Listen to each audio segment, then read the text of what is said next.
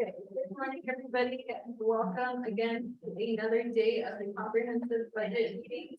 Today is August 23rd, 2023, and the Budget and Finance Committee has a quorum to continue its business today.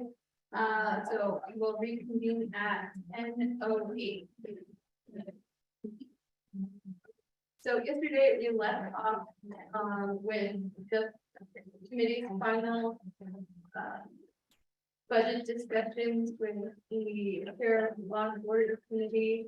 And that brings us to the revisit. This morning, we have on our agenda revisits on resolution number RDCAU 1923, resolution number LOCAU 1023, LOCAU 023, and HSCAU 1723. And today we are joined by the Vice Chair of the Law and Order Committee. I don't see any other committee members representing or usually. So committee members, just our perspective, the Vice Chair of time, let's begin the revisits from LSC 1023. And then we'll go to LOC AU 0823. So before we get to the revisit, we're gonna do a roll call for attendance. So Ms. Wilson, can you do roll call for attendance? Yes, Madam Chair. Good morning to the Budget and Finance Committee and the staff. Roll call for the Budget and Finance Committee, following the budget meeting, August 23rd, 2023. Martin? That's right. Great. Here. Thank you. All right, is here. Here. Honorable Paul Slater. Thank you. Honorable Paul Slater is present. Honorable African Body. Present. Thank you. David. Honorable African Body is present. Honorable Funding Harris. Present. Thank you. Honorable Funding Harris is present. Honorable Seth. Oh, our delegate Seth Damon and delegate Norman here. Okay, thank you, Madam Chair. Honorable Seth is excused and Honorable Norman Gate is excused. Madam Chair, we have 4 members present upon roll call and 2 members excused. Madam Chair. Thank you, Ms. Nelson, and good morning. The Budget and Finance Committee. Good morning to everyone who is joining us today in person and online. And so probably before we begin, as we are considering our revisits, could you clarify 2 things? The first thing for the committee is, does the sponsor of the sponsor of the resolution or the presenter for the resolution have to be present for the committee to vote on the report, or can the committee vote on the report after by acknowledging the revisit? That's the first question. Thank you, Madam Chair. The only requirement for in-person attendance is for the members of the Budget and Finance Committee to be here in person in order to vote to accept the report. Presenters can be virtual or remote. Mr. Bobby, they're not remote, and the committee continue with its business by considering the resolution, or does the presenter have to be here because this is a revisit? I don't think the presenter has to be here. No, this is a revisit, and my understanding is that corrected exhibits were presented. So I think it's just a matter. It's only the committee, Budget and Finance Committee right now is only accepting the report, and the idea was to accept the report with the corrected exhibit. I think that's the point. So I don't think it's absolutely necessary for the presenter to be here. Colleagues, do we have any questions on our topic? Hearing none, the second question is about the revisits. The committee then, because we've already heard the report on the resolution today, right now, before us is the vice chair of the law and order committee, and so the committee will consider LOCAU 1023 with the Department of Justice, and that is requiring a technical revision for the committee to consider. Are there any, at that point, Ms. Tabahi, then can the committee consider accepting the report after those documents have been produced to the committee? Or is there another action that needs to be taken in order, does a directive need to be made to the Office of Legislative Counsel to make those revisions? As we move forward and these documents are presented to the committee, does the committee need to make the directives? If the revised exhibits are presented and are finished and corrected and are presented, then the Budget and Finance Committee can accept the report noting the revised exhibits. If the revised exhibits are not available for today, I would recommend that Budget and Finance Committee direct OMB and Office of Legislative Counsel to make the necessary corrections, to prepare the to correct whatever information is necessary for the comprehensive budget legislation. Otherwise,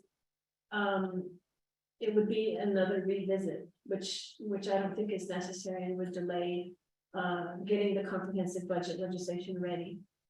So, I mean, the hope is that on this first revisit, that there are no further revisits, that the corrected exhibits are presented today. That's the hope.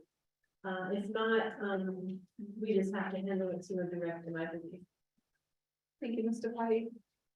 Colleagues, members of the Budget and Finance Committee, do we have any questions in regarding the process of accepting the revisit reports today? Or taking action on the revisits?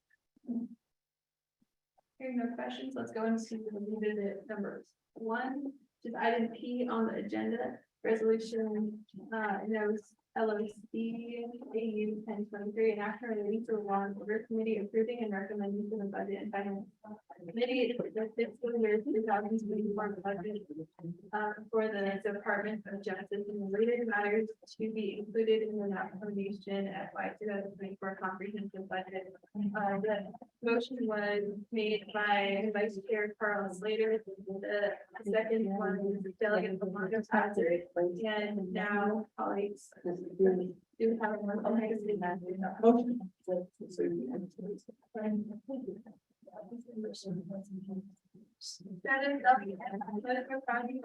to revisit the resolution LOCAU 1023. Do we have a second? Vice Chair Slater, second the motion.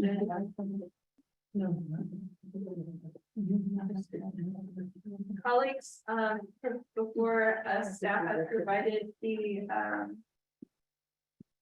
exhibit E, unmet needs budget for the Department of Justice that was requested by the committee. We do have, we give us a little bit of time over to Vice Chair Gerlin Yazzie, and also The same meeting. We already identified the this is gonna be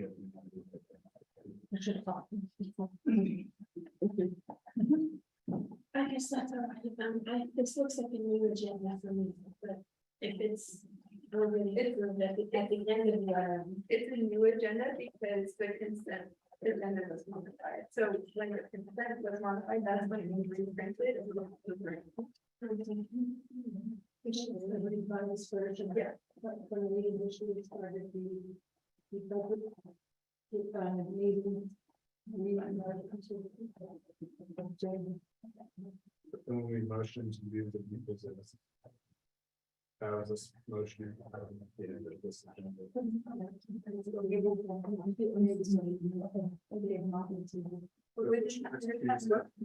just did it. Yeah, so now, okay, so thank you. Clarifying some technical things. Not yet, so we're gonna turn the time over for additional comments from the resolution and then. No, you have to vote to bring it off. Oh, okay, that was. Yeah. That's you just. Okay. So the motion was to bring the resolution Delegate and Vice Chair Slater, is this a singular motion for this resolution or for all reasons? We should got to do a resolution. Okay, thank you. Colleagues, so this is a motion for the resolutions 1023 to come off. Just for resolution, not all of it. Yeah. You know, I don't think there's anything where it has to be one by one, but I've always seen it done. I think that's usually because of the sponsors there or whatever. You know. Yeah, no, and these are reports, so that's why I didn't agree with it in the first place, but. What is the other side? Also in the corner. Okay, so we'll just wait and see. Thank you, Delegate.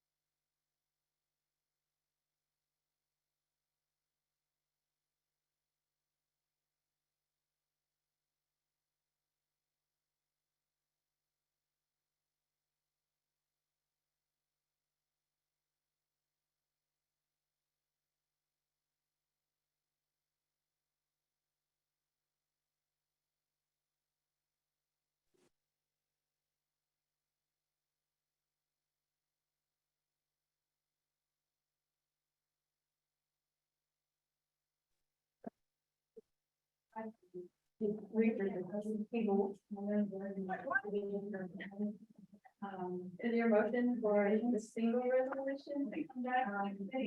All of the or resolution come back with the committee? I thought we're just doing revisits. So is it for just the single LLC 1023 or for all of them? We can do all of them, unless there's any, that's the level of the committee. Okay, so all of them and then start it. Let's see. Is that okay? And then. So we'll have LOC 10 and then 8, and then do you want to go to RDC or do you want to do the S out there? It's DOH and then these. We have. That's what Brenda here. Madam Chair, the hearings and appeals, exhibit A, she brought the revisions over yesterday, so she's her budget ready for. Hearings and appeals, so both of the LLC are ready. Maybe staff can help us. Is the GPD run finished? Does the GPD document emailed to Ms. Nelson or Ms. Nelson? No, health? No, Health was still working on their documents. Their budget was sent back to OMB, according to Michelle this morning when I spoke to her. And she notified me that their budget went back to OMB because OMB was taking over their budget again. so going be. That one's ready. Oh, we own the ready now. Here we that one. Okay. That's how we can do it even. Community development ready? Yeah, but I don't know if it's back over. Okay. Ms. Nelson? There was a email that was sent out at 5:31 yesterday from Anson Lewis for NDOH. And it's pertaining to the unmet needs and the data that you wanted is what it says.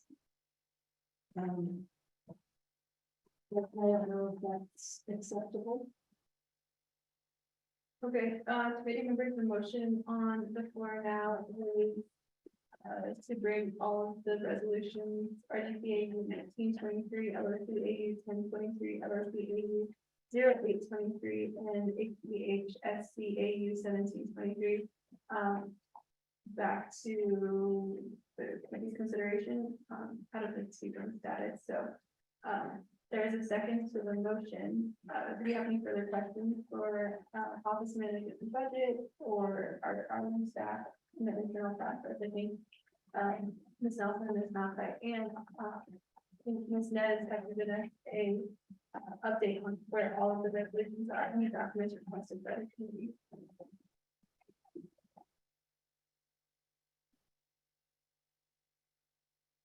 This is all the questions on the motion.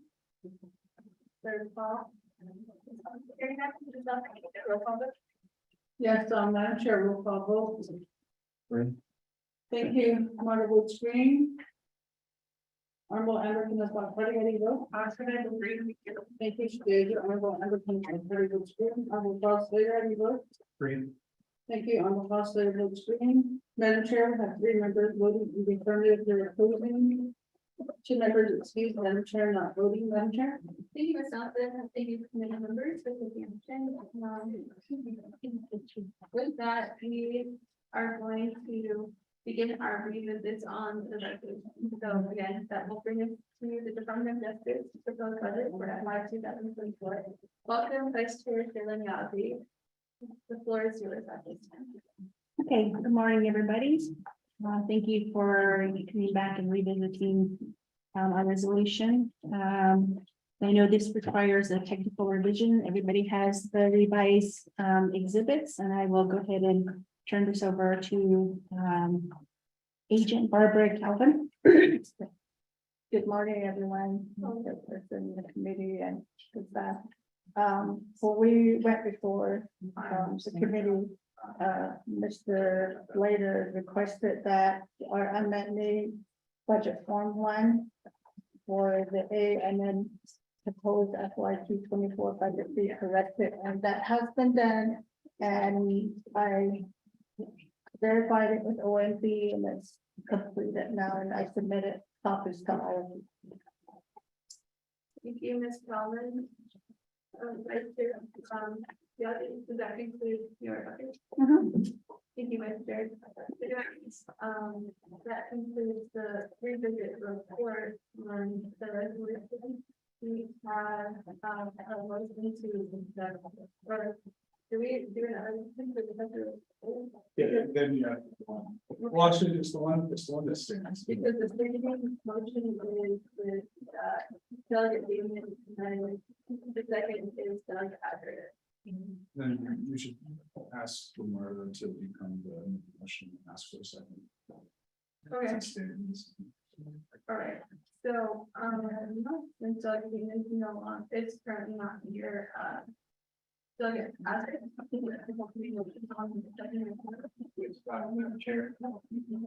Thank you. Delegate Adler, we have a second to motion.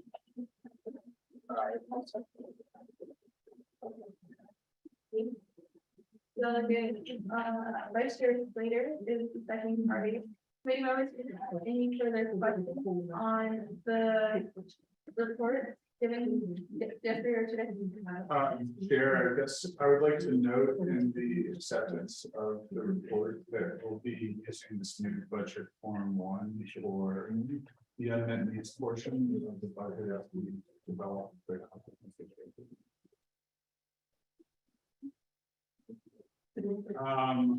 I guess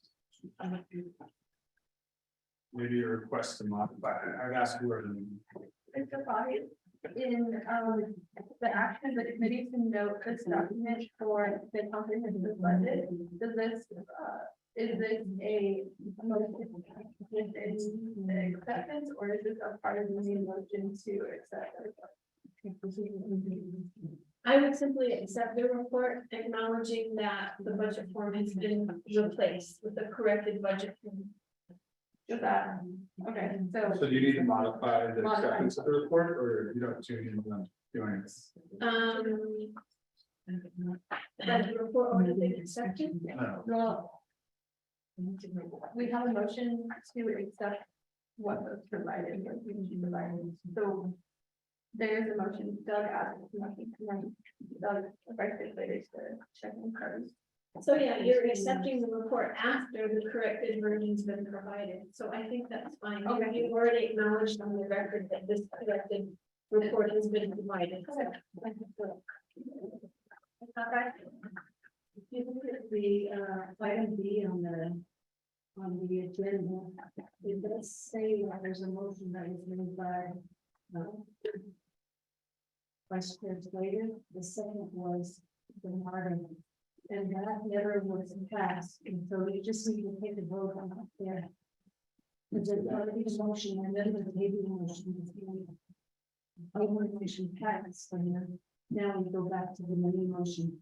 Right, I was looking at the table motion, sorry. Okay, so we don't need any motion. yeah, but you're just gonna document on the record that we're accepting this new budget form. Right. Okay. That would be the final vote. So do I need to- You just have some further discussion.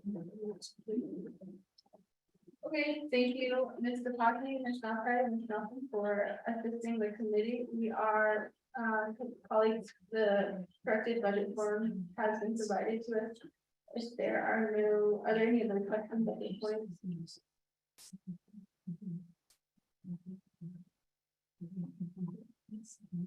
Second call. Hearing none, Ms. Nelson, can we do a roll call vote to accept, the resolution, the proposal from LSD AU and. Yes, Madam Chair, we'll call vote for accepting the exhibits. Marta, how do you vote? Great. Thank you. Laura Esser votes green. Honorable Amberson is what party? How do you vote? Green. Thank you, Shadeja. Honorable Amberson is what party votes green. Honorable Carl Slater, how do you vote? Green. Thank you. Honorable Carl Slater votes green. Madam Chair, we have 3 members voting in the affirmative, 0 opposing. Remember, 2 members excused. Madam Chair, not voting, Madam Chair. Thank you, Ms. Nelson. Thank you, Ms. Calvin, for providing the report and updated. Thank you. Okay, now we're on to LSD which is an action relating to the Law and Order Committee assisting and recommending to the budget amendment. The fiscal year 2024 budget of the office of Superintendent of Military Relations matters included in the application and by 2024 Congress budget. In English all the way up. Okay. Yeah. Okay.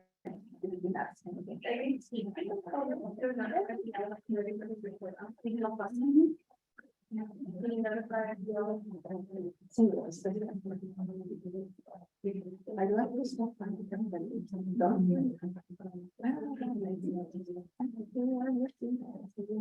you have your copy? I'll put it in. Right, Carolyn Gossie, we are on the next resolution, and this resolution was switching by.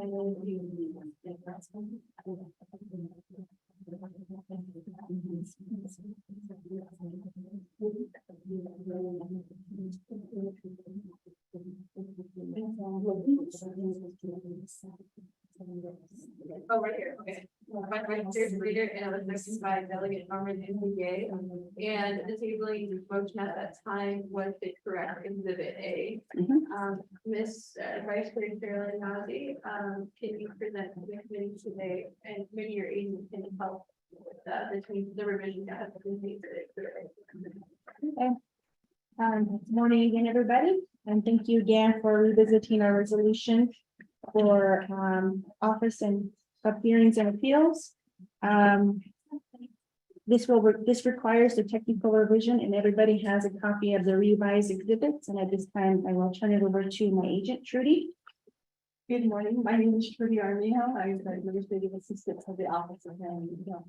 After we did see the discrepancy, I did make sure we got it corrected and it was handed in on Monday, so we will do it today. Thank you, Ms. Armijo, and thank you, Vice Chair Sharon Gossie, for the presentation today. colleagues, do we have questions on the report or we could have provided the committee? Second call for questions. Your call. Hearing none, then I'll continue to a roll call vote to discuss the revised exhibit A. Yes, Madam Chair, we'll call vote on the exhibit A. Maura Essert, Free. thank you, Maura Essert was green, Honorable Member Kenneth Party. This delegate, Claudia vote green, thank you. Thank you, David, Honorable Member Kenneth Party was green, Honorable Councilor vote. Free. Thank you, Honorable Councilor was green. Madam Chair, we have three members in the affirmative, 0 opposing, 2 members excused, Madam Chair not voting, and that's a good benefit. Thank you, and not in colleagues, do that, the Budget and Finance Committee has accepted to report from the law enforcement committee. Thank you. That's been enough, Everybody here? Enjoy the rest of your meeting. Vice Chair, we had asked Chair Charles Wooden for priorities for law and order committee. These know those are being developed. Are you talking about what our priorities? We haven't really sat down to do that. What we're trying to do is, we're going over Title 17. I know that's one of the priorities, infrastructure is another one, but we're still meeting on the Title 17 and we just really haven't gone around to putting them all together. Okay. If you could let us know, because when we do the budget, it's nice to know what are the priorities. Well, then everything becomes a priority and we're just trying to see how we can support in future proposals. I know we did, early on, we had leadership meetings and all of the departments and the divisions came and we listed out priorities. So I don't know if that needs to be typed out for everybody. I would think if there's a sample that you want us to follow or however everybody else is turning them in, we'll make sure we list them out. Okay. Budget and finance. Okay, we you're did also- priorities and our directors guided in that conversation. Each delegate, this will be our priority. And then we did like, we're 4 years, like, and then so what year? That's, but the items that you placed in there, discretion of the committee, Mhm. but it's good to know, because then we'll know, like, because what this fiscal year will cover is, kind of strange, because it'll kind of be like what your second year priorities are, Oh, right? Yeah. So that's what, when I look at the budget, that's what I'm looking at, are these second year priorities, and I gotta look at our budget and finance committee priorities and see what we've accomplished this year, because then we have to start accomplishing that. yeah. And then this budget should be reflecting our fiscal or our year 2 priority. And we asked the same question to president, and if you need a copy of, we could get you a copy of what they provided yesterday. This is their summary. Okay. And in their, let's see, for law and order, for public safety, they said increase the size of our Navajo police force and equipment across our. I mean, that's as good as they did their priority, but, and then I guess each division should have a strategic management plan. Priorities that cover, we're gonna give you a copy of this, direct essential services. Services that are mandated by law, regulatory enforcement program, safe working environment, professional development of our employees. I just wanted to give you this, because this is a high level summary. And, if you're interested in following with the budget, that'll be helpful, and then we could help, Delegate Azra is your counterpart for Port Defiance Agency on the committee, and so, some people like connecting the pieces. And we scattered as delegates and stuff like that. Are you interested in the? Sure, yeah. All right.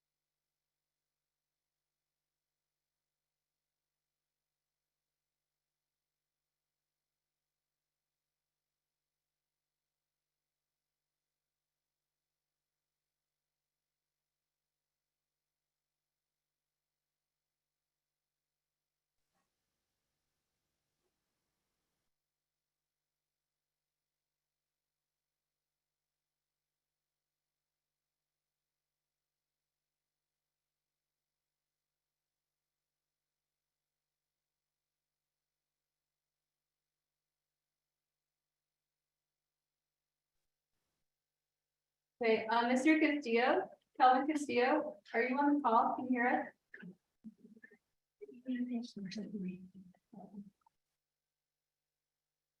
Mr. Castillo, if you're trying to talk, the committee, in the committee room, we can't hear you, so you can press star six if you're on your phone. Or is anyone on from the Division of Community Development? That's another resolution the committee is, considering today. Okay, it's on. You can call her. Kelvin? I'm here.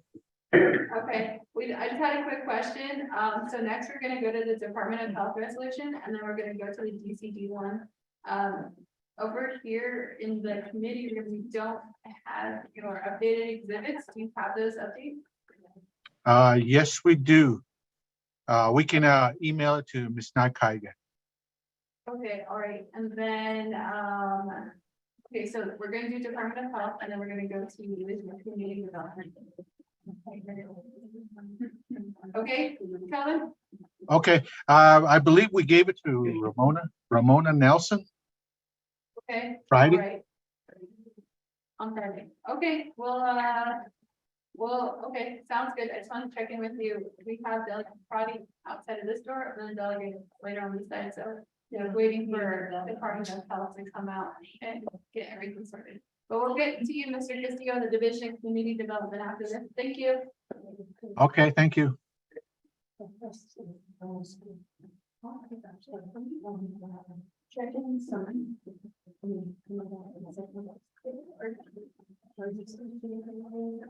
St. Michael's, he's on his way from land department. He put me there a little bit. Please look at. Michelle, Yeah. RDC. Just Hess, right? You're talking about Hess. Yeah. Talking about Hess. But our chair has a legislation at RDC, so he's coming from RDC meeting. Yeah, RDC meetings, So he should be here in a little bit. RDC should be coming. RDC had their regular meeting today. So we have time for everybody. Mr. Biden said the resolution will stop, yeah, it doesn't have to be here.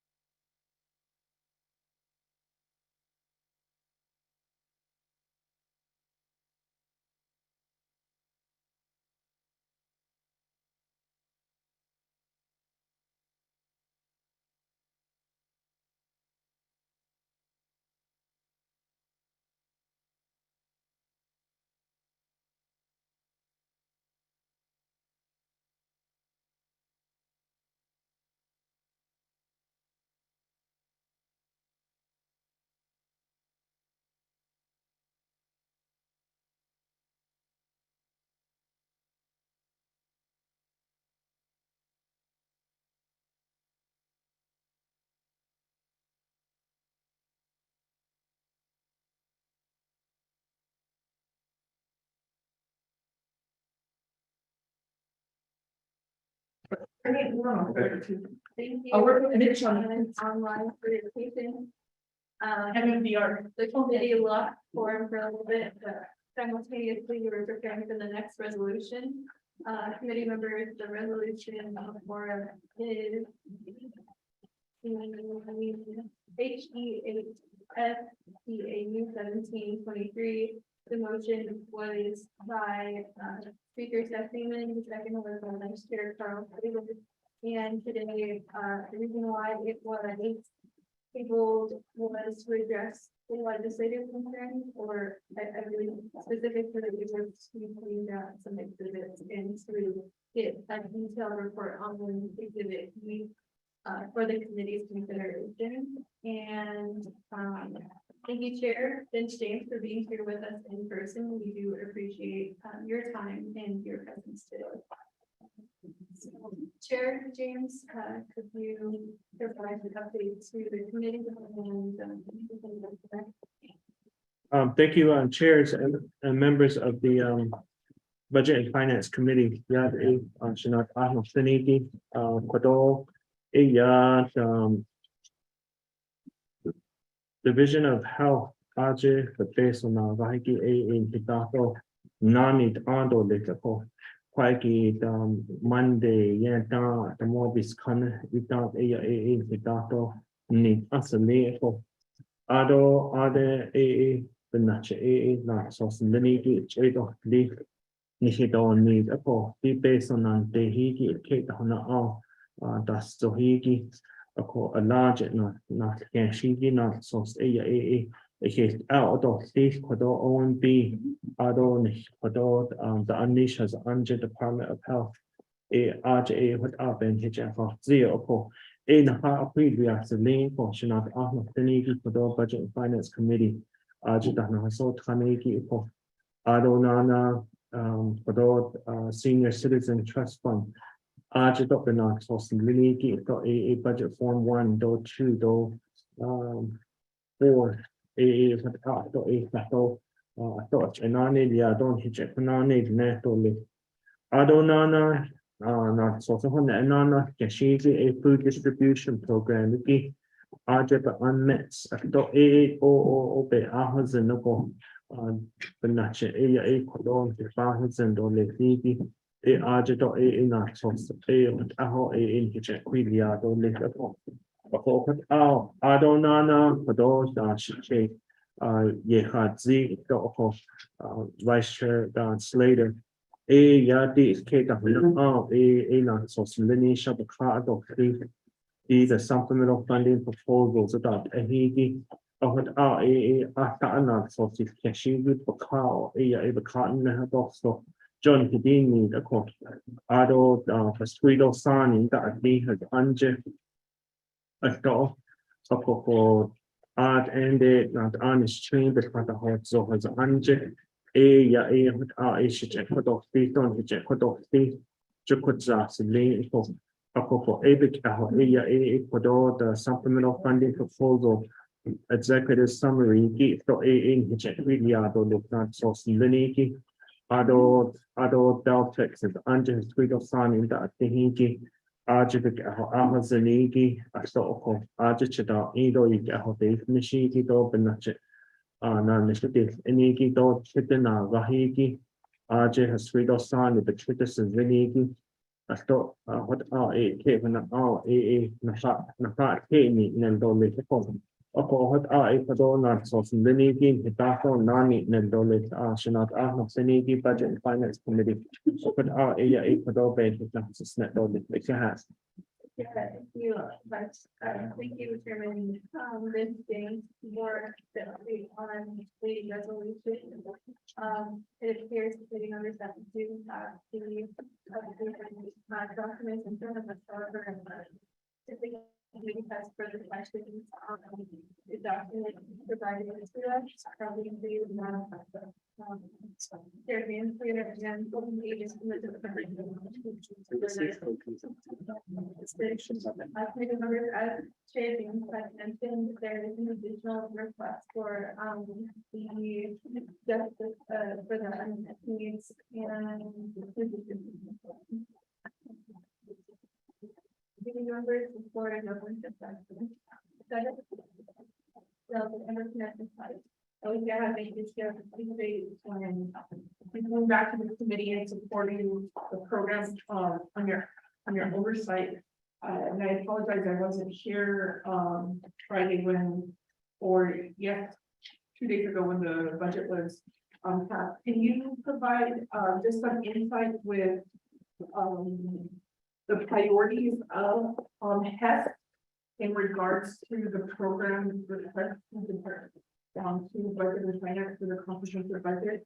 I just want to make sure we're, coinciding with the priorities that were developed by the committee and how we look at, unmet needs and its entirety from non-financial.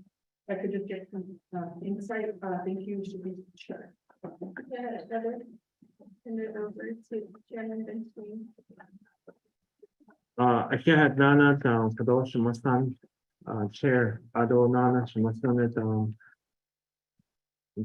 Honorable Delegate Chamber Pinat Pradi, Kehat, Ako Mikik Pado, Health Education Human Service Committee, Ajit Anasi Tanigi, AAG Pado, OMP, the report, the Benachet, Ya, the Creed of Shoes, Aya, the Ado, Nana, AAG, OMP, the report, the Benachet, AA, the Creed of Shea, it's the name. For AJ, the program performance assessment score, keep them notching. Aya, put on that, it's a name. For Khalid out, Aya, for Edo, Khalid out, Aya, out, it has with your first and second and third quarter.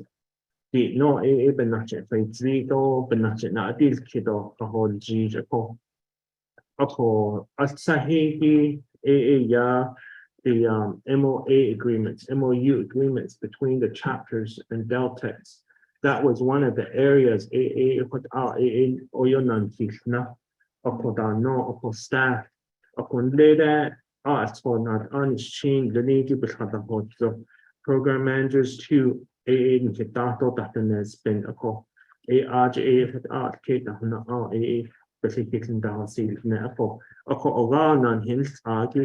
the MOU agreement between the chapters. Quite a kinnicky base like the Krish begin the no a punzad and keyboard this no a Nana number 2 the the 164 review process as Deltex we utilize a lot of external funds. And then at the same time, some of these fundings come in while we're trying to complete the 164 review of the first funding that we received as external funding, whatever that would be as grant funding and so forth down the line. Quite a store, yeah, I think the non so 164, but the Niki, it really causes problems to purchase supplies. And then at the same time, it really has an impact on purchasing equipments because of the 164 review process. While we're waiting for one process to go through, and then another grant comes in. And then we have to start another 164 review process for that new grant that comes in. So when it came down to it, Deltex was saying that, we work with about 3 to 4 different fiscal year budgets. And that is the Navajo Nation budget, and that's the federal budget, and then that's the state budget. They all have different fiscal years and for how we can spend these fundings. No, so Nana, another issue was the HVAC.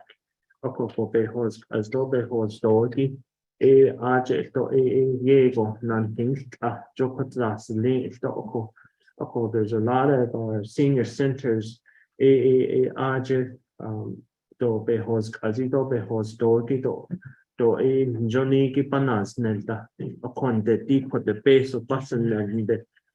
164 review process have no other contractors, and then the way we have credit with these vendors So it's been a very difficult ride trying to figure out how we can streamline all of this whole 164 review process, plus working with all different kind of fundings that we have under the Department of Health. Nana, the internal issue was another one, was the vacant and the vacant position. Of course, it's been hard to try and hire individuals to work at the senior centers, and then even finding drivers. So that's been one of the difficult areas that we've been really trying to focus on, but we just can't find enough applicants, and we do, and then there's usually some sort of issues that come up, or they take the processes too long, or their background check issue, or their driving issue, or whatever. There's something that comes up to put that. So Ben his phone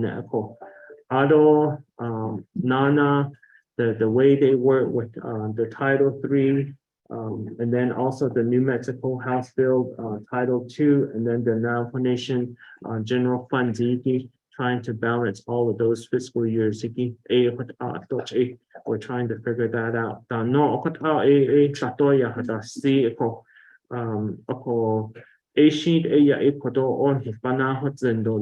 So there's some internal issues that we've been trying to resolve and trying to work with, but it's really a problem as internal when it comes to the 164 review process and then hiring individuals.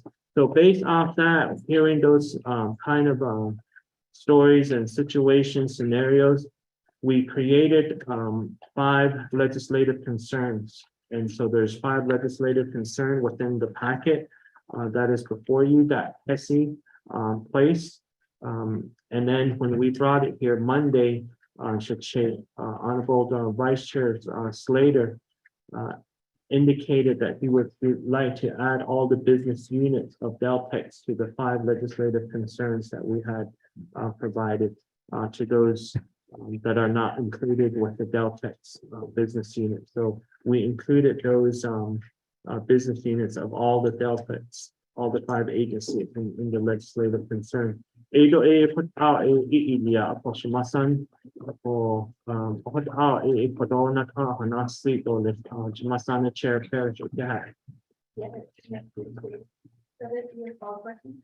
yeah, thank you, I appreciate that.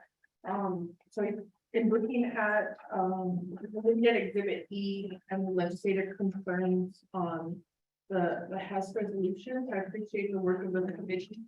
It gives us guidance on what you've seen and where we're at when it comes to Navajo Department of Health and the Delpex program. As they're rebuilding.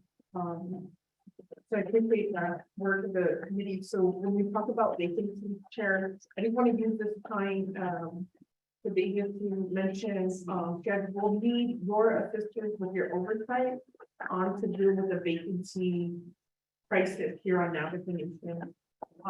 Many of the programs are not able to fully expend their dollars that they request because of vacancies. And the way that we get our information from the O&B reports, there's not a way where right now it's broken down on the personnel costs, but what we're seeing is unmet needs, including Department of Health will ask for more positions when they're not able to hire their current position. So we're in the state of not being able to find enough evidence to support those unmet needs for additional personnel costs. But we'll need your help with Department of Human Resources on what that would look like for future vacancies. I suggested, and not knowing if this is a priority at PET when it comes to vacancies, just need some guidance is to create, let's say, like a vacancy pool. What public safety, if you remember on Law and Order, you would see they would hold the position. I think they would hold it with $1, so they would have the position there, but they wouldn't be fully funded because they chronically had vacancies. We just need to develop a system in our budget where we can hold these vacancies, so they don't have to do the whole PCQ process. But once they're filled, then we could talk about then a pool of money that could be used, to onboard these programs, because so we received the audit and we'll be talking about it tomorrow. Navajo Nation right now, we're spending about $92 million in personnel costs every year. But it looks like how we allocate, because of the personal not savings, we also then, like, there's a return of like 30 million. Because those are vacant positions. I know the council took action on the personal not savings fund. So hopefully we could use that money for like salary increase or making sure it funds future GWA. But I'd like to have a conversation or a coordinated conversation with your leadership and the oversight on what we should do about all these vacant positions. And what's the requirement in the budget to fully fund? If we have some positions that haven't been filled in like 10 years. So do we keep funding them? And then, so we're in this vicious cycle right now. If I could ask for some help, or if that's on the radar of the committee. The second thing is, in terms of the legislative concerns, I wanted to add, I can see that, delegates are advocating for their, agencies. So I just want to add one for Northern Agency, if I could have a legislative concern. Let's see. So this will be a legislative concern by Delegate Crotty for the Department of the Division or the Department of Health in cooperation with Daltech program. By the end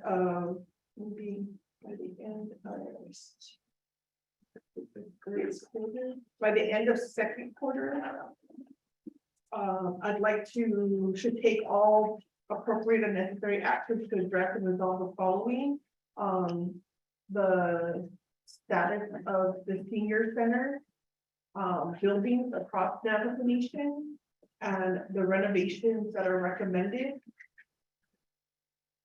And also to reopen those closed centers, which include the Red Valley, New Mexico Center, and a plan for a supervisor at the site.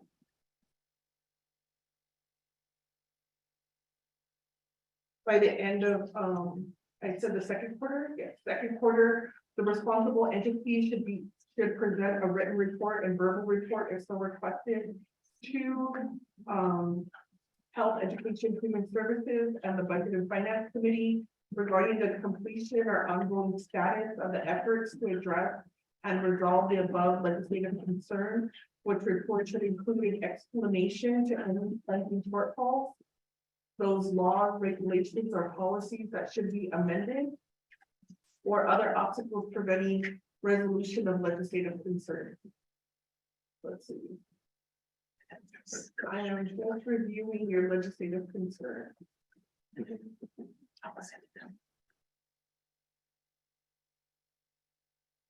Want to make sure, because I don't see if in your current legislative concerns charges, if the committee asked for an update of all the buildings. You see that? That's what you shared and you spoke about yesterday, and why they sent in the information. And they changed. Yesterday I asked for the legislative concern to be changed for all 5 agencies, and not just for the specific ones that are mentioned in the system budget. Okay, so are you making that? Are you making that amendment? Vice Chair made that on Monday, Okay, I just don't have that. but that was going for the Budget and Finance Committee for like. Oh, okay. All right, so then what we can do is change that, Morley, and so. Yeah, with your modification, what did you do for the? Because it's saying. This legislative concern is prioritizing highly vacant positions. For waterway gap in Canada, did you change that language? It's supposed to be basically the same word, but instead of the specific things. Full staffing, operations, like all of this. And did you address the building inspector? That's. We didn't develop anything Okay. new because we go back and update it for us to. So we can send, that's what he's saying. So. We only, we don't have dollar amounts for it, we just have the figures, and that's why I sent the email asking this morning, is there an estimated dollar value that we have to put into it? Also want to ask questions about what they're doing. So vehicles and their. Okay, Mr. Pagi, I just want to make sure we can edit, the height. Well, I don't think I mentioned anything on hiring, did I?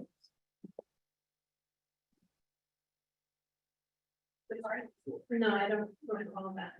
So this legislative concern will focus on the buildings, which will get some additional answers on today. And will be part of their future report. The Red Valley Center, that's been closed for about 10 years. And the senior supervisor position. But I would like to get some insight from Chair regarding the vacancy. And if there's a conversation, there may be a conversation and the executive, so if also the agent can provide some insight. Yes, thank you. Yeah, Shannon. Earlier this year, I sent we're working with the staff side because it was expressed by the committee that the budget and finance committee had interest in developing more understanding of the vacancies on Navajo. Navajo was sent to, well, after discussion with Chair James, he had mentioned that the law and order committee also had the same focus. So in the memo, that I signed in the speaker, it was requesting a work session among Navajo to have a work session on the vacancies on Navajo, because there were 3 committees who were interested in tackling that. However, if this is because the chair of Navajo has not reached out, and Chair Finstein is the request from the committee to work with the health education committee on the vacancies for Navajo. As we move into the future budgeting processes of the Navajo Nation, one of the priorities of the budget and finance committee is to consider what a 2-year budgeting cycle might be, and that was part of the legislation that the budget and finance committee passed earlier this year. So, we have to start moving on these discussions. So Chair Finstein, it's the committee's wish to work with the health education and services on personnel policies and also just vacancies all across Navajo. So Chair Finstein, I'm going to back over to you for response. Okay, no, thank you very much.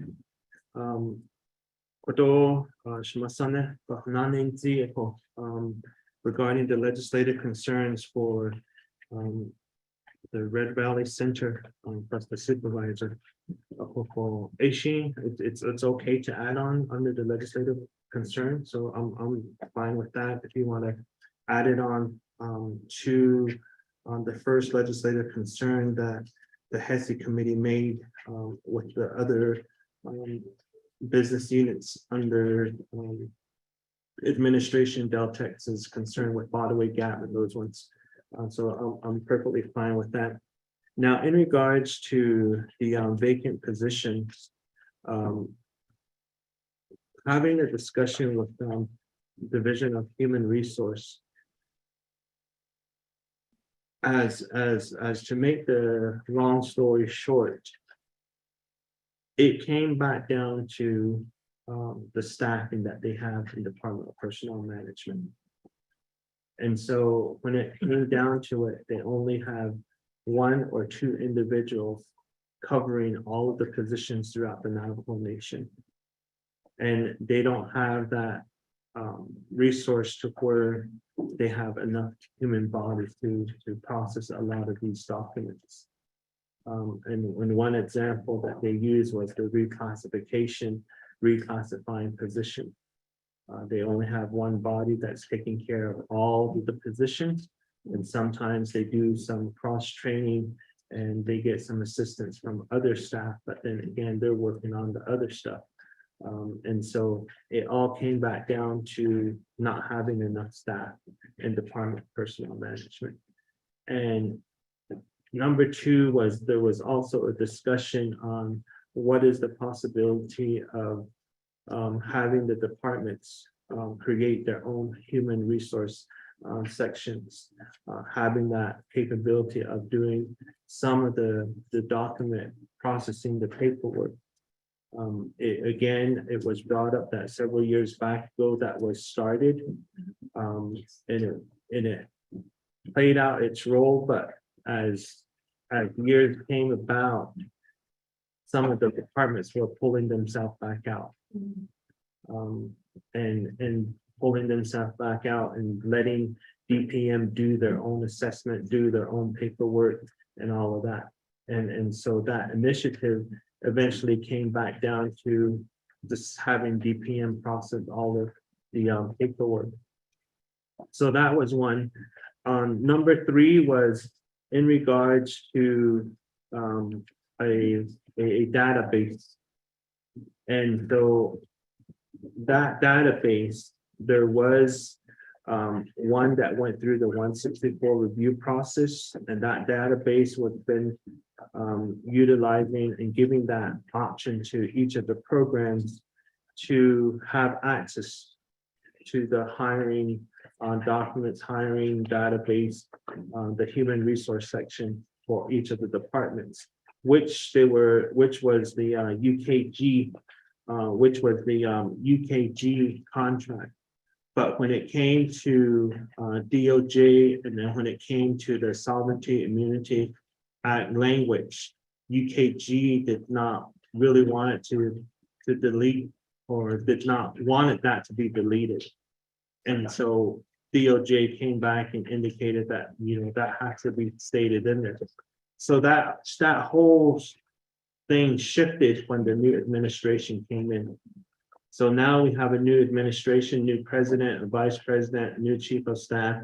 And now the president's office has identified another database company that they're working with. We haven't received a full update in regards of who this new database contract that they're thinking of working with regarding our human resource database system. And the way I was informed is that they're saying that that software company is willing to keep that Sovereignty Immunity Act wording in their contract. And so they're willing to work with the nation.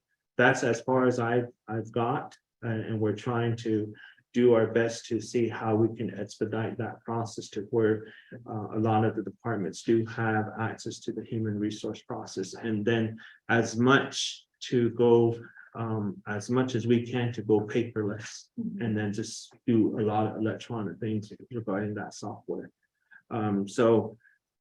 Just wanted to provide that quick story update regarding what we've been receiving, but I do stand with the work session. I think we need to identify some dates. We did do our part as chair of Budget and Finance and chair of HESI committee to submit that request for a work session, but nothing has happened up to this far. But I mean, if we can have some dates and times of when Budget and Finance Committee is available, when RDC committees are available, and then with HESI, I think we can narrow this down to sit down and figure out how we can have this whole process streamlined, working with the Department Personnel Management Division of Division of Human Resource and Administration Office. So if we can get some dates, available dates and time, I think that will be helpful to as a starting point. But I have Chair Parrish. Yeah, thank you, Chairman, and James, for providing a response to the questions posed by Delegate Inverness McCarty. I should have been a question. Yes, I believe Mr. Paul just let me know if there's a legislative concern regarding the vacancies across navigation. And we might have to do a little bit of research and hold that as a condition of appropriation to get the attention of everyone involved, since it's a chronic issue and how it impacts the budget. I'm estimating it's anywhere from 20 to 25 million dollars a year. And since we're drawing down on the permanent trust fund, I think it's a need to reevaluate our vacancy policy. So we could have a further discussion during the comprehensive budget as we get more information from I think from the office of president and vice president, if they have a work team, since we don't know exactly everything they're doing. How this is being addressed, and that could be part of the work session. When did you propose that work session? Was that back in March? It's March, April. When did we send the memo, March or April? Okay, so that was like 3-4 months ago, so also if we could have our staff follow up. I always like to like follow up. Everybody's different. I just don't send out an email and not follow up. And then have a sit down meeting and have a discussion on it. Because you know, our chair, Nava Dipchit is on the other side of the floor, so. I think you could also, That person followed up with the request, and I think that Chair James and then also Chair Edith Trusty and also had the same request as well. I think I can only do what I've done, and I've followed up in person as well. But so we could put it on one of the committee's schedule. Like we could meet on a Tuesday that we don't meet because no other committee meets usually on a Tuesday and have a discussion on where we want to move forward with the vacancy issue. Let's see. Now, in terms of now all these unmet needs, Lisa, how did the committee want to move forward? Are we just accepting the unmet needs budget? Or do we want more information on what we're receiving now? I wasn't here on Monday or during that time, so just let me know. yeah, so when the Division of Community Development, I'll give you an example of the Division of Community Development that was pointed out by Speaker Damon. The request is made for the division to update their budget to include the unmet need that was verbally communicated to the committee. And then so later we'll hear from the Division of Community Development on the update on that. So at this time, the committee wishes to amend the division. The committee can request that of the division at this time in discussion with the president, chair. Vince James today, so it's however the committee wants to move forward the proposals in front of us. This will be recommended to the ESK committee. The committee can also include the document to send to the ESK committee in the proposal of the comprehensive budget. But if the budget committee wishes to act upon it today, then the committee can act. I'd like to hear with the documents that I received, I'd like to get some documents on the information that was requested and that was provided to the committee. You can send that over to our sponsor, who will also introduce the intervention. Okay, Mr. Chair Parrish, thank you, and then members of Budget and Finance Committee. For those Division Director, RJA Bakugisha Atapo, Ms. Ken Russell, Ishi Kodoye, Cabinet Nato, Shamasani, Yina Adek Kidiki, Pradishi, RJ, not RJ, Ishi Pabinana, after Ms. Russell. Good morning, everybody. Apologize for being late. My name is Kim Russell, and I'm the almost 2 months director for health. Happy to be here. This is kind of my homecoming. I was already transitioning home to take care of my parents when I got the phone call to serve the nation. It was a surprise for the president to get the phone call on a Saturday. He'd call me back on a Wednesday, say, "Are you ready to work on a Monday?" So I didn't even give my employer 2 weeks notice. I just started that next Monday. So still trying to get my way around tribal government. So learning a lot through the department. I know there have been a lot of people, one of the Tangle people. My maternal grandfathers are the Coyote Pass people. And my paternal grandfathers are the Clearwater people. I'm originally from Tinley, Arizona. And my father is from Tuba City. So I used to work for state government for over 10 years.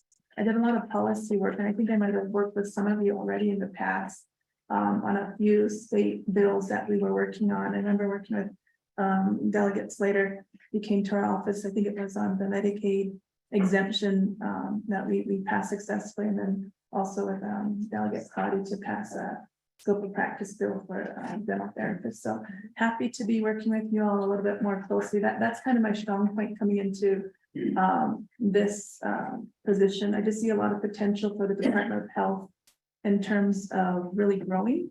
I bring that experience to the tribal government. And when I met with HESI, like my second weekend, the first thing I did let them know is that these first couple of weeks are just really stabilizing the department. It was mentioned just a while ago that the vacancy rate for this particular program of Daltex is of concern, but for the whole department, we have some significant vacancies that have not been filled in quite a while. So already within a few days in my director role, I realized that there's a lot of stability that needs to be achieved for the department. So just to give you an example, it's been a little bit of a struggle to get through this process because we don't have an accountant. I don't know why we didn't have an accountant for the past, before I came on board, but no accountant.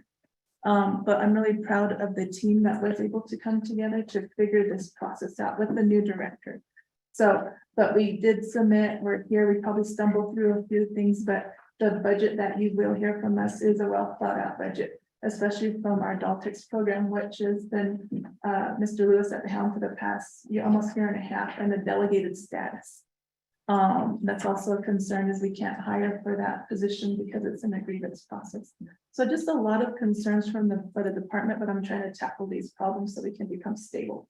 We're really kind of in a shaky area right now. I really want to get past that instability so that we can start to do some new stuff, right? I already talked with Delegate Cotty about some potential policy work, and also emails with Delegate Slater. So anyway, I wanted to just introduce myself really quickly. I hope to work with you a lot more closely moving forward. I'd love to share more in terms of my experience, but again, I apologize for not being here Monday and then a little bit late. I'm just trying to settle my family. I've not been able to settle my family in the last 2 months. So that was, that's why I was gone Monday. I'm trying to move out of my house in Mesa, and have a timeline ticking on that. So anyway, but I'm here to present, working closely with Mr. Lewis here to get our budget. I believe the general budget request, 90% is Daltex, and the rest of the other programs that you see in your budget. But I'm happy to answer any questions and looking forward to working with all of our honorable delegates throughout the next couple of years and my tenure as the Department of Health Director. Thank you, Acting Director. Thank you, Madam Chair. Russell, I'm gonna spend time looking to go over the documents. Thank you, Chair. Going back to Delegate Slater's earlier email, cost breakdown for the information that was submitted. Again, these are just estimations. Again, we're just going off past kind of what we encountered. So as you can see on the graph that was submitted to you regarding the Daltex agency, the first graph, it breaks it down by kitchen equipment, repair and maintenance, ADA compliance, equipment, fire safety, and then grease trap services and HVAC. According to the graph, from left to right, left is more possibility that we can get those done faster. And again, it's just going to trickle down how fast, how, basically it's just a staggering of how fast we can get it done and what's going to take some time. So basically that's how I lined it up with the kitchen equipment and appliances, the repair and maintenance, ADA, fire, grease trap, HVAC. Of course, the last part of the fire, grease trap, and HVAC, in my experience, those are going to require service contracts because there is services that's going to be involved. So again, those are going to have to go through the process. But per Delegate Slater's email on cost breakdown, I'm estimating about 75,000 per center on HVAC services. Multiply that by 27, you're gonna come up to $2,025,000. And that's for 27, and then that's, again, these are just estimates.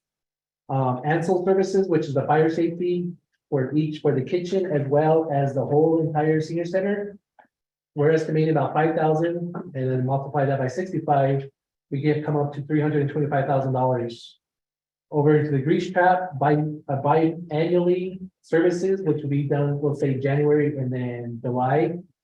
It's about $1,000 times 64, so $64,000. Repair and maintenance, this is the stuff that we can do internally. We can buy that stuff at Home Depot, Gal Lumber, wherever. And this is the stuff that we can do internally. So I'm estimating about $20,000. Again, these are windows, lumber, door jams, anything that we can do. And again, I'm estimating at $20,000 per center. So that comes up to $980,000. And then.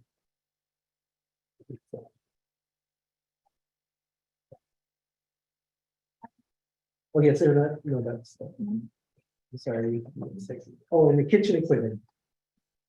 Kitchen equipment, I'm estimating about 10,000. Again, some of these commercial appliances are equipment, such as these commercial refrigerators, freezers, 6-burner range that they request to serve a large population. So they're estimating about $4,500 to $5,000 per unit. So again, multiply that by 72, we're getting $720,000. So adding all that up to a grand total, what we're thinking is $4,114,000. A little less than the threshold that we're projecting of the $5 million. So that's where the breakdown for each of these services that we see that is a main concern at these senior centers that we can address and then can possibly get them reopened. Again, these are the, every time we get an OEH, environmental health survey done, these are always the main concerns of what needs to be done. And this is either going to keep them closed or it's going to keep them open. So again, the HVAC and the fire suppression are the main ones. So that's the request on the $5 million. Again, it comes under the threshold. And then on the additional funding on top of the $5 million, where I'm requesting for a principal accountant and a project manager, our senior program project specialist. What I explained to delegates later again on a couple days ago is the fact that Deltex deals with roughly 55 to 60 business units in a year. And again, as Chair James said, that we're dealing with New Mexico House Bill 2, we're missing with Title 3, we're missing with general funds, we're missing with Title 6 funding. Again, those all add up. And again, some of them are multiple $1 million contracts or not. But again, at the end of the day, we're still missing with 70, again, those much of business units. So again, with that request, that principal accountant will be able to concentrate maybe on our bigger ones like Title 3. And again, as Chair James mentioned earlier, we get staggering funding throughout the year and it goes to the 164 again, and it results in reversions at the end of the year. And that's what you guys see. And then, but then again, on our end, it's just the fact that our funding sources just gives us additional money throughout the year. And we're trying to keep up with that funding, but again, it's just our 164 process that kind of takes time away from it. So that's the additional funding that I'm trying to request for the $5 million for Deltex administration. And then the $5,117,917. In regards to Deltex Corporate Finance, we're requesting for an accountant. Again, I believe before I came on to Deltex, each agency had an accountant. And eventually, I think they were abolished or they were just weaned out. So again, for Defiance, as well as on Exhibit E, Shiprock is asking for an accountant. Again, at the agency level, they're dealing with at least 10 business units out of the 70 that we're dealing with as administration. So again, this would help the process for procurement as well as accountability at the agency level. So that's why we're requesting for those accountants at Fort Defiance and Shiprock. Shiprock is also a requirement, a statistician technician. That position inputs our data capturing from the agency that we report to our funding sources, which will be Title III. Those numbers is what's gonna help us fuel our funding each year. So the more data we're capturing at each agency level, that's gonna help us justify that we're gonna request additional money from our funding sources. So again, at Shiprock, they don't have that person there. And again, that's why I'm requesting for that funding for Shiprock. And a supervisor, again, this might be encountered with what Delegate Crowdy is requesting. Maybe this can be intertwined into that Red Valley Senior Center supervisor. I mean, we can probably intertwine what we're requesting there at Shiprock Agency. It's something we can explore. But I hope that kind of clarifies what you were requesting, delegates later on the breakdown for what we're requesting for those agencies. Thank you, Mr. Lewis. Vice Chair Slater? Thank you. So for the statistician and the accountants, are those gonna be positions above what other agencies currently have? And I guess, what is the thought process of only providing those resources to the agencies that have been identified as opposed to other agencies, if that is the case? Mr. Lewis? Yes, Crown Point Agency, Chile Agency, and Tuba City Agency all have an accountant and a stat tech on staff. Fort Defiance and Shiprock are the only ones that are lacking those positions. So again, it will kind of make it an even per se for each agency to have those positions. To have the procurement and data capture. That's my question. Vice Chair Slater? Thank you. So when you look at the budgets, they're not that wildly different. Well, there's this amount of general funds that's going into that stat position and statistician position and the accountant position. What are those other? What is Shiprock and Fort Defiance currently using that money for? Mr. Lewis? There is no funding for those positions. They're not even established positions. But if you look at the budget, Got you. you know what I'm saying, like the dollar amounts aren't, it's not like Chicoplee's $200,000. Correct. This one. So again, with those agencies, they're probably using it for operating services as well as transportation costs. So I mean, I don't know how to explain this without trying to take away from our general funds budget.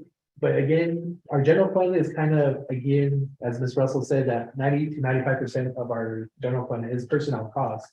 Whatever's left, we try to use that operational cost between July 1st to September 30th, which is a gray area for us because our contracts, our external contracts are not in place by then. So again, we're using those funding for basically a safety net.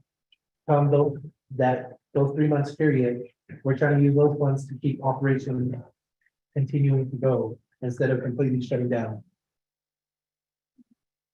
Thank you, Mr. Lewis. Committee members, do you have any follow-up questions to the discussion?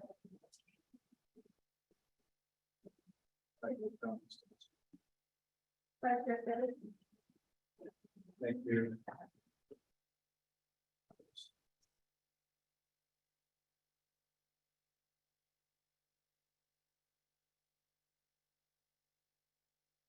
Yeah, so an example here, Daltex Finley 2.258.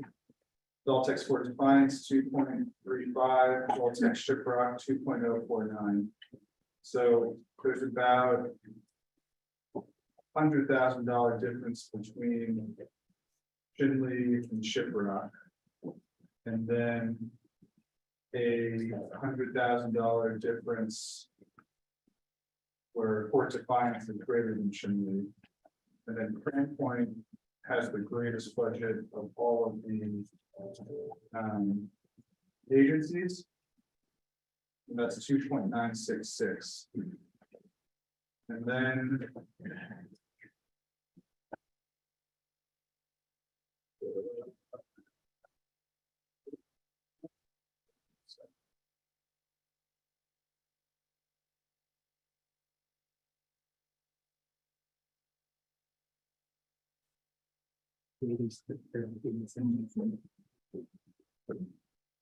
Well, I guess the point I wanted to make is if you look at the expenditure rates, a lot of them were in the 50s and 60s across the Deltex business units. There was the supplemental allocation. One of the things that I mentioned on Monday was the request for data on what was going to be accomplished under some of the unmet needs requests that did receive funding in this supplemental appropriation from a few months ago. And if that would adjust any repairs or maintenance requests or adjust anything else in terms of unmet needs request. And I guess you've conveyed to us the number, and that's the approximate number. I'd like you to refine that a little bit further, but the overall point is I don't want us to put a bunch of money into Deltex program accounts for positions that might not be funded if we're seeing low expenditure rates in general from those positions. And then banking those dollars. I think you may remember this conversation when I was on HES talking about having a flexible fund that could be reimbursed once dollars. Once the 164 process was complete. And that was something I think we had done as a legislative concern previously, but hadn't been accomplished yet. So Director Russell, I'd really appreciate if you could look into that and contemplate it. I'll work on a legislative concern. I need to think about the language a little bit more. I didn't see it in the ones that were there right now, but banking cash just at the agency level, I don't think it's a good idea. But it's cheap, it's when it's at that broken. If you want to have a separate account over here that can be reimbursed and flexible in that time period, where you're renewing back and amount of whatever it is. You're just making off one work and ascribe it by agency and just kind of defeats the whole purpose of the end of it. So yeah, I guess I have some reluctance. I want to see those positions funded. I just want to understand, you know, they're not spending dollars that are at the program level, and there's money potentially for those positions. And let's see if we can do it or meet halfway. And then for the repairs, so on the repairs, what you verbally shared was good, but we don't have it written down in dollar amounts. And so I think when we accept this, it's going to be with understanding that we know the unmet needs and we'll defer how we can meet all of the unmet needs that we want to as a committee to a later date. But if you can just, you know, send that into the committee, that's what you need.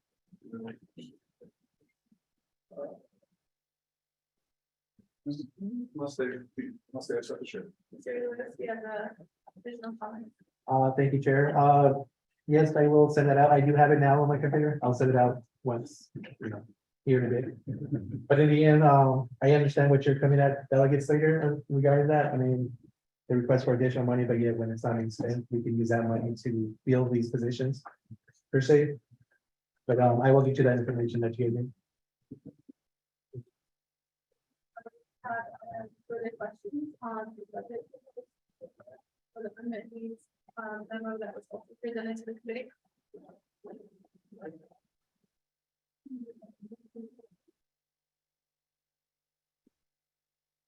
I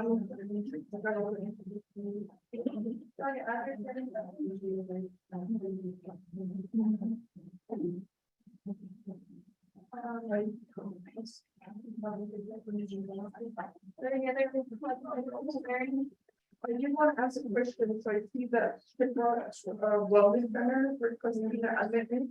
We'll just get a little bit of information on beyond the executive summary. Mr. Lewis, provide them with the He would help. Yeah. So if you just, yeah, okay.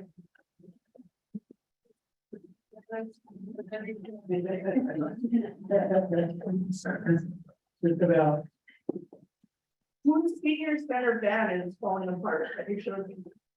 Who's seniors and over there? That was shipped off BBC, I believe it is the Mason. Red Mason's van is falling apart. Isn't that where the president? You better get his van. Before we move on.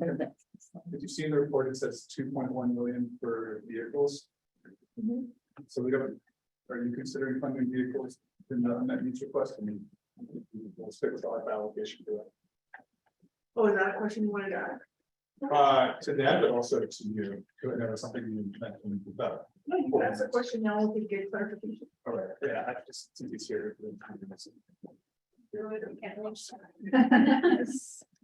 Everyone be important. Okay. Yeah, and I apologize for that, but is the plan right now to tackle the deficient vehicles with the 2.1 million that you put in the report from ARPA? And second, I know that previously NDOH's allocation had also been considered for repairs and maintenance. And I just want to hear if any of that's being contemplated with unspent NDOH ARPA dollars.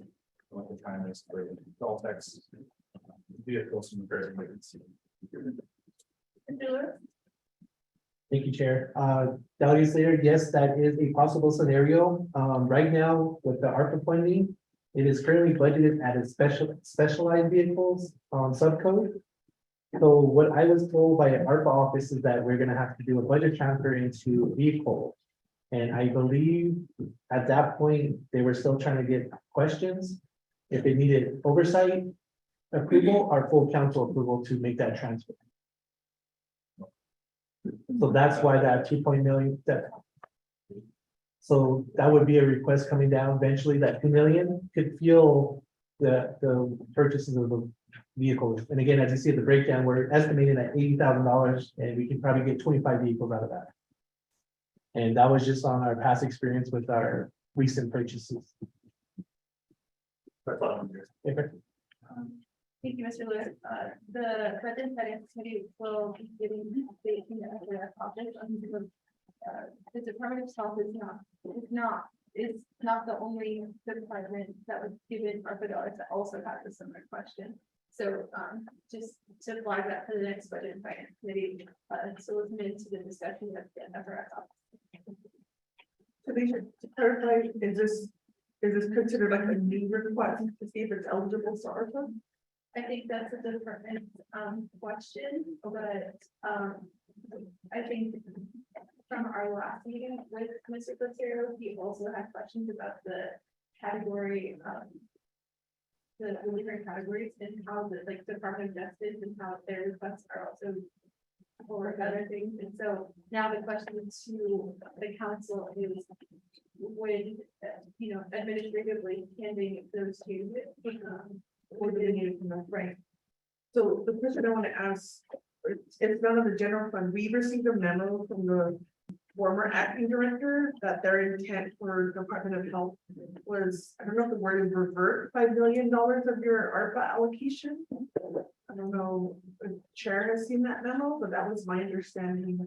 They had identified 5 million of the ARPA that they were not going to use. So is this part of that conversation or this is a whole different conversation? It's a similar conversation because within the department themselves, I think the Department of Health identified funds that they were at the time a different director had identified funds that were not that there were no project managers or movement in development potentially with dollars. But the rest of the Department of Health money, none of the Department of Health are the dollars have been reallocated, so they are where they are. However, the president did sign a memo to reavert the funds, but the council has not taken action in reallocating the dollars. So now it's that, an option for the budget and finance committee and actually the council to make that decision. And how we want to go about getting ARPA dollars that are just sitting there. Okay, I just want to make sure. I want to make sure we're all on the same page. Then Ms. Russell. No. Okay. Okay, were you aware before? I'm on it. Other questions? And then, if there are no questions, you go to it, and then we can go to. Thank you, Chair.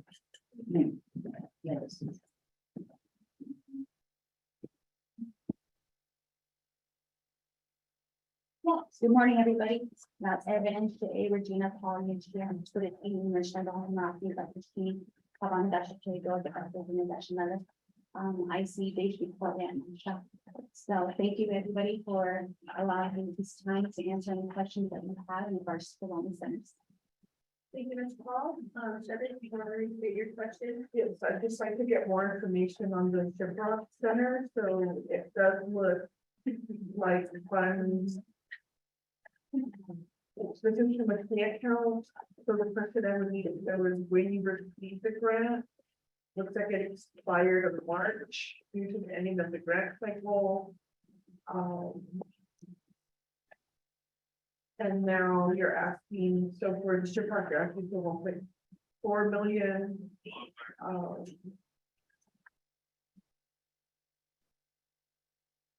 I see that you're rethinking your grant solution and I'm just going through your executive summary.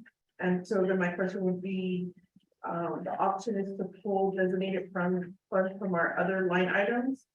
You do have alternative funding sources, but it'll cause a negative effect in operations. And then the last option is to consider next year's carryover funds, which is not a guarantee due to external fund status and denied prior year request in previous carryover. So if you could just explain all those statements, I don't totally understand it. But thank you. Thank you, Chair. Thank you for the question. For specifically for Shiprock, I am asking for the 1.4. It was the grant cycle for the SEPI funds are on a 5-year cycle. So the initial grant was awarded back in 2016. So at that time frame before I came on board, this was a project that has been ongoing since. So with this project here and with COVID in the midst of the whole years that were coming up to it. So with that information, a lot, it really derailed the project in itself. So a lot of turnover rates, a lot of things have gone over during the COVID. So that really halted the project in itself. So coming on board, we ended our grant cycle of that 5-year cycle this year. So a lot of the carryover money that were built up throughout those years, it came back to 5.1 million that we were being used for these buildings to pay off. So that had to be given back to the government or reverted to federal dollars. So it's unfortunate that with that information, I sit before you and ask for these funds only in that sense, because about 62.8% of our current budget goes to personnel. So with that statement that is written in the information provided in the summary, that there, it really causes a negative effect on our personnel and the services that we provide to the Navajo Nation and the communities. So I am doing my job as far as trying to find alternative dollars, and that's one route that I don't want to take only because I do want to promote, employee training, retention, appreciation across the board. When it came to this program specifically, we were on the front line with HCOC for the past 2 years, this program. So a lot of appreciation and a lot of giving back to the staff as far as making them feel valuable again. But also different projects that are being tied up within these wellness centers, such as HVAC issues, fire safety that needs to be updated, as far as electronic updates along the board of the whole entire program itself. So I do hope that answers your question.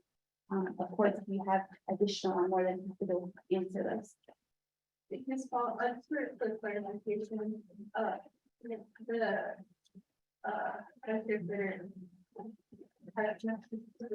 why was the fund reverted?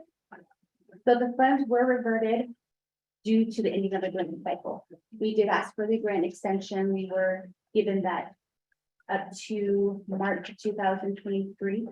And with our contract, we just had to do the modification and tried to push that modification. All of our documents were submitted in January, but unfortunately, by the time Navajo got to it, it was at the end of March. And we were unable to pay off those buildings with the money that we had there. Even though, remember here. Yeah, and for the record, we have Delegate Norman Kennedy Gray here with us. We better hurry up and. Sorry. Meeting with the president.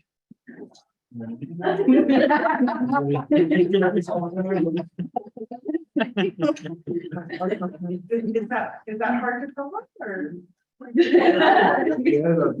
We had the media and all the reporters there. Oh, the media. Oh, the media.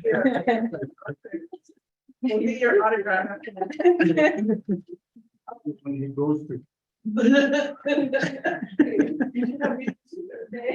Okay, so back to the executive summary. Leaving you, so understanding there was a reversion, this is also just to raise. If, you know, cause with the committee, so important why we update our internal system. And we should have some kind of internal. Process when we're about to revert, you know, today is $5 million and now there's the request to come out of general fund. But I did want to ask, what do you mean by next year's carryover funds? Okay. And the other question is, so this is where I'm getting cautious about this unmet need request, because almost in the last paragraph, to talk to DOJ to discuss options to avoid litigation. So when you present that to the committee, we halt the break, and then we have to defer to our legal team to say what is going on with this.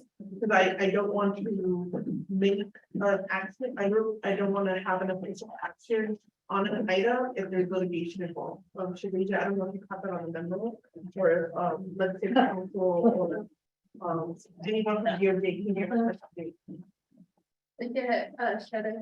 Before we move forward, I'm gonna ask Mr. Talking. You just heard about your media. Mr. Talking, the Department of Health provided the committee memo for many team member requests. The committee can also ask the Department of Justice to build the whole day the litigation that might be. Or maybe Ms. Barra. I need to see the memo as well as the. So maybe. Yeah, and I don't want to belabor it, so this is just maybe something we don't think any actions right now, and then review it. It looks like that, or I wrote on both of mine. Wake up media needs to move. That's why you got the haircut. I need a copy of the memo. Share for me. So maybe Barbara, we could wait and we can just review it, and we just won't take any action right now. Is that okay? Yeah. I'll figure it Because out. you guys have Mr. Roden on the line, except. And I don't know if it would be a different view. So, okay, I just wanted to raise that. Okay. All right, for raising that on among the budget and finance committee and acknowledging that we have received the memo. The FY 2024 comprehensive budget will go before the ESG and the Navajo Nation Council for further discussion on the memo provided the committee, and the committee will note that was given to the budget and finance committee, and then we'll note that for the proposals to ESG. So committee members, do we have further questions on the proposed, the recommendations to the budget and finance committee? Do we have any more questions on the report on the Department of Justice budget?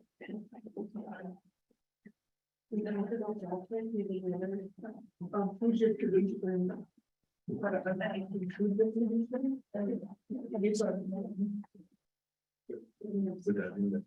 Well, you understand the distribution. Or is that in your notes? Here, the original. Okay.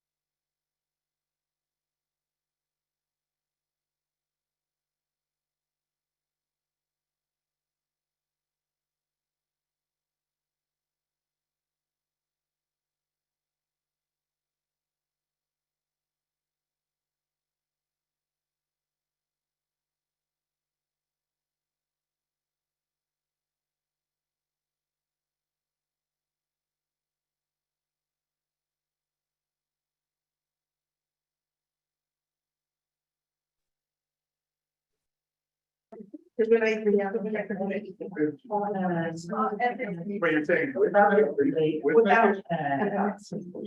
It's better to do with that. Yeah, thank you, members on the, percentage budget to the, for the recommendation, or, sorry, for proposed budget and policy.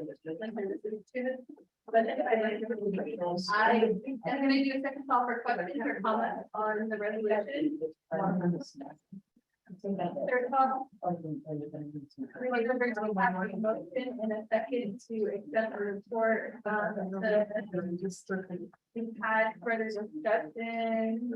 Mr. Coffey, from the original discussion, was there a request to updated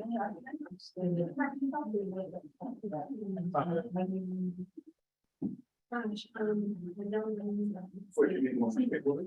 Yeah, table it to receive additional information and clarify. But no, it's there.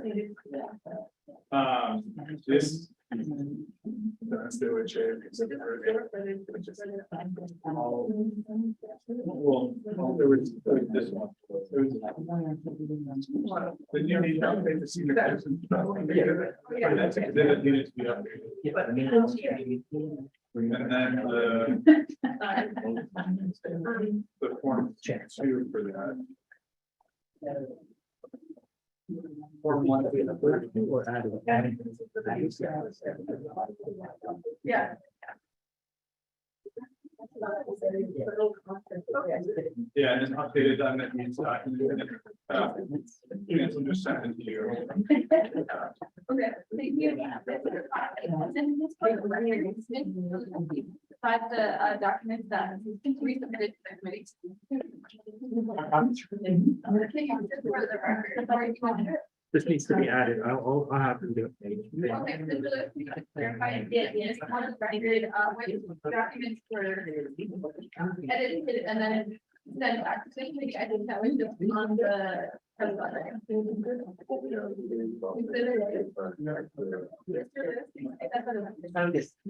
Thank you, Chair. I would just like to add that Exhibit A from Legislative Council, Exhibit A was updated to reflect Lorraine, OMB as well as Ms. Kapahi's form. And also, we would like to add senior trust fund allocation with budget form 1, 2, and 4. Thank you.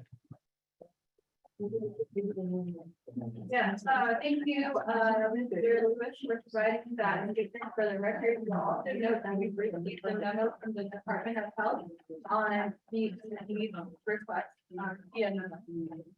Committee members, there is other. Budget. For the record, Ms. Sullivan, we have speakers that given. Hearing none, we did a whole 2 minutes on delegate.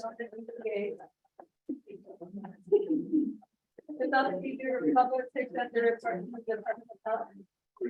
Or before we go to intervention. so with that, can you tell us what we're doing here at this point?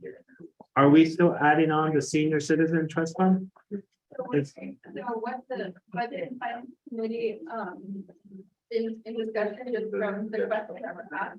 We're gonna note that we've received the memorandum from the Department of Health. And we're going to accept the report with the note that we received it. And so when the comprehensive budget is being created, the note will be a part of the comprehensive budget. And now if the NAVIGIA committee chooses to amend the exhibit E to include the memo, we can do it at that point. But because we have visual options about this partially about the litigation that was put in the memo, Ms. Walker is going to provide us a legal opinion and then the Department of Justice as well. But Ms. Barbara?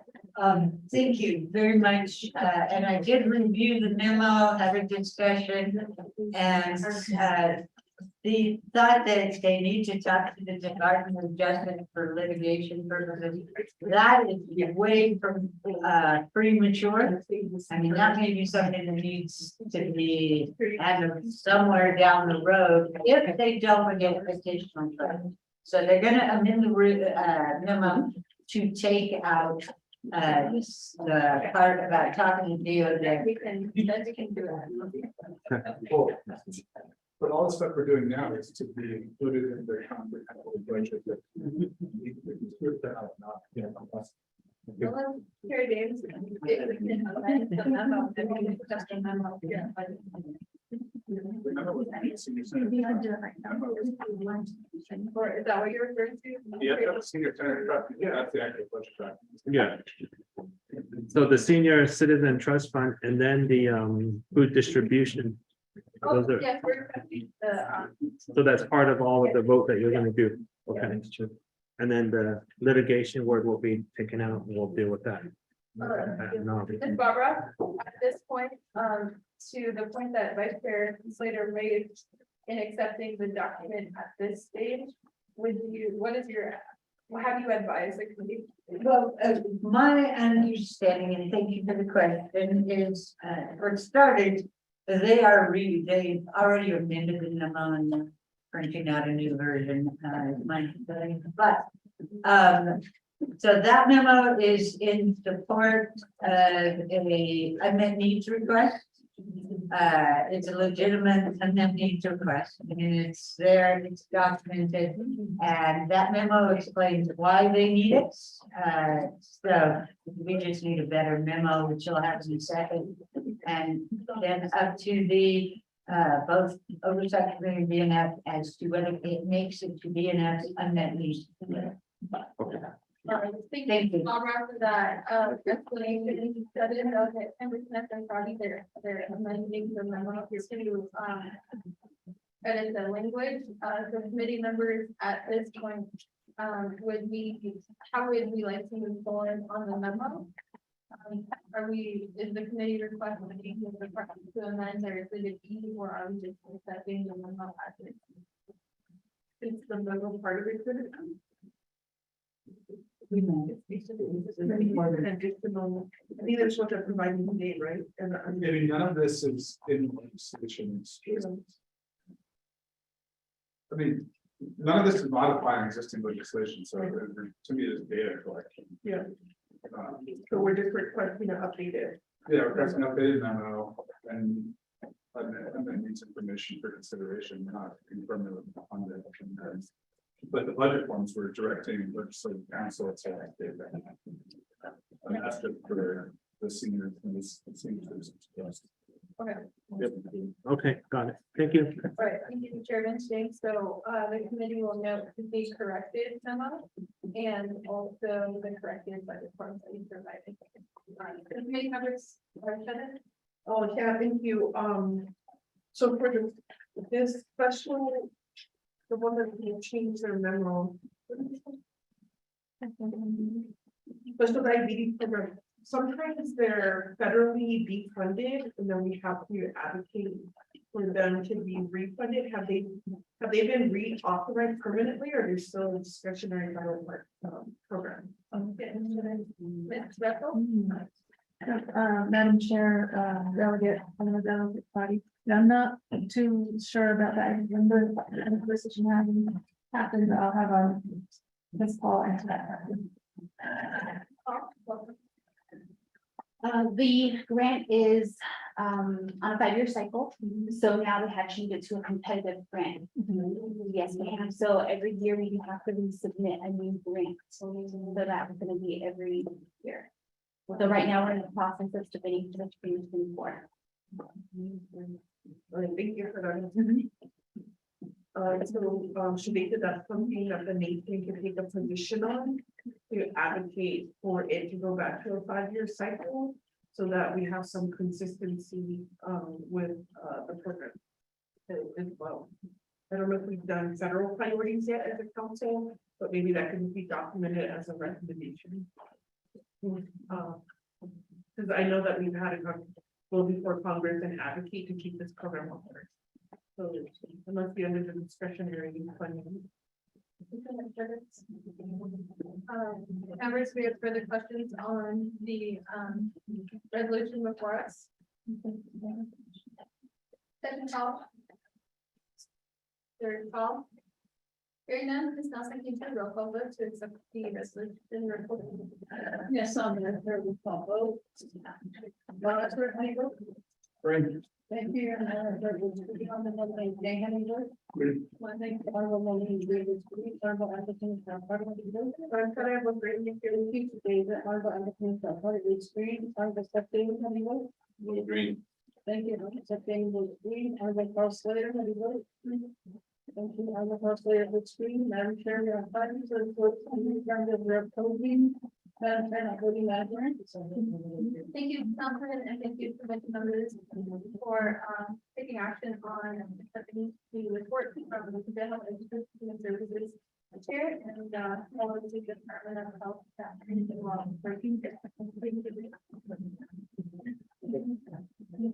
you, yeah, budget and finance, thank you very much. Chair, do you want to do a list of concerns that they were cabinet conflict? Yeah, it would be good. Yeah.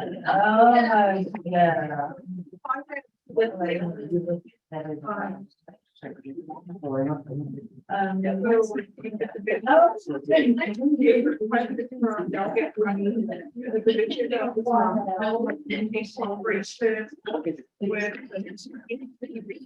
we just kind of quiet down in the gallery?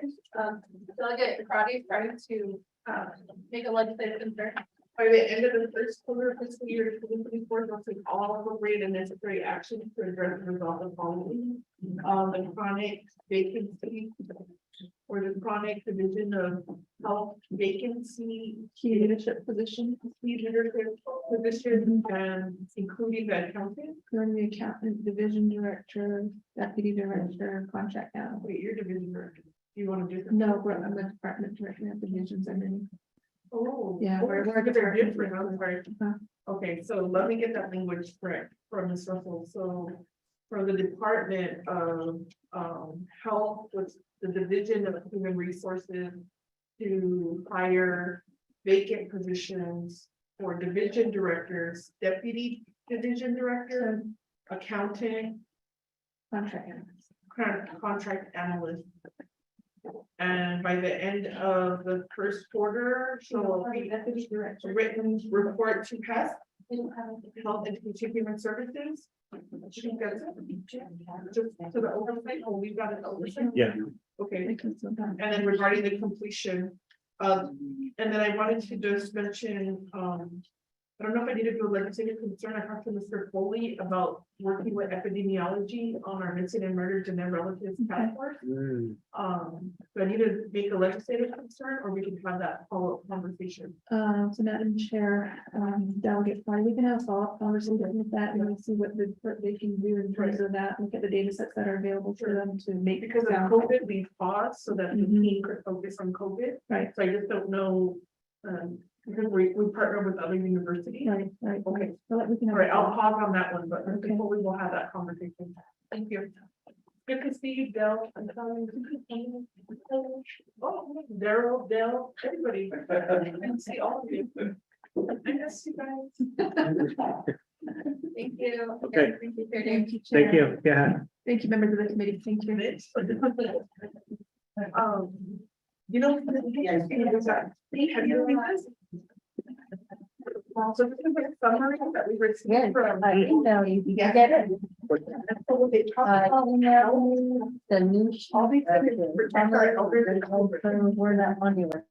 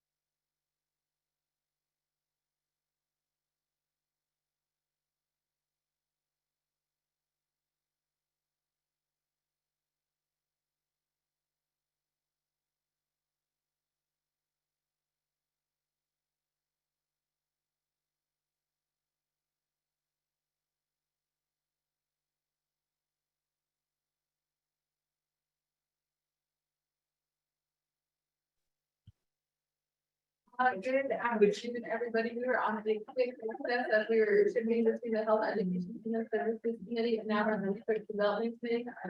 Next down, teachers are called for attendance. Yes, on Madam Chair, roll call for the Budget and Finance Committee of the Examination Council.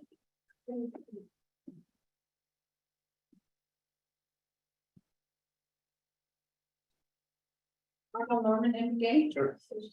Thank you. Arnold Norman M. Gay is present. Honorable Amberton Party. Present. Thank you. Thank you. Honorable, Amberton Party is present.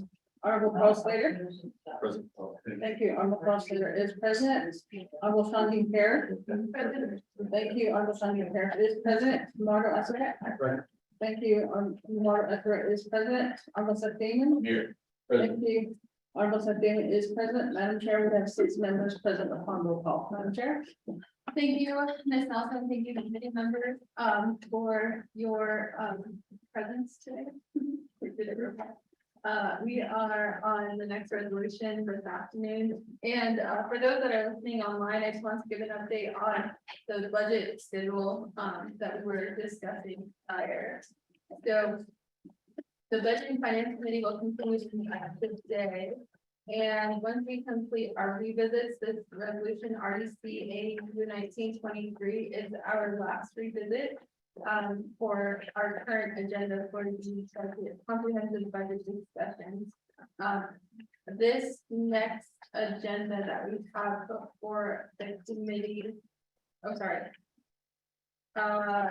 me go back. Okay, the reposted agenda includes the report after these revisits from the Office of Management, or at this time, I think currently the way that the agenda is set is that 5A is reports on the draft budget legislation. However, I'd like to ask the committee members if we could split this report into 2. The first, splitting the report and having the draft budget legislation given by Ms. Safahi as a separate presentation from the reports on the external funds, cash match, the exhibit E, unmet need, personal lapse saving, fund balance, GWA, permanent fund balance from cyber time recommended COA. Exclude the COA because that's a part of Mr. Baki's report. So all of the other items will be given by the Office of Management and Budget. So at that time, any members I'd like to ask if we could split that into 2 different reports. So that when we give the financial report and then also Mr. Baki can provide the committee our draft budget legislation with the proposed COAs and legislative concerns that the Budget and Finance Committee has to vote on. That we've been thinking of stuff. So I just want to give an update to our the public and also everybody listening to the budget session, our meetings at this point. So before we're going to continue on with our agenda, we do have to revisit resolution from RDCA. The RDCA 1923, Chair Jesus is with us. We have Mr. Calvin Castillo from the Division of Development. Chairman Jesus. Yeah, Dr. Deja, Chair Parish. I do have Mr. Division Director Calvin Castillo handing out the most updated version of the Exhibit E, which includes the $969,000 plus for so the one that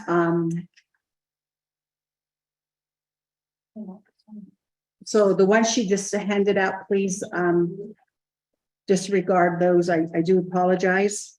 But again, good afternoon to members of Budget and Finance Committee and also to legislative staff for putting Division of Community Development back on the agenda.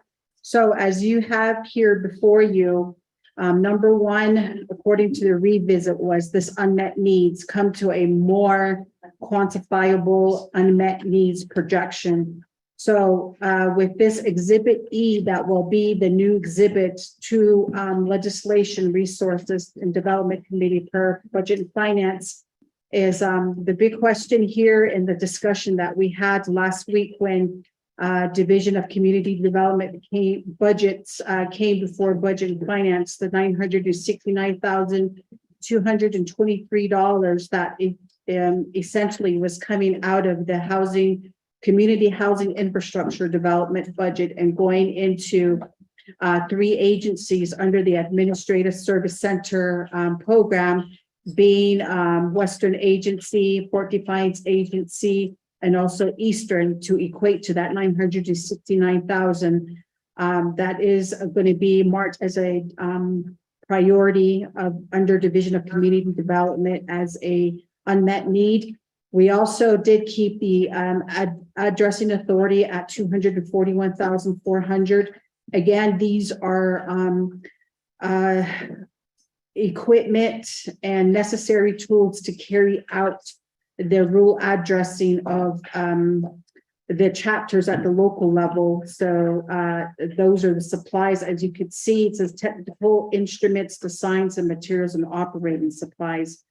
Again, I believe this is a big priority as well as it meets part of the E911 area. The other part with the solid waste department, again, this is going to be a new department. The 50,000 is pretty much just as a startup cost to get the groundwork going for the program operation. And Division of Community Development has put into their budget a senior planner, right? A senior planner that will be pretty much getting the basic core operation together this fiscal year, but eventually going forward, we'll be requesting for additional positions to fully expedite to the solid waste management department under community development. The next one is $1.4 million.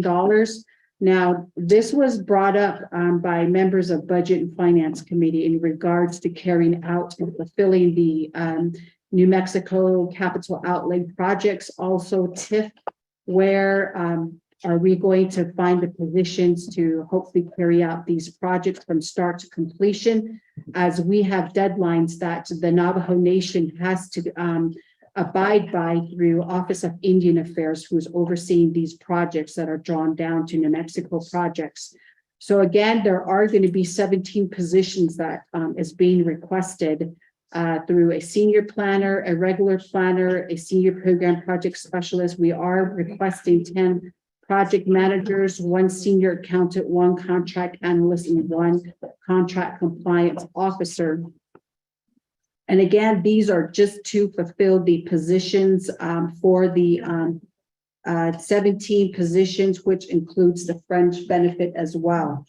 The next one is the $2 million under CPMD. We all know that through legislation that our colleague, Madam Chair Charles Newton, had dropped and was approved by council for adopting the commercial building codes for community or public facilities. Now that this particular legislation is in place, the plan here is to consult this out, because we do have to have certified inspectors for this assessment to be completed. Now this will be for all Navajo Nation public facilities across the Navajo Nation that has to be assessed, see which ones still don't have ADA requirements or some other requirements depending on the occupancy, who goes in and out of these buildings. So with that, the division did estimate that a $2 million consultant would have to be required. Again, we have to remember the due process where a RFP has to be put, or an RFQ, and a competitive bidding process has to happen. And Bureau or Business Regulatory Department has to be involved with the selection of the consultant, and it still has to go through the 164 review process. And finally, when all the parties had signed off on the 164, then finally a notice to proceed will be granted to whoever the selected consultant is going to be. So with that, members of Budget and Finance Committee, we come to you here with a $4.6 million plus unmet needs budget for Division of Community Development. So, and then the other question was on the form Exhibit A. So technically, everything has been updated, so Office of Management and Budgets numbers on Exhibit A of the RDC resolution, the numbers pretty much match. So, back to you, Madam Chair. Go ahead, thank you, Chairwoman, please, for providing a update report to the committee. We also have Mr. Calvin Castillo with us, also managing budget. Committee members, do we have any questions on the document provided, update provided to the committee?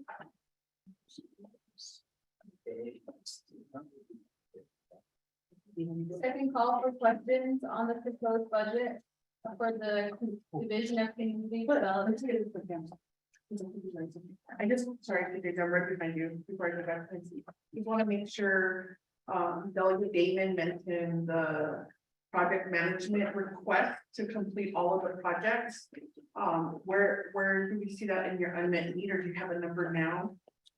That helps us at least understand what you'll need for all the non-ARPA projects. That's my section, but let's figure it out. Shut it, I'm gonna give the time, Mr. Castillo, can you, identify what unmet needs or either the budget finance committee was. Thank you, Madam Chair. Thank you, honorable council delegates of the Budget and Finance Committee. My name is Calvin Castillo. I'm the Division Director for Community Development. Under the needs to get all the projects out, we've got over $1 billion worth of projects, close to 1,000 projects. Right now, I have a gentleman working on how much we really need. So it's timing over 40 million. So I don't know if we meet here or we have a special from where we put what we request for additional money from either CSN or UFC or somewhere around the world. Mr. Castillo, just for the New Mexico outlay projects, what is the number? That's this one here, Which line that item? 1.4. 1.4 million? Yeah. Okay. Is that the 1.5? Is that your understanding? Also, I thought it was like 40 million. That's for all. Madam Chair, may I? Chair Hicks? So, members of Budget and Finance Committee, last week, Mr. Castillo did mention that he needed $4 million, but that was including the ARPA. So this 1.4 million is basically just concentrating, as you can read in the exclamation column, that this will meet the capital outlay, the TIF grant, and the general tribal project. So the staffing that is listed here of the 17 new positions that's being requested is going to carry out and hopefully get the full build out of all these projects that Mr. Castillo had to mention here. I have a question about that, on this 1.4 million, so there's no contract services you're going to here? Thank you. Funds. Thank you, Madam Chair. We can probably transfer it over to contractual service if we can, anybody hired real quick, we can move. The way the IDIQ contract set up is we can add other funds source to it and then develop work orders along that line.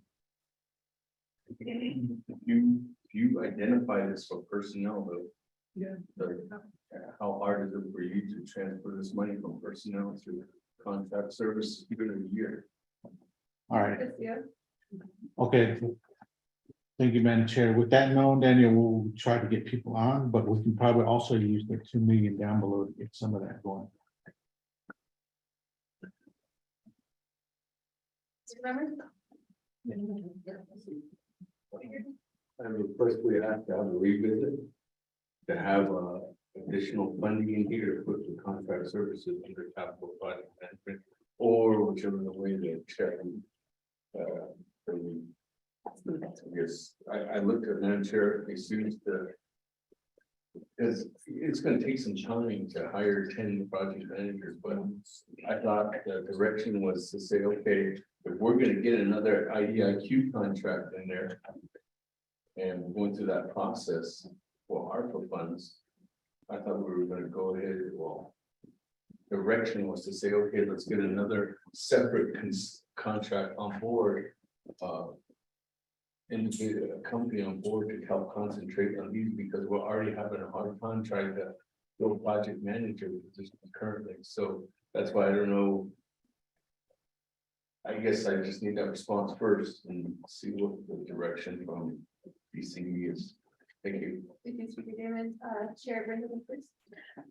Yeah, Honorable Speaker Damon for that question. So I believe the intent behind the staff as to how they structured this as to what you're reading right now was pretty much to allow, you know, our internal human capital with the Navajo Nation to expedite that. But I did question Mr. Castillo that what if we don't get these positions filled, and where are we going to get these project managers? Because again, they have to have posed these certain background with experience and expertise. So definitely we can go back and talk again to where, you know, the probability here is to put all this money into contractual services rather than hiring new staff.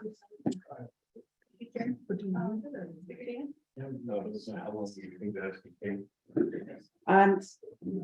We can actually make this adjustment, but we just need to consult with his department manager so that we're all at the same level of what we're planning on doing.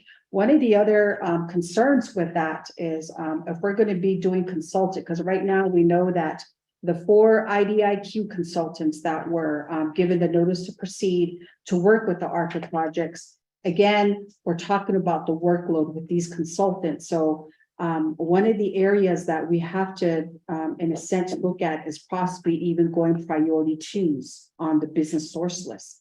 Because right now, all the priority 1s are taken, you know, because we want them to concentrate on these project built out. So right now, the way it reads in business regulatories provisions is that we always have to go with priority 1s, but the priority 1s are already overloaded with X amount of projects per delegate region. So with that, that's the only area that it's going to pose a little, I guess, constraint in terms of if we decide to go full contractual services, get consultants, and the best bet is to even look at priority 2s now and give them consideration so that priority 1s will concentrate on these other ARPA projects. So back to you, Madam Chair. Thank you. Terry, quantifiably, how much time would that require? To change this? Probably even like half an hour, because department manager's at his office and we can go back over there and bring an updated one that will be basically contractual services. Chair, Speaker Damon? Okay, I understand that one. Let me go back to the first one where it says Navajo chapters non-LGA certified, $969,223. This one right here. I thought in your original budget, you were already taking care of that. So why is this an unmet need right now? So if this is your unmet need now, does that change your budget forms? That's my question. So if you're putting the $969,000 as an unmet need now, but you already budgeted that in your regular budget forms, so do we need new budget forms? That's my question, because if I pull out the binder and I see that 969,000, you've already identified and taken care of the AMS problem in your regular budget forms. So it seems like this is not an unmet need right now. I think are you saying now then that are you gonna put minus the 969,000 in your regular budget forms? That's my question. Thank you. I don't know if I'm correct on that, but I don't know if that's the Madam Chair or. I don't know if anybody else is catching my drift, but. I think you, We took the money out of CHID. figured it might be. And when I think then your request then would be that we're $969,000 short of shit, not of EMS. Unless it's another request.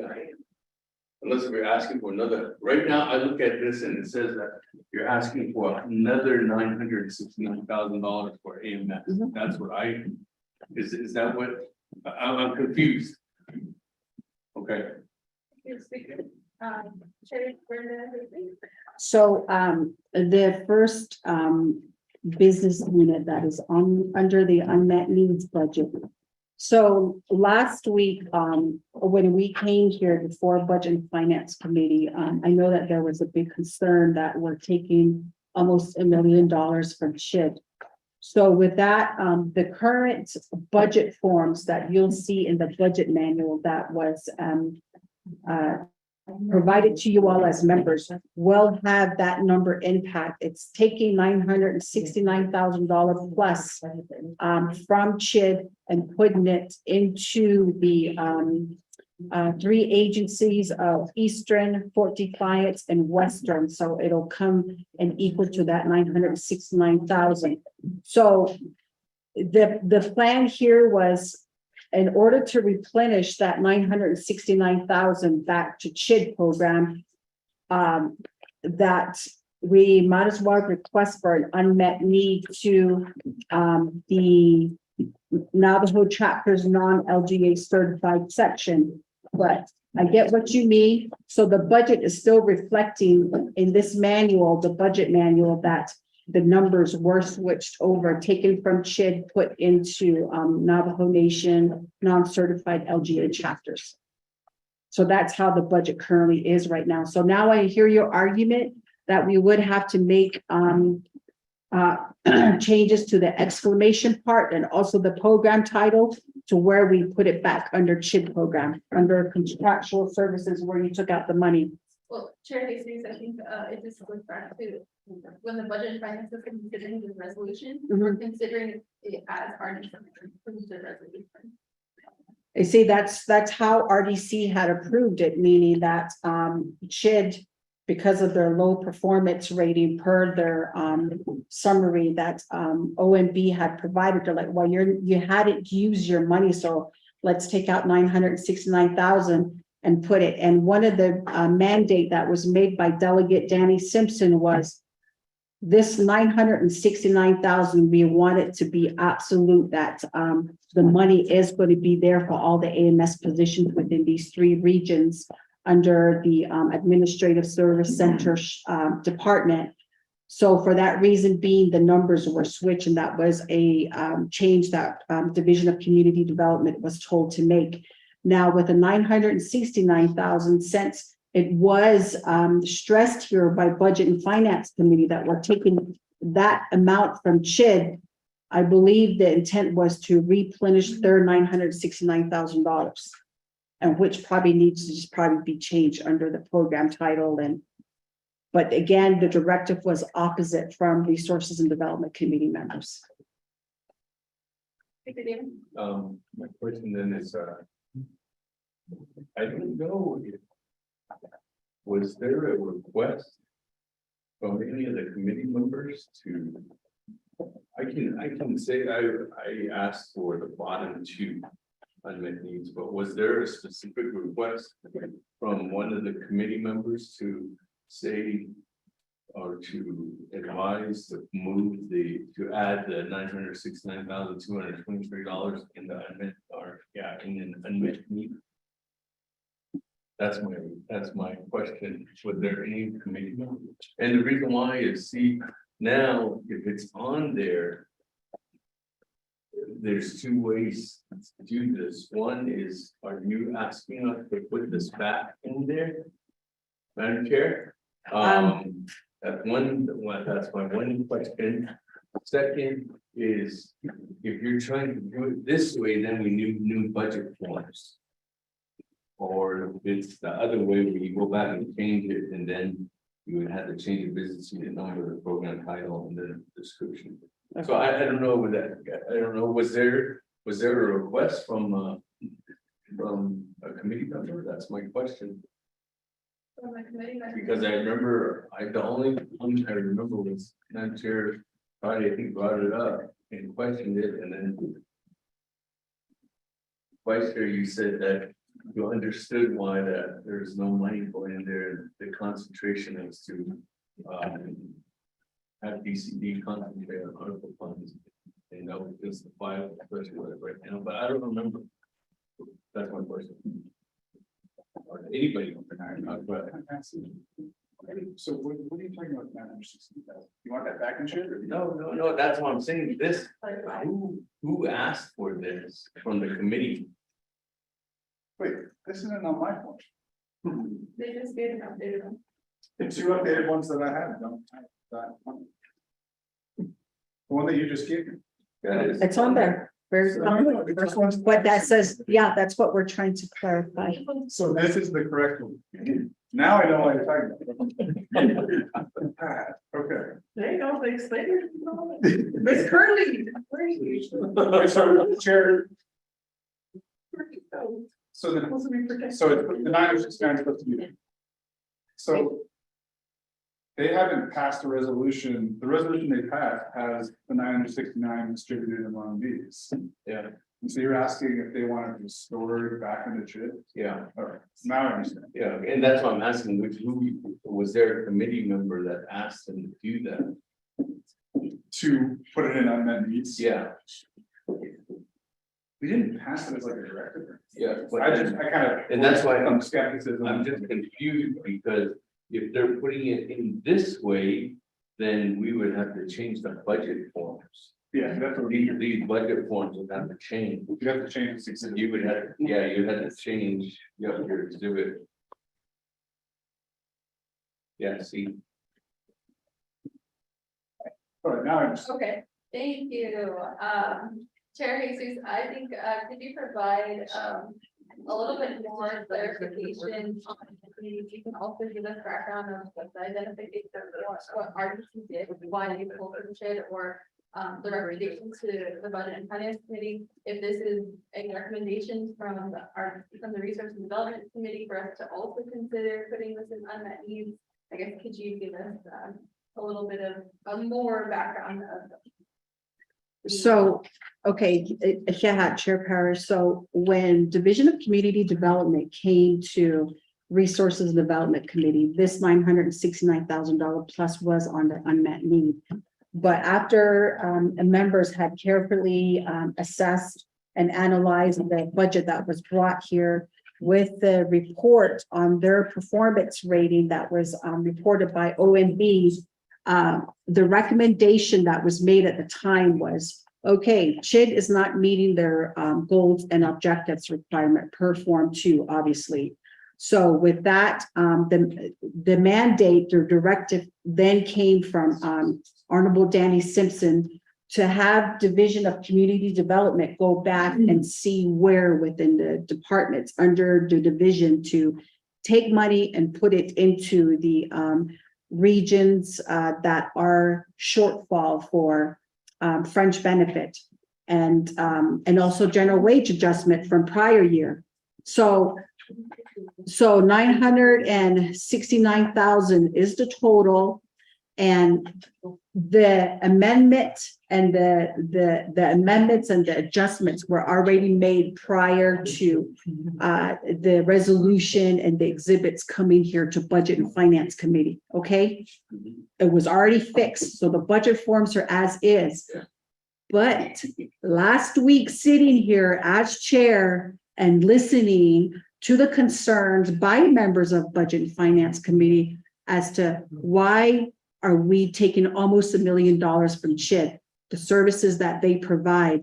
And that was a concern. So I directed to staff to put it back in there. But since it's already addressed and it was not a directive, because I too wasn't too sure, was this a directive from Budget and Finance? And that's the reason why I told Mr. Castillo and his team, just put it back in there, because I wasn't too sure if, the recommendation was because it was negotiating. The recommendation was to give CHID back the money and look for alternatives for the chapters, but it was already addressed, and the manual that was given to you all has the accurate numbers with the money taken out from CHID put into the 3 agencies under ASC. All right, committee members, thank you, Chair Jesus, for the background on the exhibits. So committee members, I do believe we have 2 versions of exhibit E. I think it'll be at the discretion of the committee to which one, how the committee would like to move forward, whether we adopt the exhibit E without the $969,000 document, or we would like to further discuss and debate the $969,000 unmet need request. Committee members? Sure. Vice Chair Slater? I think for the sake of clarity. Actually, I have no idea for the sake of clarity, but I'm comfortable with an exhibit E that excludes the 23 positions. That's already addressed in the budget. And I feel like the resolution I sort of came to, and, Patrick was here the other day, was let's get this 50 million bucks out the door. Adding $969,000 is not gonna make or break anything we've done. The issues that I have, I guess, are, okay. 10-8-127 for the 1.4 million. So we just did this circuit straight trying to hire a bunch of these positions under ARPA. And what was that experience? We didn't get people, we're gonna have too few people, and now we're having to contract more than we thought out. Like we contemplated the right thing, that we want to hire our own people, but now we're contracting them through consultants at this point. I would be hesitant to pass a budget that, like Delegate Dane was saying, restricts it only to personnel. And you're gonna duplicate the same process, and then this money's gonna be gone, it's at the end of next year. Then the other thing is, I don't know if there's a way to somehow merge these two together, or you, actually, never mind, that's something we can consider at our level. But to me, the funds that you need to accomplish the delivery of all the construction projects you have can be a simple function of what the total dollar amount is. And then you can chip away from there with what already has funding baked into it at the source. So, okay, if this housing project has a 10% whatever, then you should be drawing down to fund whatever that portion is of the contract or someone's position. But I don't feel like this dollar amount tells me, okay, this is all of the outstanding, say, New Mexico capital outlay projects, Arizona capital outlay projects, and navigation projects. And this is what we need to actually deliver them. My understanding also is that you probably won't, based off the conversations had in the last couple weeks, you won't have that for another year. You really need a long amount of time to just undertake projects to sit through. So I guess I don't just want to throw a bunch of money at the problem that's going to sit there into personnel positions that aren't going to actually kind of doing what you need them to. And that's where, I don't know if it's contracting with NECA or procuring a new position, like how they're doing, they're sifting through all the data for the bathrooms, trying to provide that analysis, because we just don't have people to do that within us ourselves right now, like the system. So I don't know, generally supportive. And I'm trying to be supportive of what Delegate Dane and what you're trying to accomplish there. But I don't want us to tire hand than someone who has to do stuff in my previous job.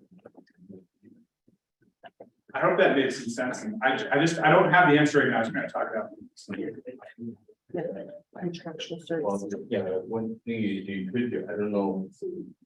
Is 1.4 million contract services. And then eventually, if you have like 1 or 2, you can move that money over to a project manager throughout the year. That's a good. Dollar. Yeah. Before acting chair. Easier to move those funds rather than trying to pull that money out from personnel. If you respond to the committee on the feasibility of using the dollars for the commitment. Mr. Castillo. Thank you, Chair, Parrish, thank you, Honorable, Artie, Budget Finance Committee. Yeah, the 1.4 will be the one for the distant capital outlay projects in the TIF and the New Mexico side. We really need a bigger budget for the CSN, the UUFB, the permanent hedge funds, the other funds that are all just creeping up on, or other projects that are just creeping up on. What did you just put? Sure. Chair. So with that, recommendation, and I thank, members of Budget and Finance, Committee. So with the 1.4 and the 2 million, can we just put that, combine it together, just put it all under contractual services? So depending if they do 2 contracts, that would be fine, which I think would be sufficient because they can start the legwork once it's approved, once the supplemental funding is given to them.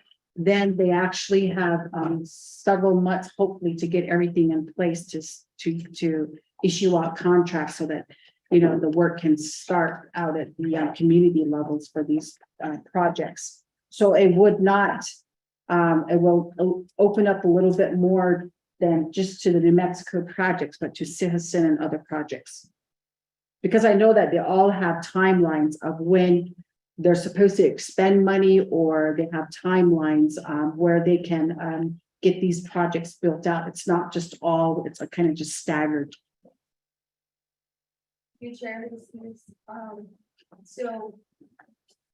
Share with the discussion before you.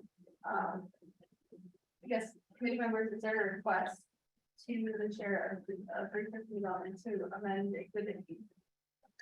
Should I ask one more thing? Vice Chair Slater? Thank you. Still 1.4 for CPMD. Is that just to focus on the low hanging fruit? So it's 41 projects, whatever, some, those ones that are at pure reversion, quick credit reversion, it's not going beyond that. Because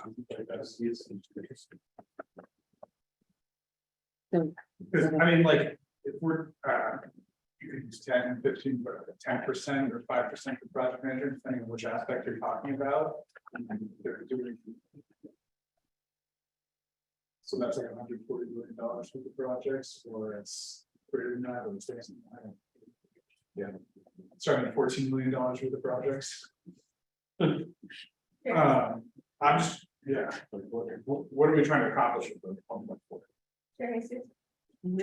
So I want to defer this to Division Director, Mr. Castillo, because I know that there was brought up last week that there are certain amount of projects that need to be completed within a time frame. But the purpose and intent of this is just collectively start working with all projects going forward rather than just concentrating on a certain group, because again, they have timelines tied to them if they have their projects scheduled of when these deliverables and milestones are supposed to be met for these projects. So I think as chair that, with the directive that was given to Mr. Castillo would be to address any and all, external projects. So, Mr. Castillo. Thank you, Chair. So, when we look at all the projects that are coming in, power lines, bathroom additions, they're lined up in all the power, the funding source that's out there. So the first thing we're doing is we're vetting to make sure which one is the deadline's coming up. If it's in the capital outlay projects, we're going to keep it in there so then the fund won't be reverted back. Then the other one will be deleted out. That's what we're working on. And a lot of these power line projects don't have right of way. So they need additional money just to get the right of way process doing. So, and then if we take clients off the list because they had already services, we have to get a new client list and then estimates for the drop down of where those houses are going to get. So that's where we need NQA's electricians to give us those estimates on that. And the numbers change after that. So there's a lot of work that needs to be done just the vetting process of where all these projects, which funding source we're gonna use and things like that. Sure. Vice Chair Slater. Thank you, but do you know what the total appropriations are right now for this 41 temporary capital projects? I don't have the exact numbers now. We have some that we've done a little bit of work on. I just need to get some summation of all those. Estimated amount right now, is about $45 million of some Mexico capital project. But there's also, this is. My understanding too is it's not that, it's the Stevenson project and the UUSB projects that the council president signed in, so. And then citizen legislation signed in 2018. So altogether, they have roughly about $150 million worth of project backlog right now, just on those three. So that's not including everything that's on the part of it. Some ones that are dead ones. Yeah. Did you We have find it? about $68 million. And we have UUSB, I think it's like $20 to $30 million. One of those 6 or 7 projects was scattered. And then those New Mexico capital outlets, but and then that's not to include projects that are not under his watch right now, too, or that are actually are under his watch, but he needs to provide technical assistance to like water management grants or water projects, or their lacking funds, or even traditional linking there the other day too as well. And the other one is to Deltex. Daltex there. Sure. And I guess my thought is, okay, if you have 1.4 million, and you got $14 million for projects, considering all the things that Steve just said, that need to be done in a lot of cases. So we're only addressing $14 million of projects. So, like, if we, I would almost rather have like, this is the estimated unmet needs request without completing our plan of attack that it's gonna take months to do, and probably, I'm guessing, money for that too, but. I guess I'd feel more comfortable with one of two things. One, a dollar value for Citizen, New Mexico, and Arizona capital, maybe even Utah capital projects. And then Citizen and PTX projects that have, you know, a return deadline. And then an estimate based off of that. And maybe the council committee says that we can fund the whole thing, or we can fund part of it. Or we're gonna say, you gotta go back and submit a new eligibility determination for. Because ARPA. Maybe you can use ARPA as long as.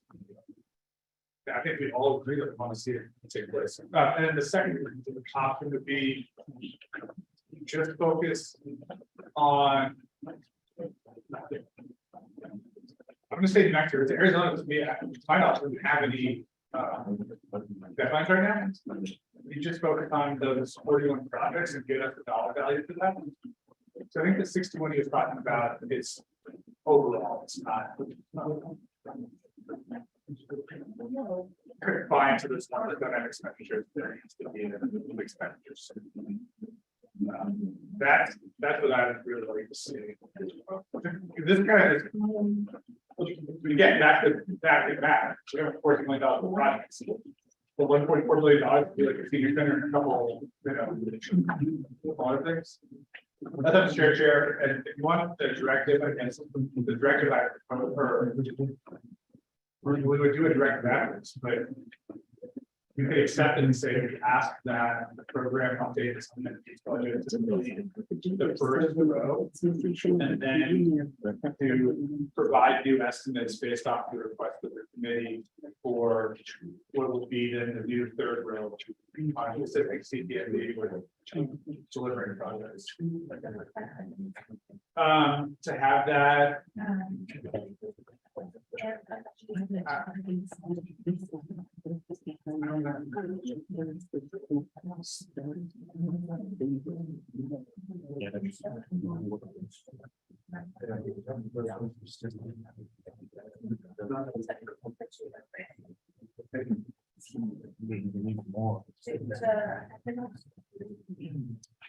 Can you ask the?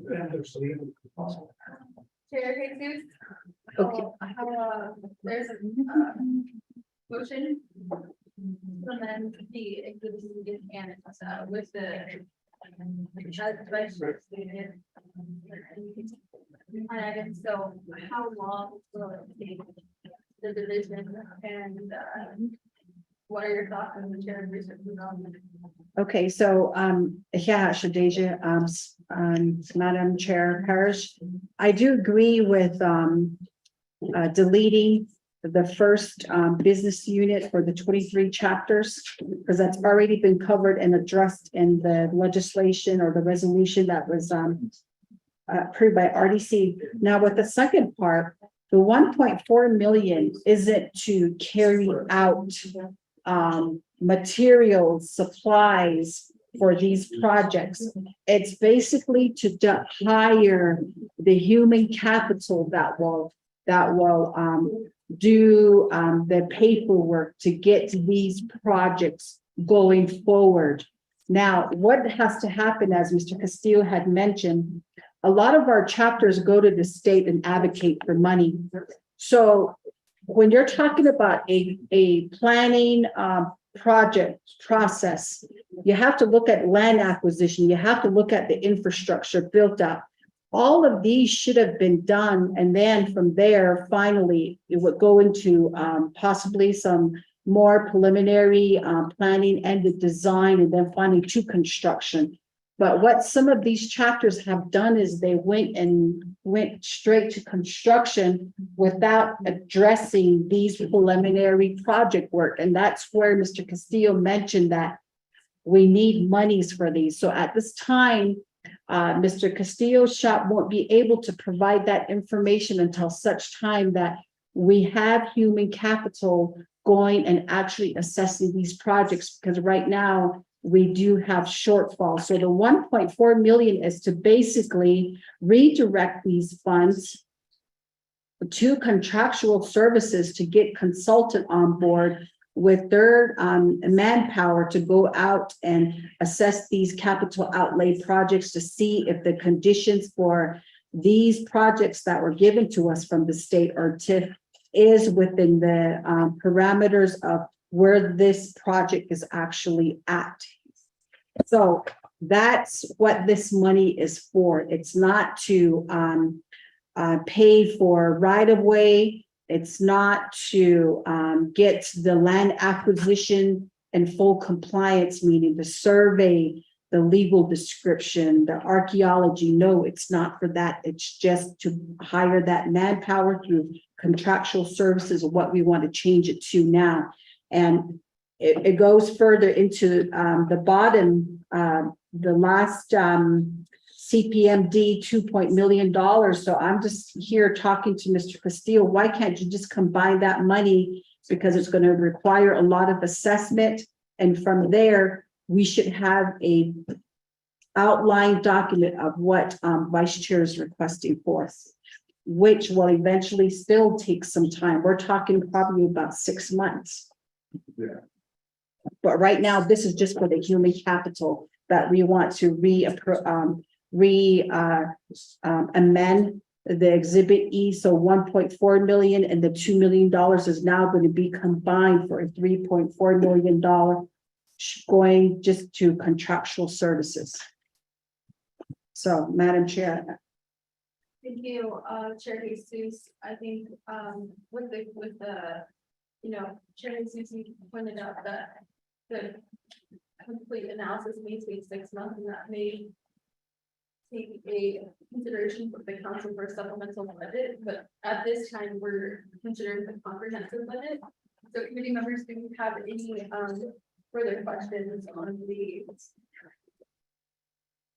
$1.4 billion proposed for capital projects management to the Department of Division of Community Development?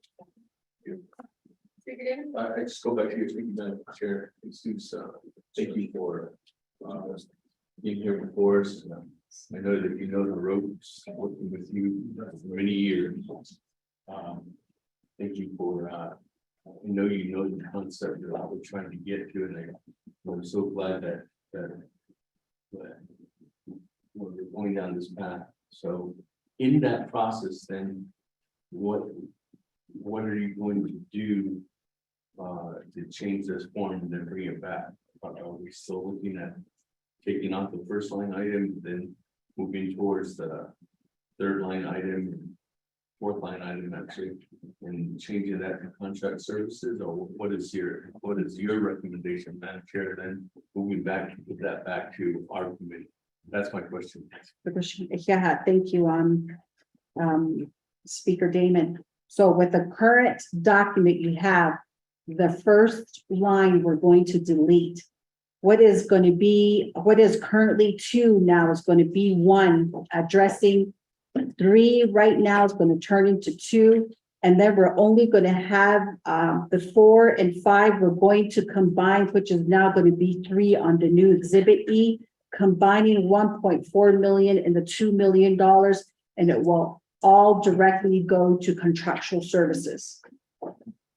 So the new total will be $3.4 million.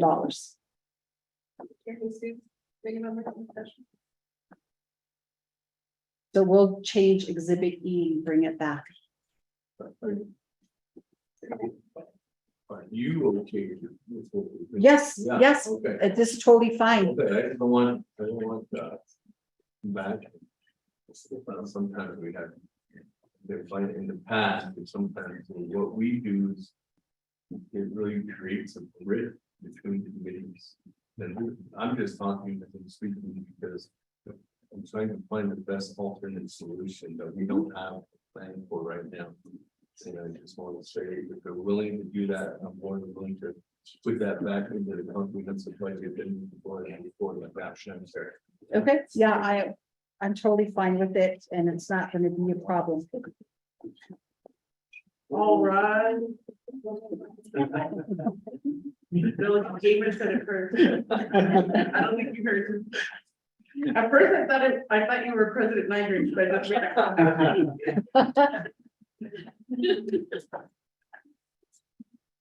All right, okay, committee members, Karen, excuse. And, so, because of the way that our agenda is structured, we do have a motion and a second on the resolution report. However, committee members, in order for us to move on to the next item, where the committee is going to have to take an action. Give the chair some time to make the changes that was agreed upon with the budget and finance committee and so They will. The resolution and or. Well, till the end of business day. Okay, yeah, we can definitely come back. Right.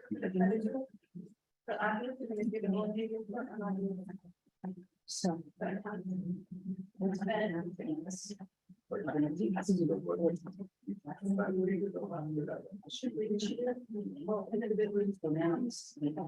long is it gonna take? Hour, 2 hours? I don't know. I don't know if you want to do that later. Whatever we go down the path, it's going to be working here. Sure. So. There's the chair is well into business. Yes. Here. Let's do it later. Well, is the committee comfortable or we would just accept it with and say that the programs are provided updated, you said. We include to that's Mr. Bobby and to the committee. Okay. Well, yeah, that's on that. You know, that hasn't been accepted in the past. Oh, Committee members, there's. Oh, go ahead. Bill Custer. Yeah. I'll second What Vice Chair Slater said? Or what, so it is. Which You two? don't want. Like, I don't think you want to accept the report with the directive that the division community development will update their activity, or if you like to table the resolution report now and then wait for them to come back to revisit the report. Right, there's two options on the table. no, I'm not showing the option. If, I didn't know if the committee was okay with that. I'm okay with that. No, it isn't. Well, I'll vote right on it. It's not something you actually should do because you're voting on a, I mean, are you gonna vote red on the report? 'Cause it's not correct. But the, all the reports have. We didn't correct it because all the reports of legislation, we just added in more information and We just had notes on the. we just added notes in the conversation. Like, if you like, we can't change any legislation. We can't change the book if someone's the last of us. We have to look at this and then. Three, kind of by talking that we're gonna get that, so she's gonna use to. That's fine. I mean, I'm voting red. Vice Chair Slater, is your motion to accept the report with the directive that the exhibit will be corrected? And then. Yeah, so I guess, I think I'm the one holding the motion, right? I'm not doing it. Which is like, what? You're supposed to keep it.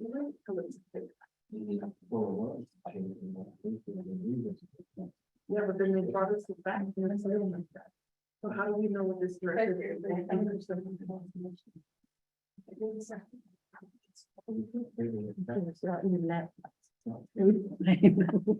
Yeah, you can report twice, doesn't matter, it's not, that's not the legislation.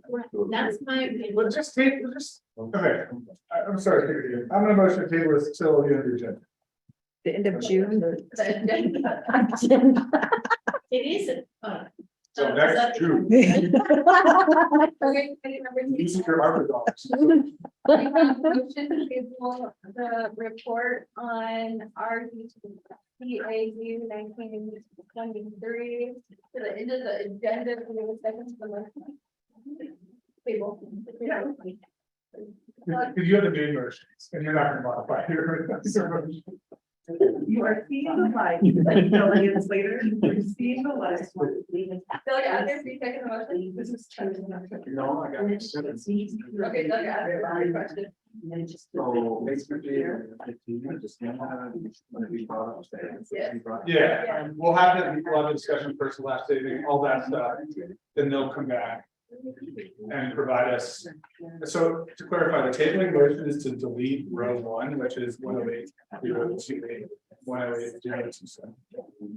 Yeah.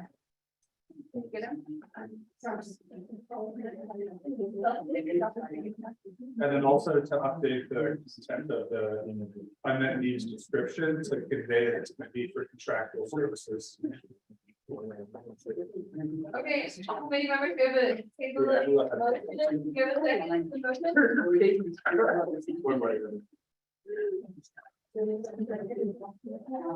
We need a second to the table motion, or we are voting. Second.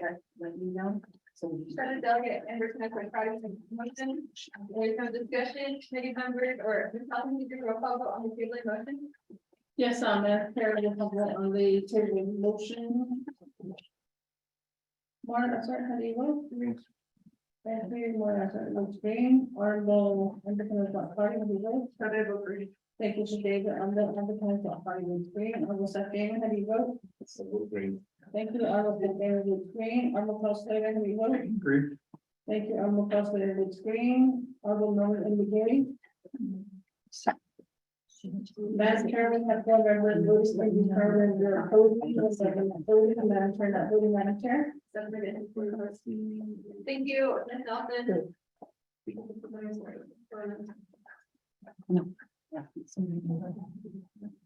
What?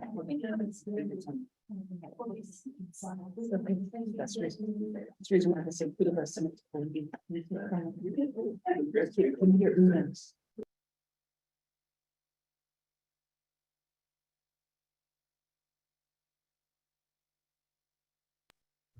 Thank you, Chair. All right, yeah, they're gonna make changes, so I just told them to let me know. I'm gonna run back to my RDC meeting too. We will be back.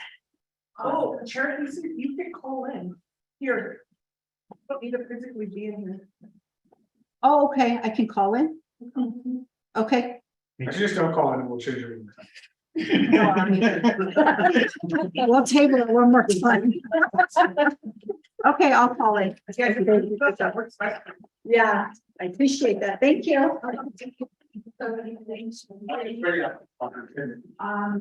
Thank you, again, to, those that are listening to online, and then also those that are here in person, the budget finance committee. Now we are on, reports, item 5A, the draft budget legislation.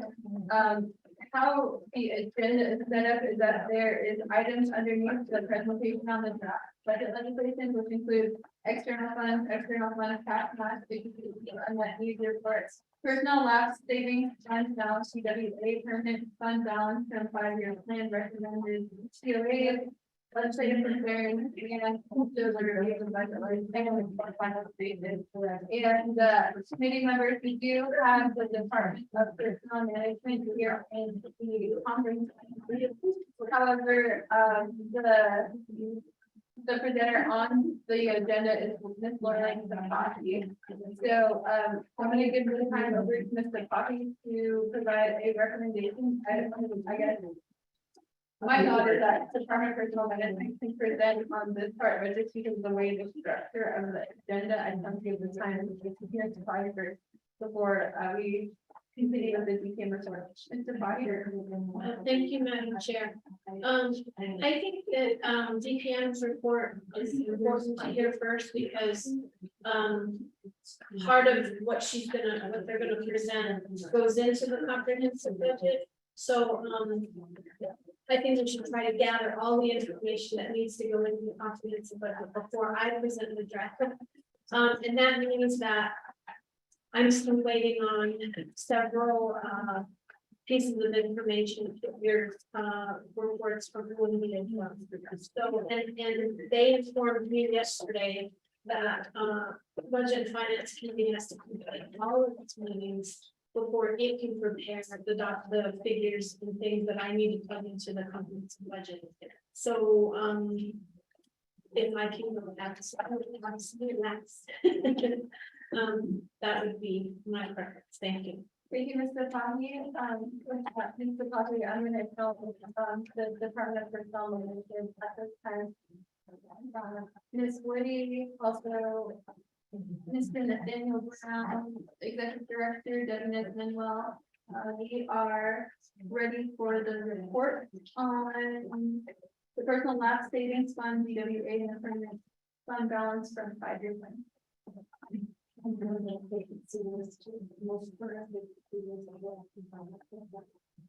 the other documents, the budget and finance committee has requested. What was that? Okay. So turn on this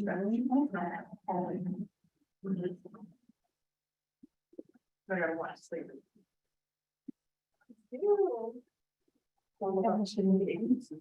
Oh, I've heard him to or. first of all, some of the agency hasn't mentioned standing up for the agency of being neglected. They're really good private, but the whole thing.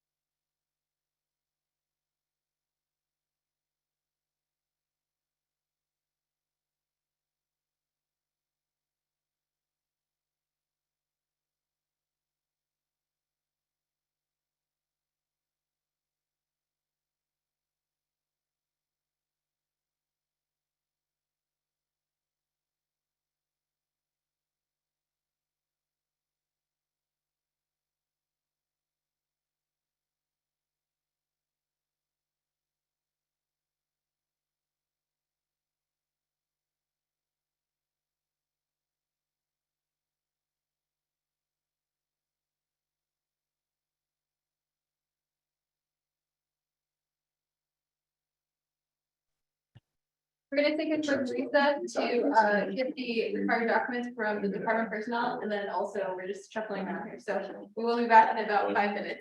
Thank you.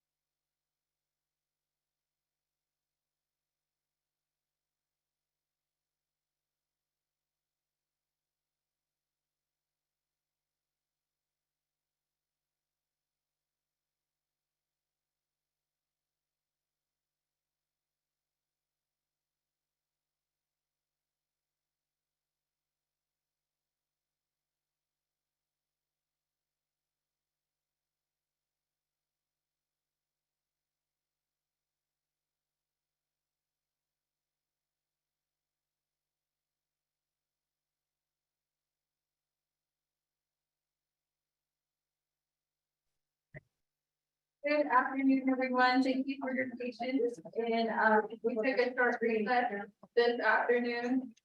Again, welcome to the Budget and Finance Committee. We are on the next portion of our agenda, which is receiving the report on the external funds, external funds cash match. But before us today is the Division of Human Resources and the Department of Personnel Management, who will be providing the report on the personal lapse savings fund, WA permit, balance, and is that everything? All the reports listed, but they're going to give the reports to the Budget and Finance Committee for the development of the comprehensive budget.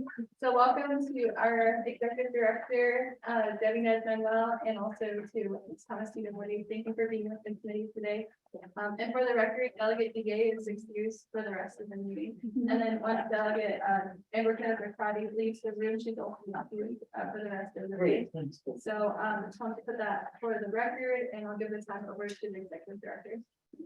Ja,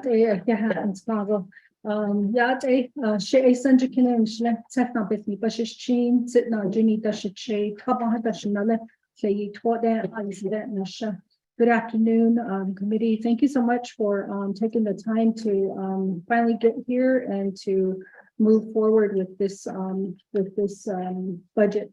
I first want to commend our staff, all of our departments. We have been working furiously to get everything that the committee needs, and I want to acknowledge individuals in the room from our Office of the Controller who's online, our OMB, the executive staff, Arvin Mitchell, my staff within Department of Personnel. It takes an entire team to do this, including our support staff, to make this possible, and I want to commend them for all of their work. I also want to acknowledge outside of our budget and hearings, our communities that have been listening in and listening to each and every one of these reports and asking a lot of questions about it. I also want to acknowledge our first responders who are out on the roads today, our medical health care providers who are working tirelessly to help people who might be ill or dealing with hardships right now. So at this time, also want to acknowledge our veterans that are here in the room, online, and those that are serving the nation.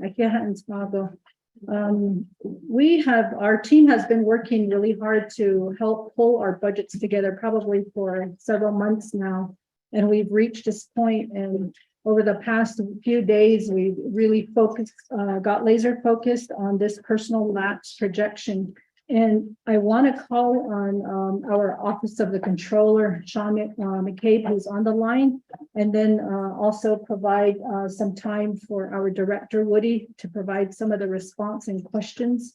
We also have a couple of people here that might want to chime in, but we'll start with Mr. McCabe, who's on the line. Thank you.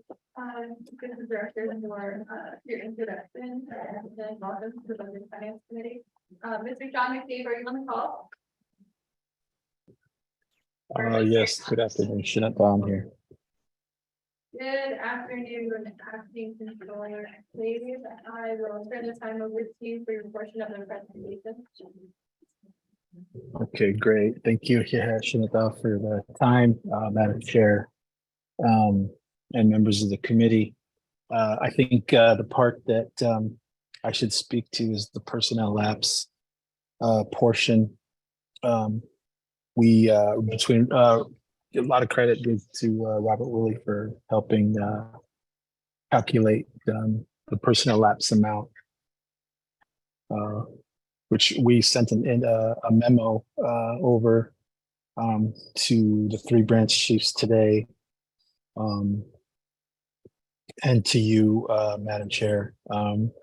And just to speak real quickly, we included some exhibits. We project the personnel lapse to be 35.26 million. The assumptions on this is that some material assumptions on this is that we put together the schedule based on the assumption that vacant positions will continue to stay vacant until 9/30/23. Which is about 1 month from now. The schedule also assumes that all overtime currently budgeted will be utilized fully. The schedule also assumes that all the salary adjustments will be utilized fully.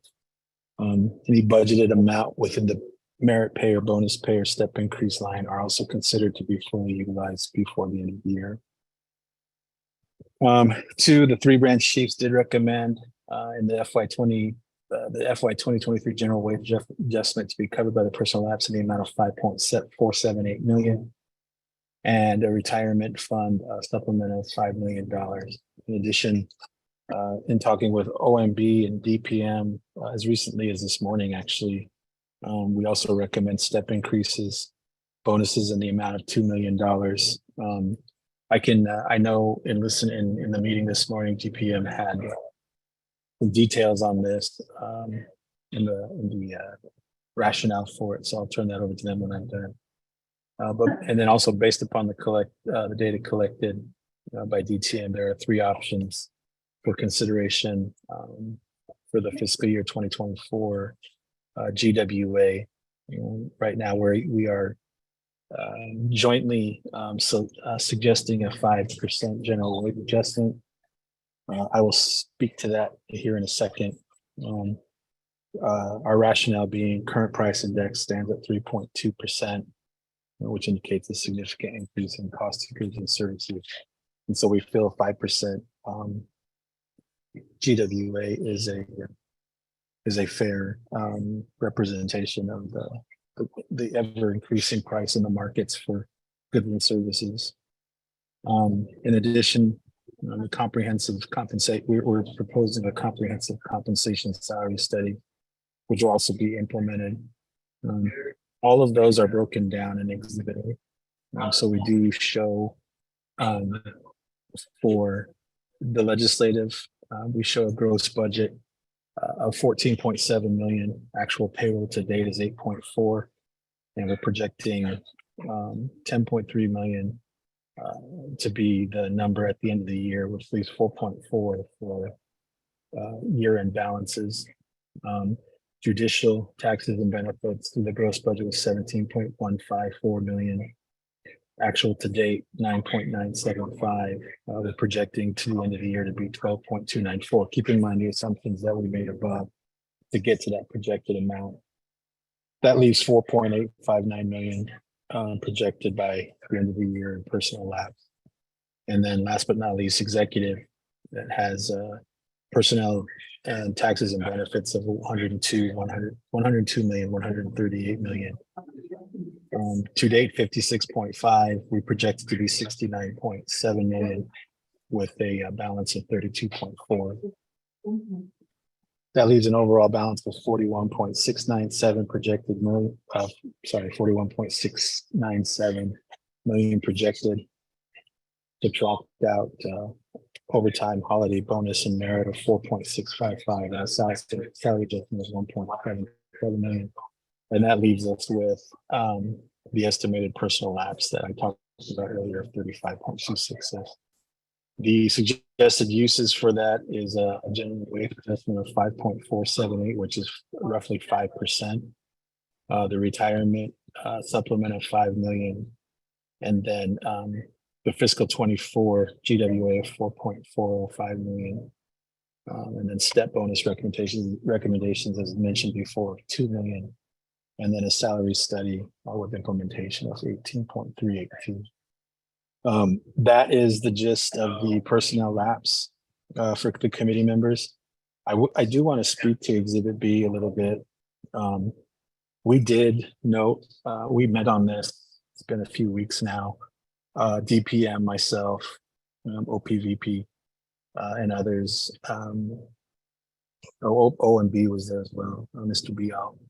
And we noted actually a calculation error in the fringe benefit amount. And what this did was it was overstating the fringe that we would be calculated for any one of these step increases by roughly 1.2 to 1.3 million dollars. And so what we were doing is we were taking the base amount and just multiplying it by what our gross, what our fringe benefit percentage was of like 43% for the current fiscal year. But the question was raised by OC, why would we expect, fringe and benefits and taxes to go up by that same amount? It's not like we're gonna, find a health plan that all of a sudden we'll be spending another $1 million on. So we went back and recalculated, and that fringe amount that you see there, if, for example, in option 1, the 3% GWA, the fringe amount is now 293, whereas before it was 1 point some million. So I think this is important because it allows, I think, a bigger proposed increase, because it's not going to cost as much as I think as we once thought. And we verified this with DPM and they agreed, and OMB, and OPVP. So we recalculated that, and that's what we're presenting here today. Other than that, I think that's the gist of the memo and the assumptions and the amounts that are proposed. I think at this point, Madam Chair and members of the committee, I'll turn it back over or ask for DPM for their input or to address any questions.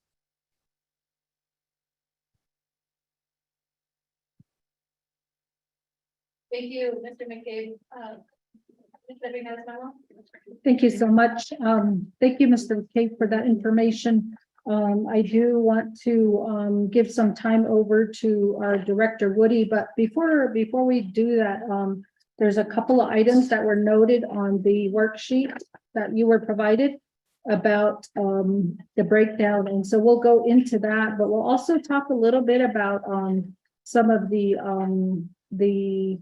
challenges we face as we talk about these numbers. But I'll go ahead and hand it over to Thomas C, Director Woody, and then we'll go from there. Thank you, Woody. Just a quick question that a comment or recommendation. Would you like me to read this document into the record? No. I believe Mr. McCabe already Okay, touched on he already touched upon that. Just going a little bit further into, I'm sorry, thank you for allowing me to, have some time here to speak. And I do appreciate all of you for the time that we have here to present. Really quickly, my name is Thomas C. Woody. I'm the Human Resources Director for the Department of Personnel Management. I've been with Napa Nation 1 or 2 years. So in the 2 years, we've really made or trying really hard to make some strides in making necessary improvements within our department, and working with various improvements within our office. We're looking at, and if you look at the law that was enacted back in August 4th of this year in relation to the CJY 6623, we're very appreciative of that. When this law was enacted, I do recognize that, everybody was in support of this. And when we look at what we're trying to accomplish in our department, a few things that we've noted has been, and I've been saying this, religiously, because it's so important. Why isn't the Navajo Nation just investing in a really good system for the entire Navajo Nation for us to use? A system, yes, costs money, but a system is important for us to manage people much better, whether it's people or finances. And that's how the Office of the Controller and Department of Personnel, Human Resources and DPM, how we function is that, OOC has the financial piece with OMB, and then DPM has the human capital piece in that. So when we're looking at this and we have this collaboration, going back to the actual legislation that was enacted, and several other things, if you noted, going to the second page of the document, under 3, it says, in addition, the discussion with Office of Management and Budget and Department of Personnel, we have the following items to recommend based upon the personnel lapse resolution CJY 6623.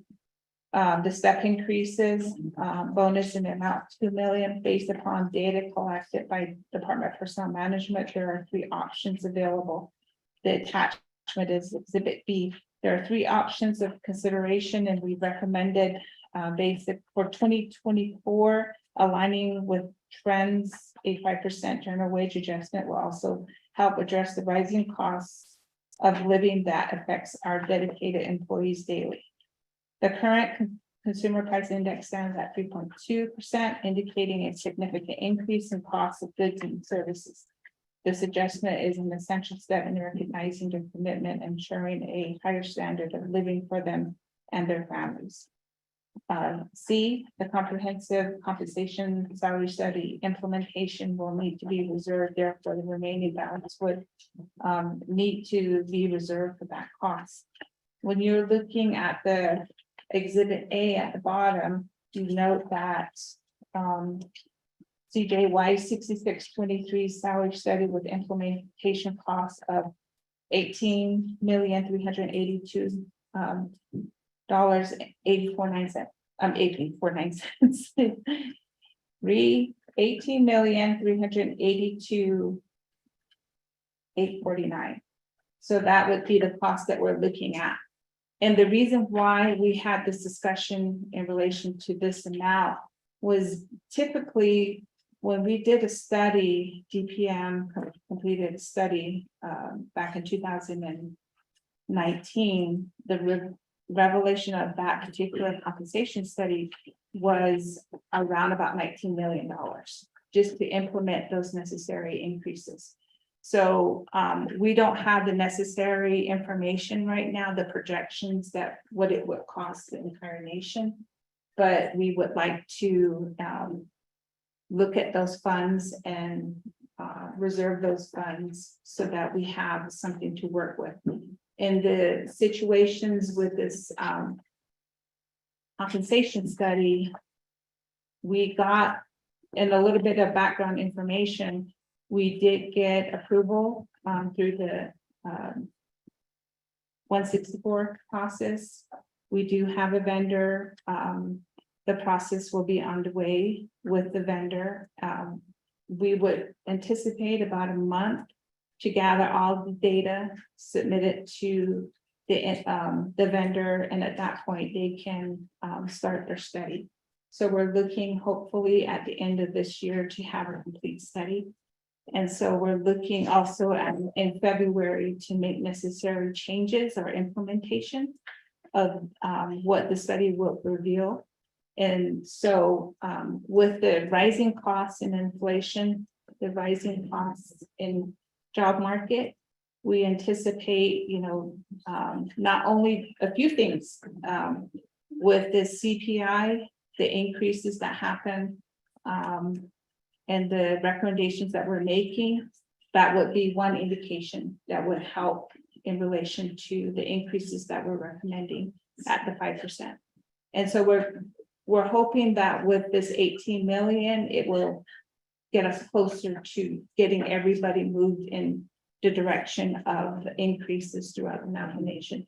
And I've heard the many arguments and the many discussions that happen within council about why we don't pay at a competitive rate. And so that's where we're aiming a lot of our efforts. And so we're hoping that we can get the support of ENF to support us in this effort so that we can earmark those dollars for the upcoming review of the compensation study. I believe that completes my remarks. Thank you. Thank you, Ms. Woody. Executive Director, Deputy Mayor Dunlop, do we have any other presenters today who I would like to get some time to? Is there anything you want to add? That can help with your report. So we don't have anything at this time, but I do want to add some of as a director, as I research some of these positions and I look at them, there's a couple of things that are alarming to me. This is my 7th month being on board with the administration. Prior to this, I was living off of the nation. I worked off of the nation. So my previous employers I felt like my positions with my previous employers were really adequate when it came to all of the benefits, health insurance, and opportunities that were there for growth. But as we dig deep into our positions that we have, the other day, I was really taken back by a position for our custodians. So the custodians that work for the nation average about $11.38. These are the people who clean up after us. When we go home for the day, they're the ones picking up all the trash, pushing in chairs, wiping down tables. They are cleaning up probably things as like rodent debris, whatever's around. They're outside picking, taking the trash out.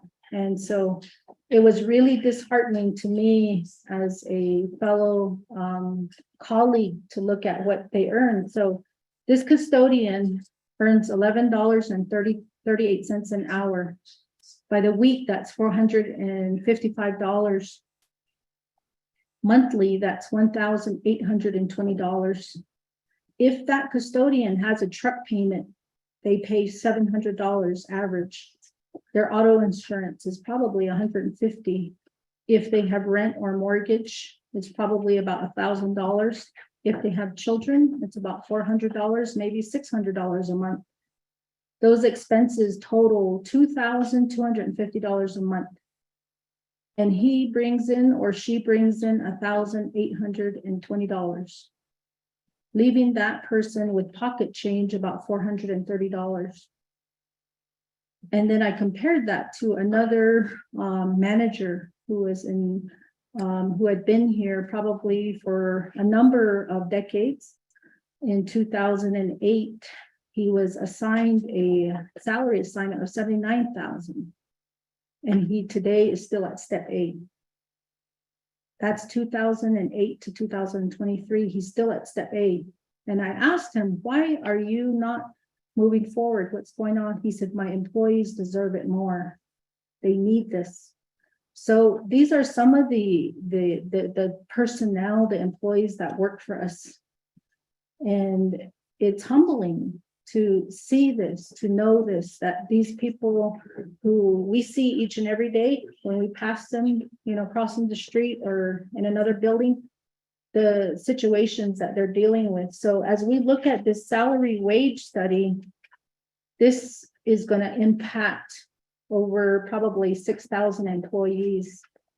It's going to help them. It's going to make sure that we look at them, because prior to me coming here, it was a different administration. When we look at our step increases, our bonus opportunities, when we look at the benefits they have, it was very different. With my team, we're able to, I'm like, time out, guys. We got to stop and look at this individual. What is going on with them? Why hasn't this happened? Why are they only earning $11 an hour? That's to me very heartbreaking. And so when I look at this salary study, I really need the salary study to do my job. Too often we hear from council and the various oversight committees, why is this happening, Director Inez Manuel? And it's happening because this is deeply rooted. There's a history of salaries that have been established. There's a history of work that has been set up, but it hasn't been changed. And so this vendor will come in and they'll help me, they'll help my staff figure out what we have to do. So when we look at these challenges that are ahead of us, I also look very closely at our vacancy list. I'm constantly asking our staff after payroll, tell me how many vacancies we have today. How many did we fill? And so, but when I look at these reports, I really have to do a comparison that there's people who, if they're leaving and they leave a vacancy, it's because they're retiring. We have some individuals who probably have worked here 3 decades and they're retiring. They leave a vacancy. There's some people who have to relocate for a number of reasons, maybe a position that has higher pay, or they relocate for health reasons or for resources that are really beneficial for them. We might have individuals who are temporary employees and they make a change. Individuals sometimes will leave a position so they can get promoted. We also have individuals who get demoted for whatever reason. And then we also have terminations. So all this movement, these departures, the onboarding, that's critical. I'm really looking closely at them. But I think in order to really get a baseline of what is happening here on Navajo, what I'm charged with taking care of, it really is going to be rooted in a current study that's critical. And no matter how many times you ask us the question, we are stewards of the finances that happen in our departments and our divisions. We have to do a good job. We don't have the authority like council to establish a minimum wage and say, this is what we're going to do. We're caught in a position where we are the stewards, we have to be responsible, and each one of you at some point will ask us, what does the data look like? And if not given the resources to do this, we won't be able to give you the data that you're asking for. So that's what I want to share today, and I'm available to answer questions. I believe Mr. McCabe is still on the line, and then we have staff here if there are questions. Thank you. Thank you, Executive Deputy Manuel, for your presentation today. How we have the presentation listed on the agenda, we have multiple presentations together for the draft budget legislation. So we're going to go to the next part of the presentation, which is going to be, I believe, by Mr. Dial or the Office of Management and Budget on the external fund, with the Office of the Controller, and then we'll get to the unmet needs after that. Thank you. Yeah. Thank you.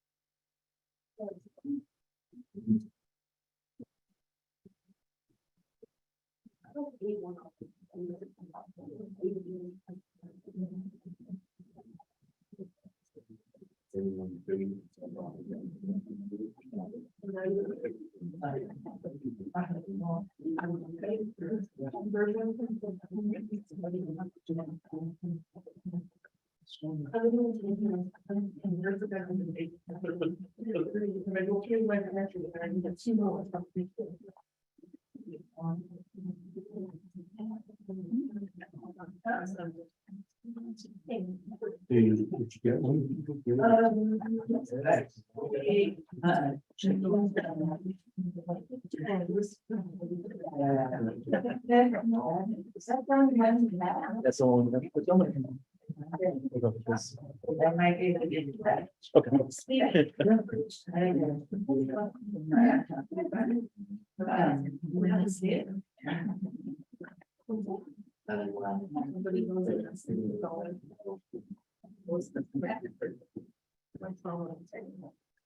Are you ready, Mr. Dial? Yes, good afternoon, Madam Chair, Vice Chair, members of the Budget and Finance Committee, everybody that's in the room with us. One second, Mr. Dial. Oh. They're being read well, is she leaving? I don't know if the committee members have questions for her. Is she leaving? I'm sorry. You guys have questions? I did, but. Okay, Oh, I didn't, okay, I didn't. Oh, I didn't know if they're leaving, that's why. I didn't know. Okay. I guess I need to clarify that.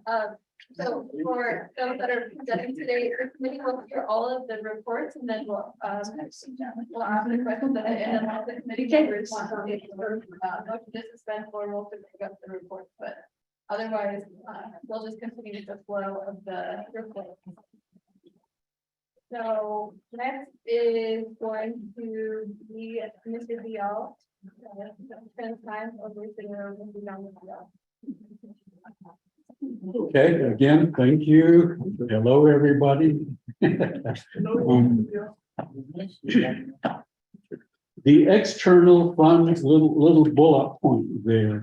The reason it's on your agenda, I need to provide some background and explain why it's there. by now, I think the majority of people, the committee advisors and others in the room are aware that,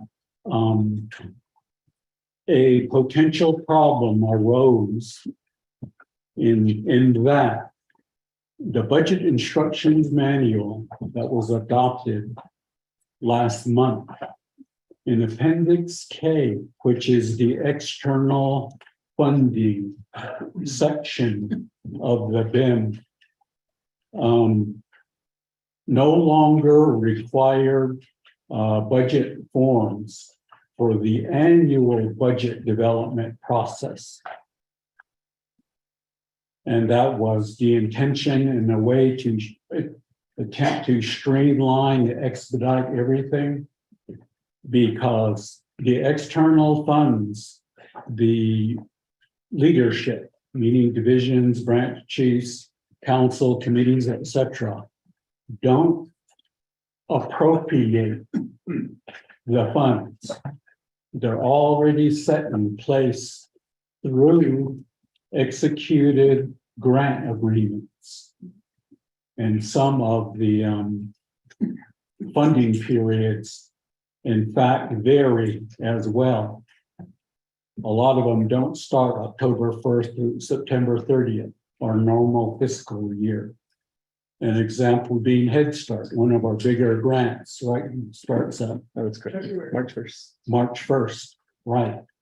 You see, so it's always hard to capture that information accurately anyway. That's why it's deemed both in the BIM and then in the annual budget resolutions that that information is provided for information only. Because there's a number of our divisions, for example, DOH, DSS, where the majority of their funding is external funds. So in order to look at their annual budget, whether it be general funds or fiduciary proprietary, etc., you have to sort of like take a look at all of them in order to see the full picture. So that was that. And so even me myself, at one of the division directors meeting, a question came up from one of the division directors. Do we have to do external fund reporting still? Do we have to do budget forms 1 and 6? And my answer at the time, based on my understanding, as I've explained, is no, we don't have to do it this time around. However, the instructions that came from the Chief Legislative Council to a lot of the divisions and budget preparers for the Oversight Committee legislations and the various exhibits. The Exhibit A, which is the full picture of the budget funds available for the particular division. Let's just say division, it's easier to refer to, included a column for external funds.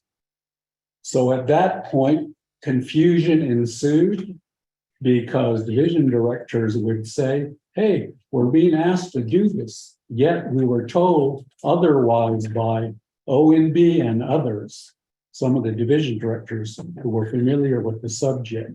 So it created that confusion, misunderstanding. You know, it was all unintentional, but nevertheless, it resulted. So consequently, a memo was generated, discussion involving Ms. Bob Roth, Legislative Counsel, Mr. Melrodas from DOJ, Cordell Shorty, myself, on how best to address this particular matter, given that state of affairs. So the decision was, because past practice has been to include it, let's try our best, do our darndest to include it again. So we were working to do that, but you've seen, I'm sure by now, there's some of the confusion is still there. Because when some of the divisions came before you, when some of the oversight committees presented their information, there was a difference in some of the amounts. And there was either overstated numbers or understated numbers and so on and so forth. So OMB, working with the various affected and involved divisions, we've been very busy trying to capture all that as best we could while your hearings were going on. You see, we're trying to reconcile it as best we could. In some cases, we were able to capture it before the oversight committees were finished. For example, Department of Health is one that was captured on time or within time. There was another one. EPA? Yeah, DP, right, DPS this morning, and then DSS was EPA, excuse me, okay, EPA, they were corrected before the oversight committee was done, so their information is good. So that's all of the activity that we were busy at, trying to rectify, reconcile, and try to generate the best information we could as far as the funding amounts go. So here we are today now. Mr. Jermaine Jones, sitting to my left here, is the deputy contracting officer. So he's the right hand or left hand man to Mr. Shorty, who unfortunately is on leave today due to prior commitments. But Mr. Jones, as we go over this short handout, showing where we are as of the moment. So, Mr. Jones, go ahead. Good afternoon, Chairperson, Vice Chair, Budget and Finance Committee. Okay, Jermaine Jones, Deputy Contracting Officer with OMB Contracts Grant Section. First worksheet here is a breakdown of the external grant funding for 2024 Navajo Nation Comprehensive Budget.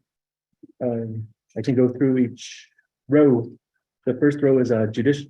These numbers are based off of a Navajo Nation Budget Form 6 that were submitted to OMB Contracts and Grants Section. Number 1 is judicial branch. If you look under column B, it gives you the branch and divisions. Column C is a balance report by division and offices. Column D is a source. Column D, funding. So again, number 1 is judicial branch. They reported $13,764,794. Number 2 is legislative branch. There was a mix-up on here. We haven't received any budget form 6, but there was allocation from the U.S. Treasury ARPA. It was listed under a different branch, which is why I'm assuming it hasn't been reported yet. Number 3 is executive office, which includes OPVP, and they were allocated ARPA. They were allocated $110,520,622. I provided that number this morning. Number 4 is Office of the Attorney General. We have $23,096,341 as of August 15th. That was reported to Ms. Darlene Sam of OMB Budget Section. Number 5 is Office of Management and Budget, $413,040. That was verified on August 21st by Rachel Arvizo. Number 6 is Office of the Controller. This is again U.S. Treasury ARPA that was allocated to them for $107,814,376, and I provided that number to our budget OMB budget section. Number 7 is Division of Community Development. $20,832,714 was allocated to them, verified by Ms. Rachel Arvizo. And row 8 is Department of Education. $13,877,337 was allocated to them. This was verified by myself as well as Rachel Arvizo and Albertina Tom Sandoval. Row 9 is Economic Development. $19,060,702 was verified on August 21st by Rachel Arvizo. Row 10 is Environmental Protection Agency, $2,990,028, and that was verified on August. This is as of August 16th and verified to Ms. Nanette Francisco. Row 11 is General Division General Services, $355,470. That's mainly U.S. Treasury ARPA that was allocated to DIT, Information Technology. Row 12 is Navajo Department of Health, $322,919,948. The summary was provided by Ms. Andrea Boyd. Row 13 is Human Resources, $40,135,730. That was obtained by Ms. Andrea Boyd.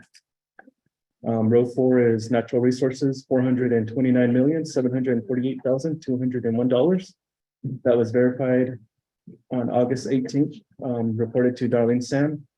As of August 22nd, DNR has reported $301,890,956. Row 15 is Public Safety, $164,283,269. As of August 18th, that was verified with Ms. Darlene Sam. Row 16, Division of Social Service, $327,330,201, verified to Ms. Nanette Francisco. I also had to verify that with our Principal Contract Analyst, Jan James.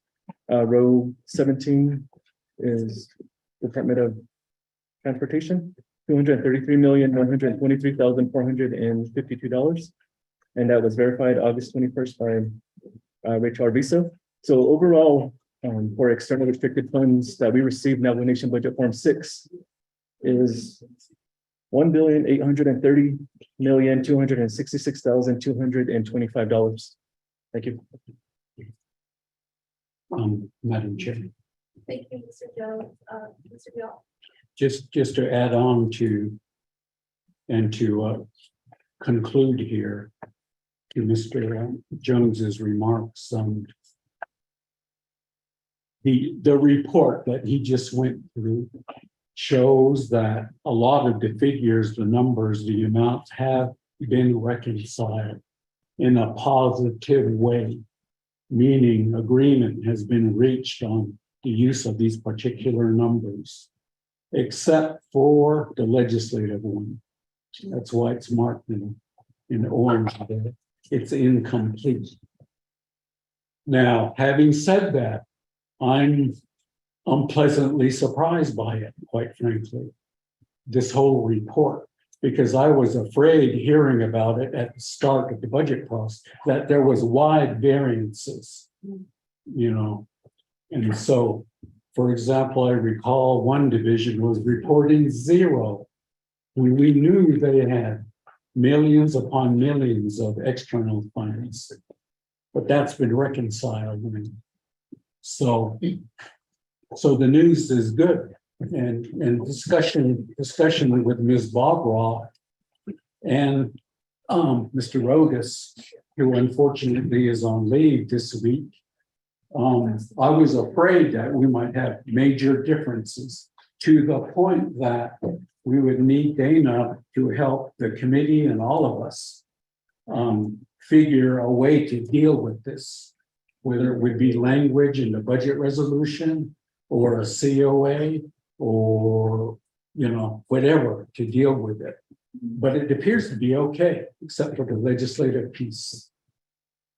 Committee members, that's my additional remarks. Thank you. Thank you, Mr. Bill. Ms. Barbara? Thank you. And thank you to OMB and the contracts and grants section and all of the programs who had to pull together information at the last minutes. Mr. Rotis's memo is long, but I think it explains what's going on. My recommendation here, after observing and listening in on all of the various committee negotiations,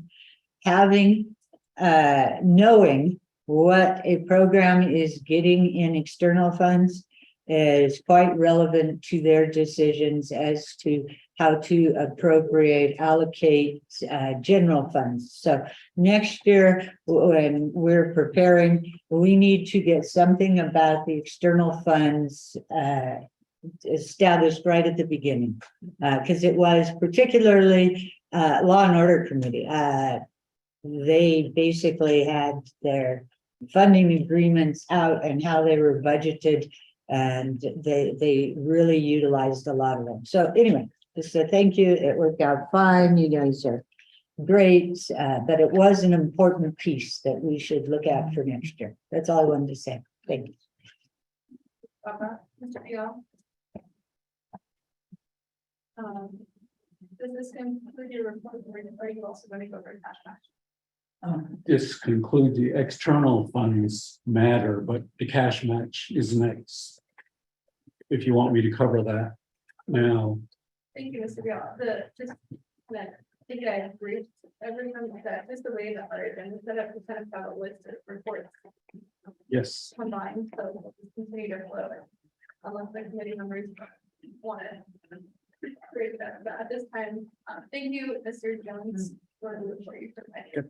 Well, But stick around. yeah, he's here for the next one too. Okay. Then, yeah, the next subject matter, the next bullet point is the cash match. External fund cash match fund. Now, ever since fiscal year 2017, this particular fund was set up and has been funded annually. Before then, each individual external fund grant that had a match requirement would budget for it. But the problem with that is the way the cash match is paid to the rest of the grant depends on their funding level. And these external fund grants, like any budget in reality, you typically do not spend at 100%. And by now, I think you're familiar with a lot of the external fund budget reports that have been presented to you. You'll see that a lot of them are not spending at a very high level. So that the funding for a match that's put into their individual budgets don't get expended, or the grant program would start to do budget transfers, in effect moving the fund to other uses and purposes. Yet at the same time, there's other federal grants that are short. They don't have the match. Sometimes they would request a funding source like Head Start. Can we have it waived or reduced? And sometimes the federal funding source is able to do that, willing to do that, but not always. The initial grant agreement might say, in the case of Head Start as an example, 80-20 match, to 20% is the Navajo match. And sometimes we're able to meet it by in-kind. But every time Head Start comes before you, right, they're going to say, if it's $100, $80 will be from the feds, and then $20 will be Navajo. But again, overall, it's based on what you in fact spend. That's why it varies. So that's why this pool account was created.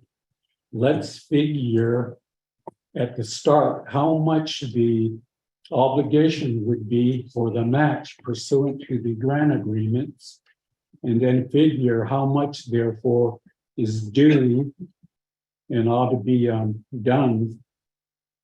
And then for the balance, because it ranges, as I just said, based on actual expenditures, there's always a balance remaining. So the way this fund works is that whatever is budgeted in, for example, fiscal year 23, some of it is liquidated, but not all of it. Again, based on the funding level. So there's a balance remaining. That balance is carried over in the current budget session or cycle that we're doing now to 24. So when this first was prepared, we were following the same logic, rationale, and so on. That's why at the branch, starting with the branch chiefs agreement discussion, we figured we would only need 4.5 million in new general fund appropriations. The remainder of it, the balance of it, would be the unexpended balance. And then we were reminded along the way that that resolution that was passed in December that effectively restricts carryover now. You see, that affects this. So in discussion with, again, Ms. Bobroff, Mr. Rodas, we were asking, how can this be dealt with? Is there a way? For example, the argument could be made that because all of these grant requirements and the match requirements are obligations via or through signed and executed grant agreements, would that be enough to, in fact, encumber them accordingly? And, Dana's not here now. Is that a question you want to ask her? That's, yeah, I don't know if she has, if she's resolved that, That's a great question. but assuming it's not, I see, okay, and if it has to be funded, you'll see on this particular chart, exhibit, or row G, excuse me, it shows the cash match if it were at 100%. So it's 12.3 million. But as you've seen in the branch chiefs agreement, and then in the BNF's planning amount, only 4.5 million was allocated. So we're short 7.8 million. So that's the issue. That's the dilemma in where we are. So my thought is, and that's why we've been waiting for the remaining balances from the personnel lapse, maybe even the UUFB, and possibly, in fact, the permanent fund income excess, which is 21.5 million. See, that could be used to fund the balance due. And that's where we are. That's the as I said, the dilemma that we're in at the moment. I was hopeful that we would have had a way to resolve it, but not yet so far. So, Mr. Jones, I don't know if you have anything further to add. Yeah, the only comments I need to add is that there is adjustments in, if you look at two of the departments listed here, on row number 2, air quality control, their award did decrease. And then row 7, Department of Arizona Long-Term Care Services, their award increased. So therefore there's adjustments in their cash match. But if you look at the rows shaded in a light blue from number 19 all the way to 24, those are new awards that were recently added to the cash match. Previously, when we first requested for projected cash match need, we only received the first 18 rows. And as Mr. Vial stated, it was around 11 million. But with the additional of those 6 awards, it's now 12.3 million, which is an additional $1 million. That's all I need to include. Thank you.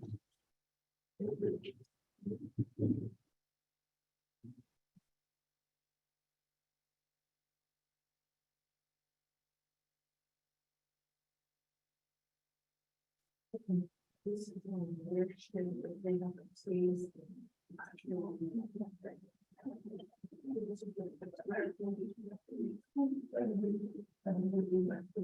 Mr. Jones. Thank you, Mr. Vial. Mr. Vial, second for your report. One final comment, again, to help the committee understand. Another reason for the pooling is that, again, based on expenditures, the controller's office can do the allocations from the match based on the expenditures, grant by grant by grant. It gives them that flexibility and ability. Furthermore, during the course of the year, sometimes we get new grant awards with a match requirement. You see, so if there's an unexpended balance still there, that this same fund can be applied to it, depending on the scope and magnitude of the match. I hope I'm clear about that.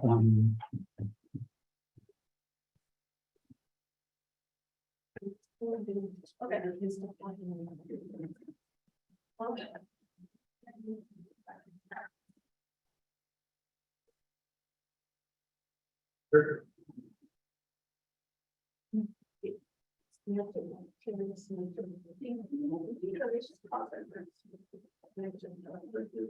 Thank you, Mr. Vial. We're gonna go on to the next item on the report. Sure. Right there. I know you're going to take this, but could you ask, staff to get Bravo? She's actually participating in RDC right this second. So she can, I did text her, she said give her 5 minutes. Thank you. She's. Okay, so and the carryover for the delegates here, that's CD 7222. That's the carryover. Right? Yeah, so you don't have a copy of that. Yeah. Okay, next on. We all provided the report on external funds past match. Now, Ms. Kapachny, we are on. You want to do unmet needs first, or you want to do the COAs and like I said?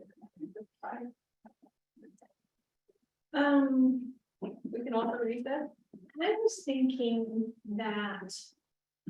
Actually, this would be a good time to recess to the Ms. Barbara to come back to continue her. I was not involved in the conversation on this external funds question. So I'm not answering this. And so maybe we should be back in emergency. And then I thought I was going to start with the draft comprehensive budget. So, and then. Go through the. I was going to email just. For the report, and then it's actually.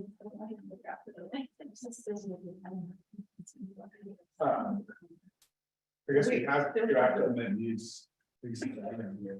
Who is supposed to present that? This is. Oh, yeah. I'll scan it. We can do that. Wait.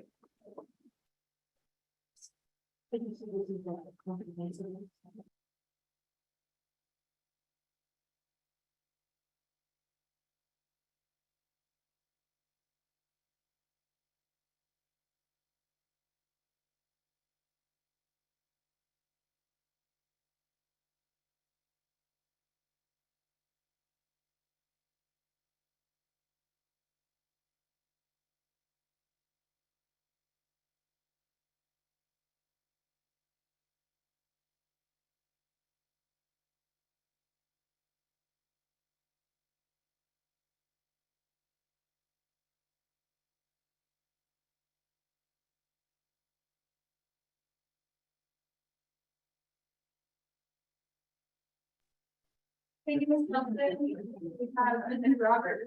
Mr. Robert Willie. Mr. Willie, can you, I know it's not on the agenda right now, but the committee just wanted to know if the Plymouth Trust Fund is comfortable with that. Okay. Let's do Mr. Vial, and then we'll come to you, Mr. Willie, on the PTF. So, Mr. Bell, can we do the unmet needs report now? Yes. We're gonna, so, committee members, we'll do, Mr. Vial, and then we'll go to Mr. Willie on the PTF, and then we'll recess and wait for Ms. Conroe. Mr. Vial? Okay, members of the committee, hello again. The handout, I think you have it now, is the unmet needs summary for fiscal year 2024. Now, this is based on the Oversight Committee resolutions, the Exhibit E request. So you see the first column there is the Oversight Committee resolutions. And then the next column is the affected or named business units. The next column is the program title. The amount is the next columns that were recommended by the Oversight Committees. And then the final columns is a brief description of what the need was for. So the first page there is 3 resolutions from HESI. The first one involving the Veterans Administration. The total in bold there, 543,927. The next resolution, 12-23, is involving Division of Human Resources, $723,049. And the last one there that goes to the next page is for DOGE, Department of Education, $2.4 million plus. So that's how this report is organized. So we cite or list the respective Oversight Committee resolutions and then what they've mentioned in their Exhibit E's. So the next group is Division of Economic Development, 1,024,573. The next one is RDC 19-23, which is DCD, 2,595,000. And then Division of Natural Resources, 2,015,361. NDOT, an even 1 million. Next is General Services, 14,092. And then the next group is Division of Social Services, 3.5 million. At the bottom of the page there is Public Defender, is recommended by LOC, 400,000. On to page 4. Ethics and Rules, 10,532. Then Resolution 2123, RDC, 357,551 for EPA. The next grouping from again HESI 10-23 is Department of Health, $8.5 million plus. And then the next one, you notice that this is under your oversight, BNF committee, and you actually approved it during your oversight hearings a couple of weeks ago. But the resolution is not available yet, the final resolution. That's why it has legislation. So this is compiled from the legislation. So anyway, you see controller involving property and purchasing. And then FMIS maintenance services, the following page, 24.3 million. is the requested there. The next one is the tax commission. Similarly, it's just legislation at the moment. 400,000. And then the next group is NABI for the executive offices. 431,570. The next, again in red, showing it's still legislation, is ONB, 95,000. That one, of course, I can tell you that you approved it as submitted. There's just no final number yet. The next one being from LOC for Department of Justice. 1,657,577. And finally, Division of Public Safety, 2.39 million. The grand total of all of this, $52.5 million plus. You see, so that's what this report reflects.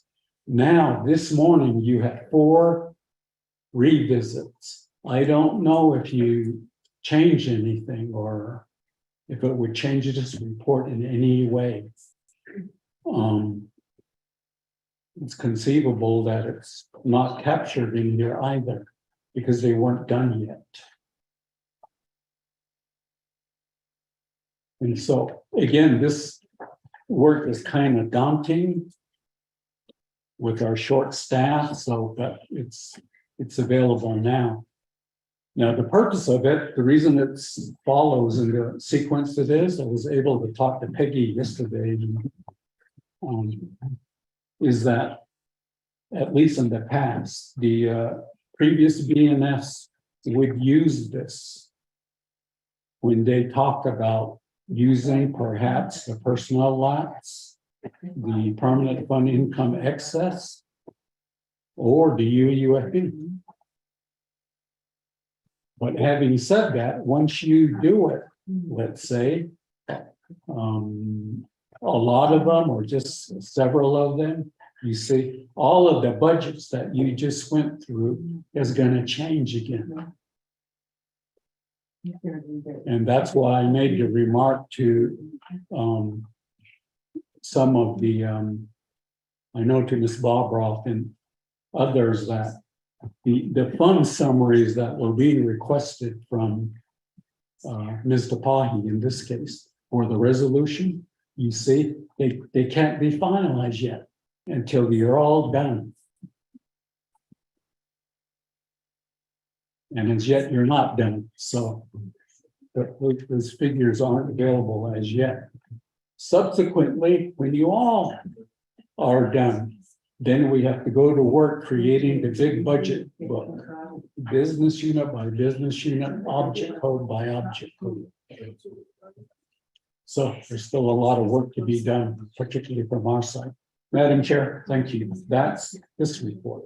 Thank you, Mr. Dial. Thank you for the report to this committee. We will continue on. Mr. Dial can stay around, and also Mr. Jones for the committee.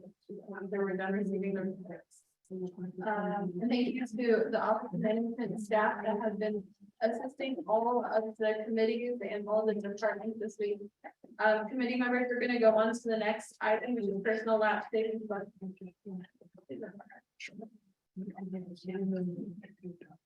Okay, Mr. Vial. Ms. Tapahi has one question about. Thank you, Madam Chair. Ms. Namkai spoke with, I believe her name is Ivy, I'm not sure what your last name is. Yes, from OMB. And I think the DCD amendment is the revised facility that was presented today. Did not make it on to this. Mr. Tapahi, that's what Mr. Vial just said. Okay, just said that. that because budget and finance is still in the middle of negotiations, that it's not. Okay. All right, sorry, with that. Thank you. Okay, next, we're gonna have the permanent fund balance on the piece on the 5-year plan. I believe we have two complicated, and we also have Mr. Robert Billy on the. You say, for example, the HR administration 35,000. Here's the this. Tell the HR, we need your budget immediately. But is that good? On McCabe? Don't want to. Yeah, I'm here.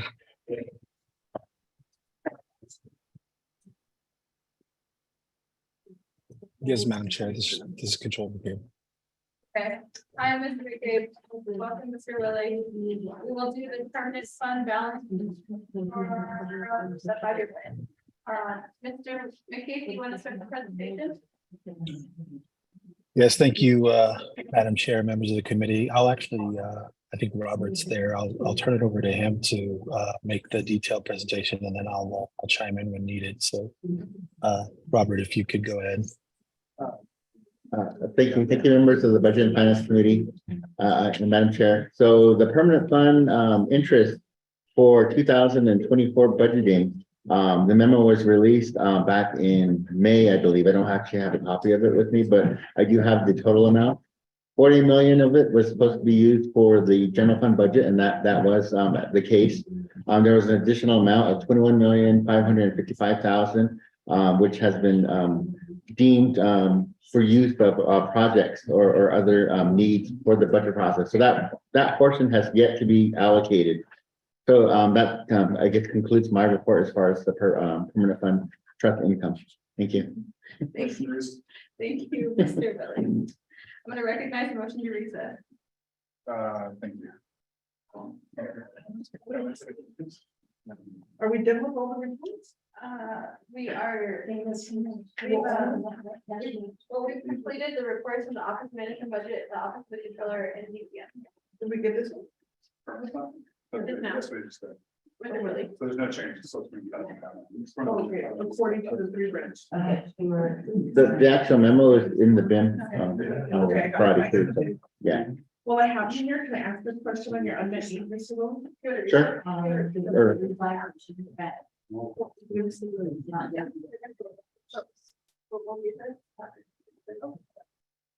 Are you gonna stick around? Sure. Are you going to start dinner? Yeah. We have leftovers. It looks like. I'll be here. I'll be here. Okay.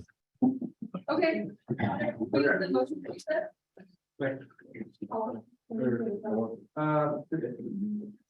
How long? Are you gonna use that whiteboard? Is this just to talk with Dana and take a break? I left the river was there. So much. Why I need to get on. Just get your. Yeah.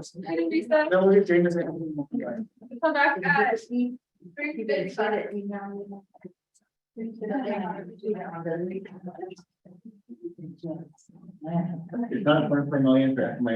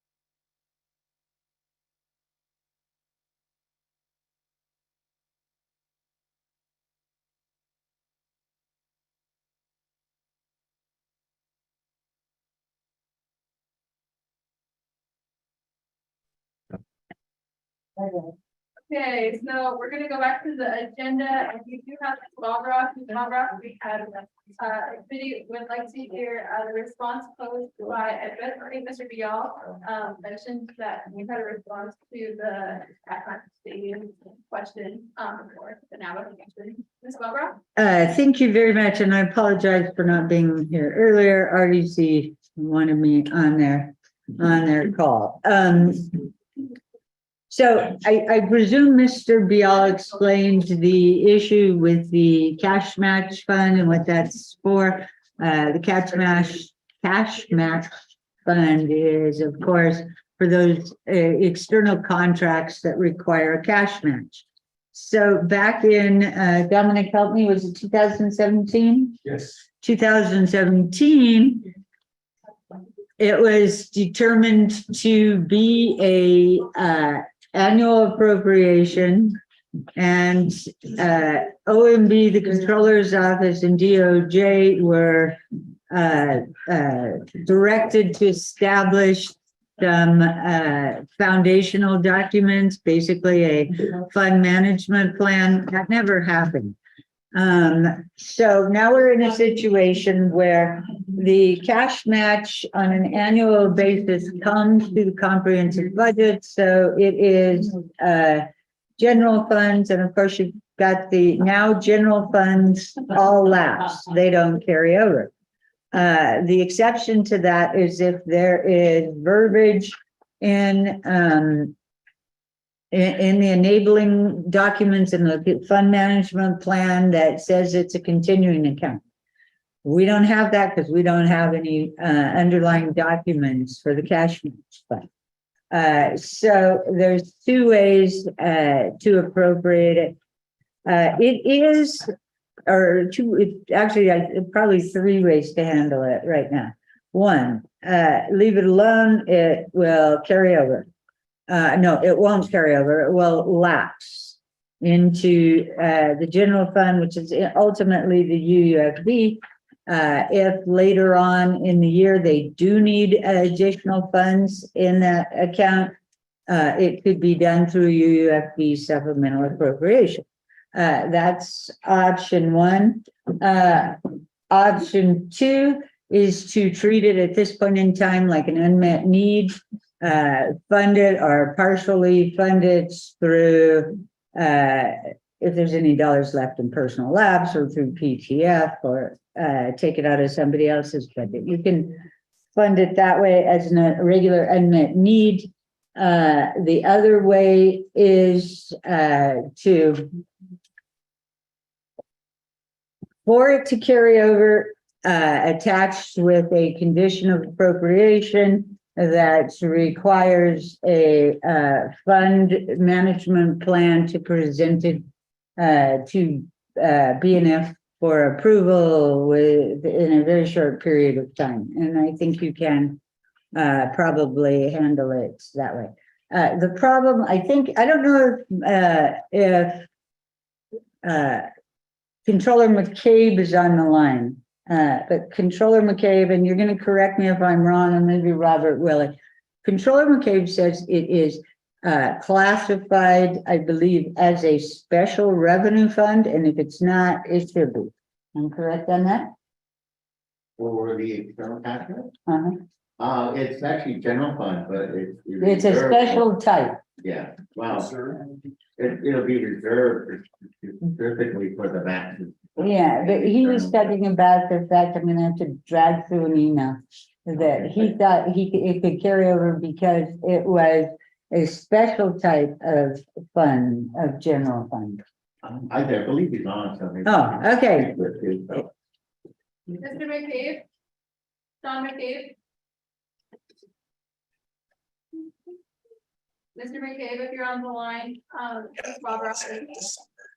It wasn't all year, so Mr. McCabe? I can't remember who did it before, but.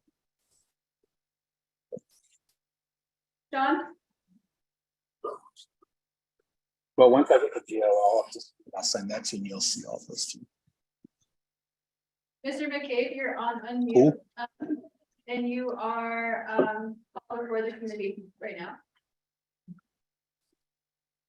It's hard to hear you, sorry. Sean, they say. Okay, cool. I guess I'll set. Sean? And you're. Okay.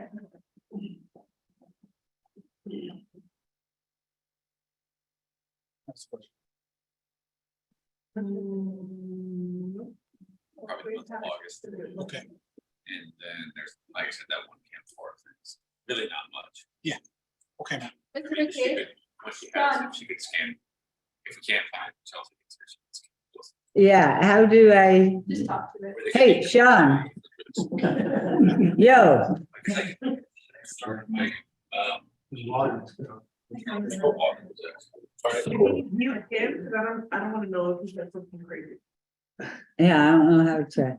Okay, Dana, does that conclude your response? It does, certainly open for questions.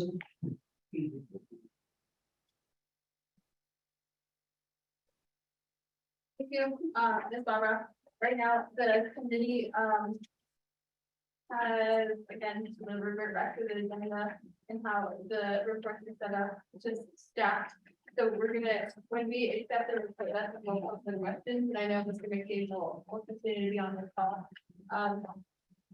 Thank you, Ms. Barbara, for providing, your legal interpretation of the situation. Now we're gonna go to Ms. Lorling for copy on the draft of the, comprehensive budget for FY 2024.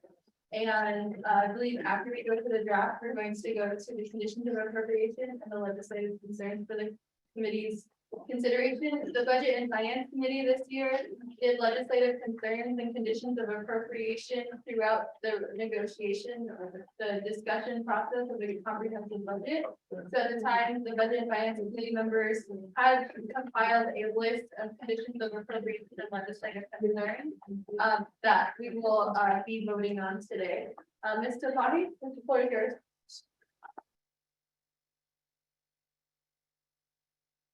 Thank you, Madam Chair. I'd like to start with just going over the draft of the comprehensive budget legislation.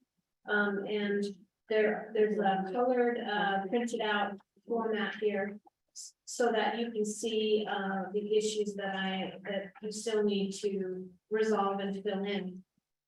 If you look on page 1, I understand there is a more recent resolution dealing with the same subject matter that resolution number CF 0711 on line 15 of page 1 it deals with.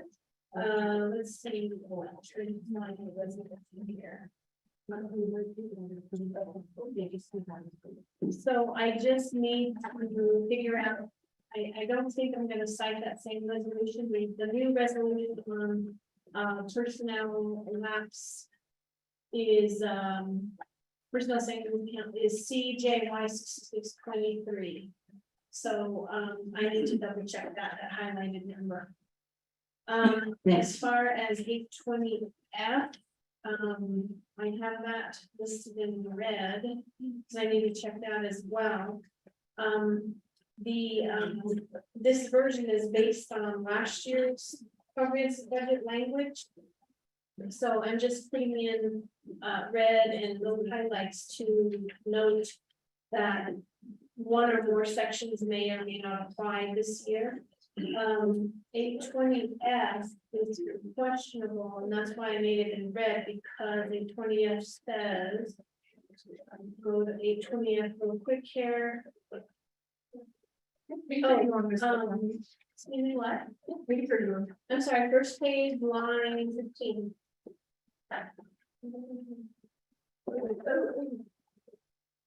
820F is the provision and the appropriations act that said non-recurring revenues will be used to pay budget non-recurring expenditures. And so if that provision is being violated, if, for example, recurring revenues are paying for non-recurring expenditures or vice versa, then we would need a waiver of that 820F provision.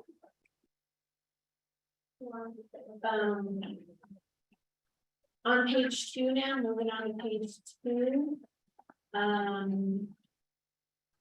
on line 8, I just have the 0 in there. I have to add up the items 1 through 6 under statutory allocations for special funds. I got all of the numbers just today, which the numbers in purple, I just got those today and I plugged those in today. So I just need to add those up and then I can fill in that red on line 8. So if you see lines 11 through 16, all in the purple, those are the statutory allocations that I received from OMB today. I have the exhibit letter or number highlighted because I need to, at the end, I need to make sure all the exhibits are labeled correctly, so they're just sort of highlighted for now, because they're not set in stone yet. Okay, so we're moving down to line 18. All of the overall operating budget, all of that in red there. And if you go to the next page, C, all of that in red, which is overall operating budget, legislative branch. Then you go to judicial branch, starting at line 9, executive branch, starting at line 16. All of that's in red because I need the final numbers from OMB for these. That I'm waiting on that. The S at the bottom of page 3, I pulled out. You'll see that's in purple as well. I got that today. The memo on the personnel lapse account says that as of July 28, 2023, that the dollar amount is $35,266 and $780. So I plugged that in, and then the rest is red and orange. The red is I just wrote in. I wrote it generically so that the committee, if the committee decides to allocate, X dollars for blank purposes, then you'll have X dollars remaining for other allocations. So the orange is basically the unmet needs, where you're going to say, using the permanent fund, or I'm sorry, the personnel lapse fund, we're going to allocate X dollars to the legislative, X dollars to this, X dollars to that.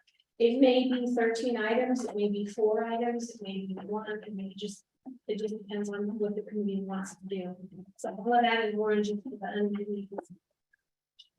And I'm on page 4, sorry, at the top of page 4, the middle of page 4. Now going to line 18 on page 4, permanent fund.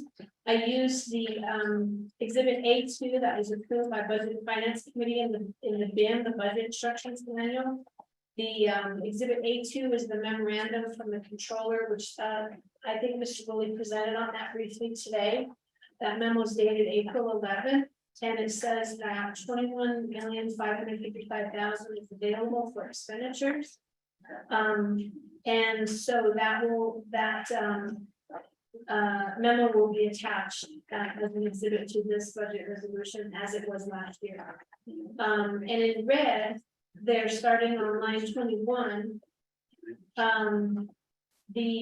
wrote in the nomination hereby directs that this be allocated as follows. And again, I put in orange there at line 25 to 28 to indicate if the committee or council determines to use some of the permanent funds to pay for certain unmet needs. So unmet needs are in orange again. Okay. 8 on line 29.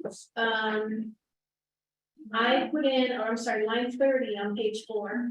I inserted $29,360,791. Yeah. That figure came from exhibit B in the bin. Flip the page to the top of page 5.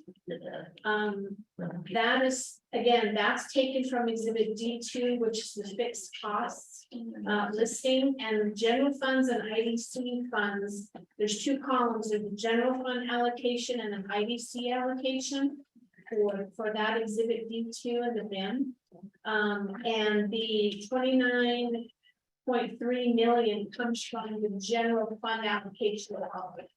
I didn't include both the total for both IDC and general fund. I only included general fund as an allocation.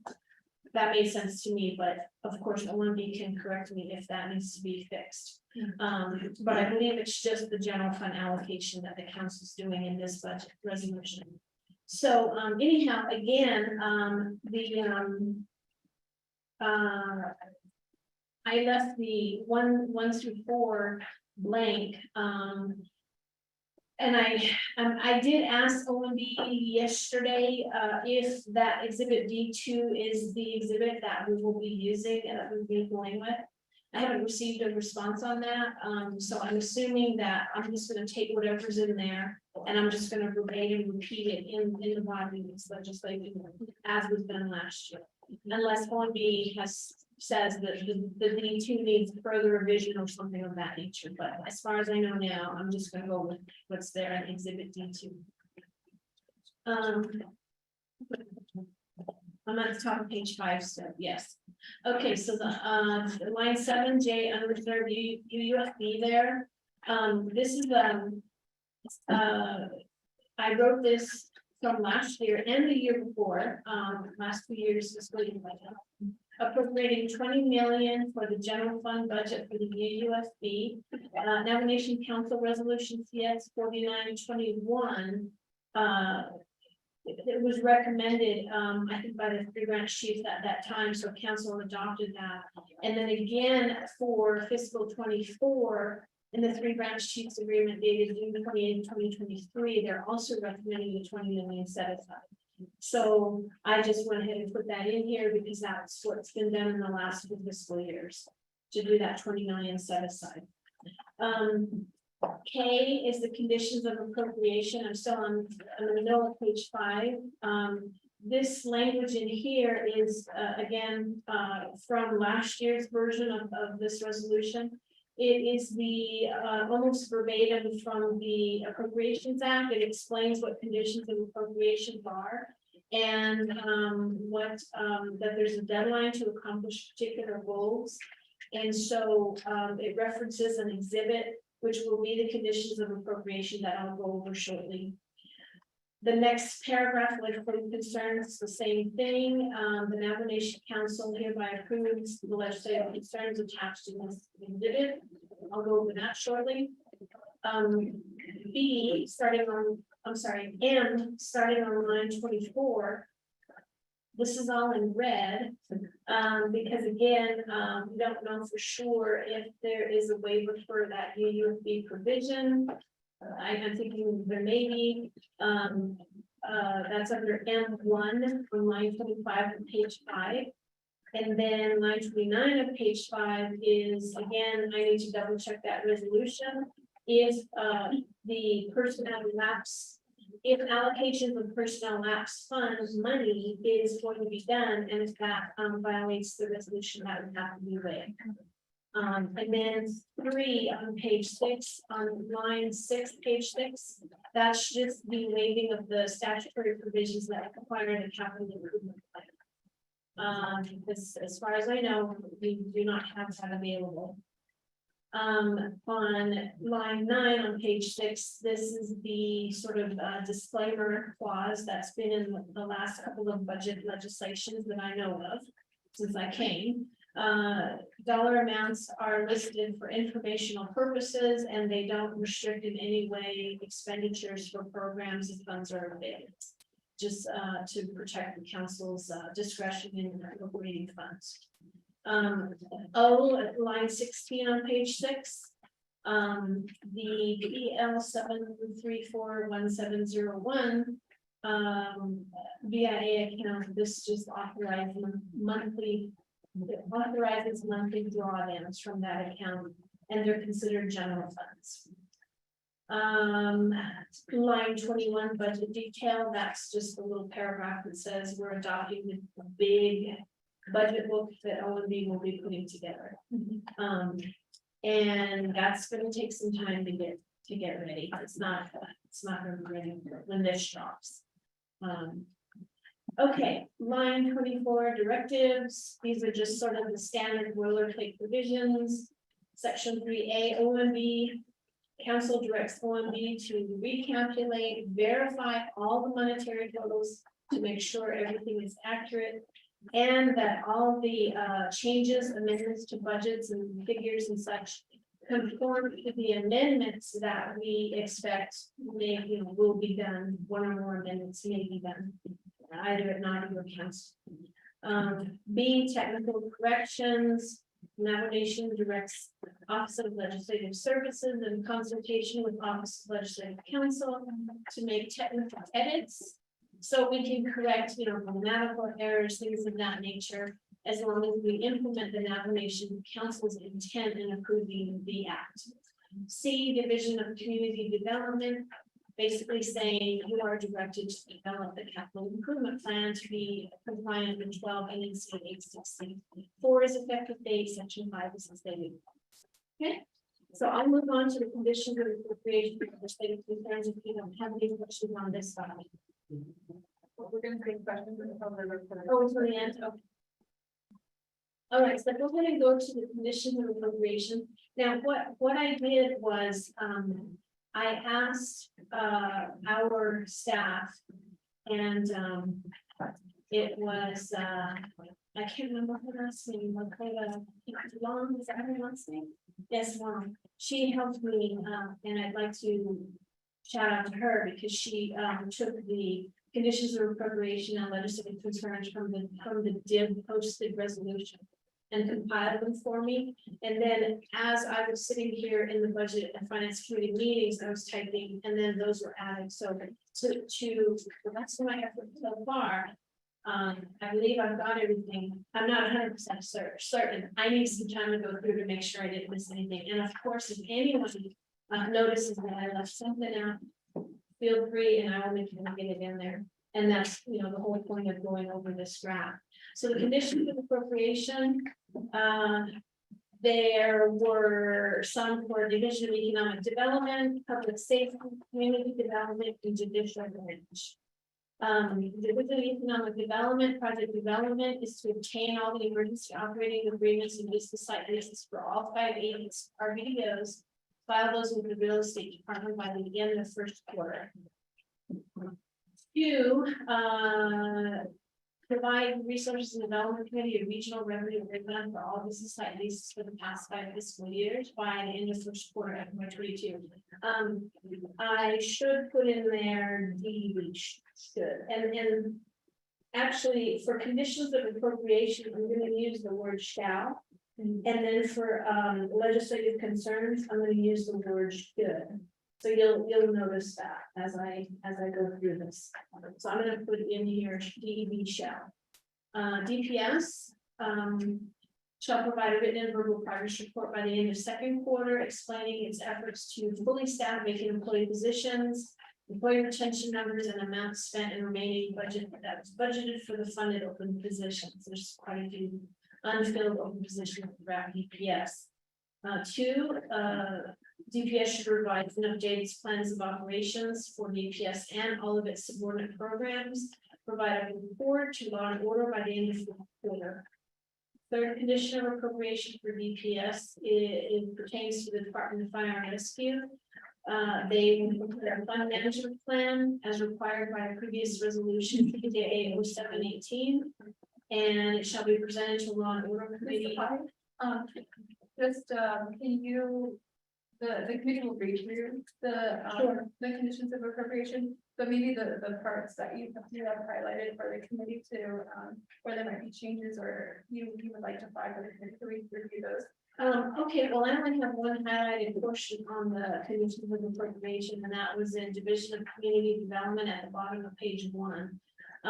It said, I couldn't quite understand what was supposed to happen here. Chapter failing to present emergency fund management plan by the end of 3rd quarter. Controller shall transfer 10% of the chapter's total non-administrative funds back into the general fund. I'm not sure if it was supposed to be the ASC or the non-compliant chapter. It's not necessarily all chapters, maybe 1 or 2, where I don't know how many will comply and how many will not comply. So I wasn't certain about that. Can we remove that condition of appropriation? Yeah, certainly. I'd like to remove that.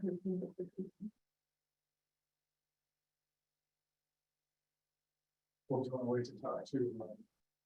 This she is back. We have to decide this. And, yeah, I mean, the budget finance committee is in charge of issuing, dropping the comprehensive budget legislation, so. Committee members were, I'm gonna ask Mr. Body, you compiled all of the legislative concerns and the conditions of appropriation. But in regards to the budget and finance, LCs and COAs, the committee goes one by one to vote on them, is that correct? Was that your intention, or to amend these now? Would we then discuss them individually, or how is the format that you're recommending?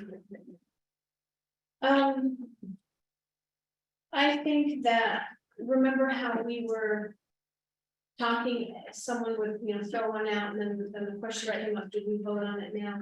And what I had recommended at the time, I think this was what, Monday, Friday or Monday, I had recommended that a final version be compiled, and then once the committee collectively agrees on what that final version would be, then you could vote to accept my report. Because there's, no legislation here. And this is because this is a part of the comprehensive budget, and it's up here in front of the budget and finance committee. Now amending and changing and making modifications to the recommendations to our committee for the comprehensive budget. How do you advise the committee then to consider each and every one of these? Because these are recommendations to the budget and finance committee. We might not agree with all of them, or we might agree with them. So, Mr. Fox, can you please advise the committee on how the committee can accept or to change, or how we can make the modification and that it's before the committee? Madam Chair, you are correct. You stated that these are the oversight committee recommendations to the Budget and Finance Committee, and that word recommendations is used in the Appropriations Act. It's spelled out in the Appropriation Act how oversight committees will consider the budgets for their programs under their oversight, and they recommend the budgets, including legislative concerns and conditions of appropriation, to be in Budget and Finance Committee. Budget and Finance Committee isn't bound to accept all recommendations. And in turn, Budget and Finance Committee then recommends the comprehensive budget to the council. And ultimately, it's the council's decision as to what gets left in, what gets left out. I'm gonna take a few. And of course, Ms. Belrock is here, and she should. I interpreted, thank you, I interpreted, Chairwoman's question a little differently than you did, Laura Lynn. What I interpreted her question to mean is, do we have to go through and approve each one of these conditions of appropriation separately? Am I on track? Okay, you could, if that's the way you want to do it. You also could probably just handle it like you handle, maybe like a consent agenda in a way. So you got the list that our shop put together, and you could just have everybody look at the list, and if there's any that people, members object to, they could called out. You could approve those, and then you could start adding new ones. Where's the that? And with Barbara, with when they change country follow through with a motion, or can we have a discussion? Because I think you can have a discussion and do it, and honestly, I think you can put together through discussion, you can put together your various exhibits and then just improve them in mass. Okay. One motion. I think that's what That's- That's what you're Just saying. a copy, since we're on commission appropriation, we can open up the floor to the discussion of the budget and finance. Well, again, certainly, if Delegate Carter was wanting to delete this, I have a question first, before I do a lot of deleting. So the condition of appropriation according to our input, let's see.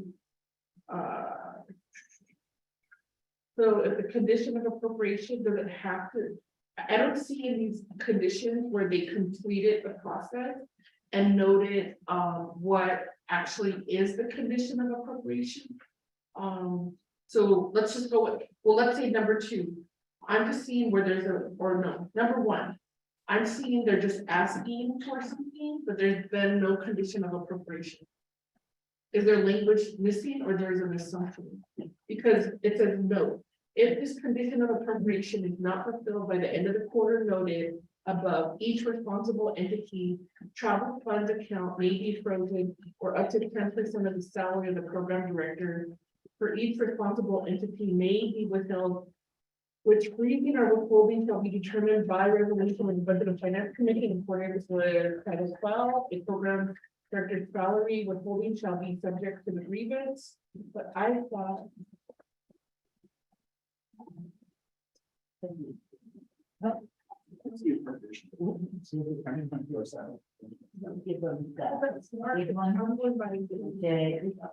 And then it's, there's something else. I don't know. Appropriation, but it's where that is. What is? It's not in the third. For clarification. Provided the budget by committee. So, these prior conditions of appropriation that follow our template. So I think that the confusion is and how this applies to a condition of appropriation. Okay, so let me pull up the template that I sent. Well, so I'm just gonna, can I just take those all off? So I'm gonna ask, the committee's up here with it. I think these conditions of appropriations are more legislative concerns, the way that the oversight pass them. So I think under division of economic development, 1 and 2 are legislative concerns. Division of public safety, 1 and 3 are legislative concerns. Number 3 under community development, if I'm not. That might have been a typo or just an incomplete thought, and under the judicial branch, number 1. Because none of these conditions of appropriation identify what will be, yeah, and if you don't fulfill it, and what they're gonna. So and there's parts of the law that Delegate Slater pointed out, they have to consult with the director.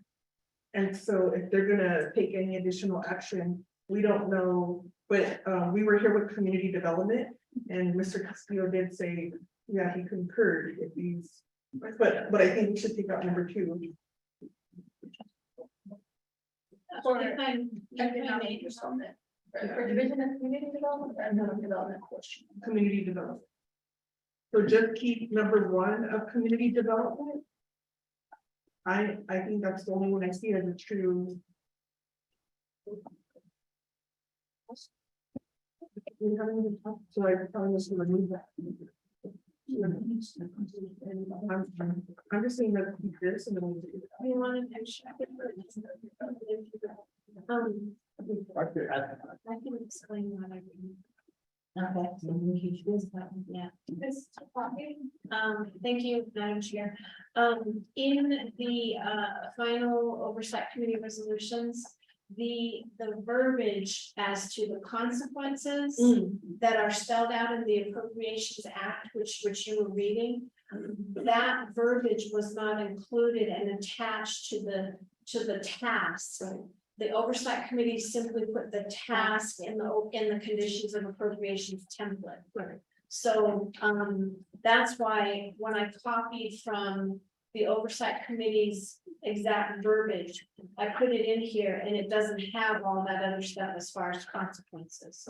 So I don't know what to tell you. I mean, we could assume that the oversight committees in putting it in the in naming it a condition of appropriation intended for all those consequences to be there. However, the consequences are pretty vague. They say may, they say in the Appropriations Act, a condition may require a freeze on the expenditure of travel funds. So since the exact verbiage was not included by the oversight committee when they approved a COA, I think your point is well taken that we don't have consequences here, and so I would say that it's up to budget and finance, committee whether to treat it as an actual condition of appropriation. Or a legislative concern. Thank you, Mr. Fahey. Okay, for Mr. Fahey, how would you like to move forward with the first condition of appropriation under the Division of Community Development? Okay, well, I want to thank Budget and Finance Committee for all of the time that we've put together. Or we've been together and our staff for helping us compile all this information. I think we've done our best to try to fix the resolutions that were presented with the oversight. And so at this time, I'd like to move those incomplete condition of appropriation to legislative concern and just retain the one for Division of Community Development, number 1, which has the consequence. And then so we move number 2 overall. Right? And strike out number 2. That was my first. Yeah. I second.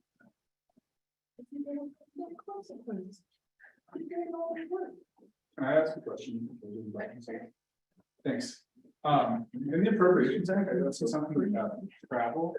But in the document that was sent out, It's in order.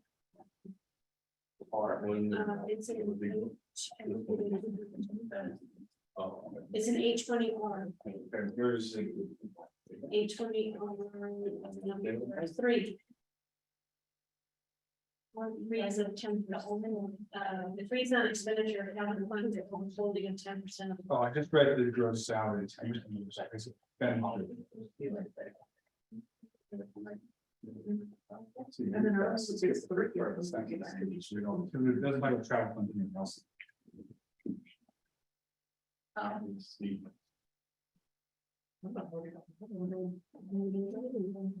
like a good thing.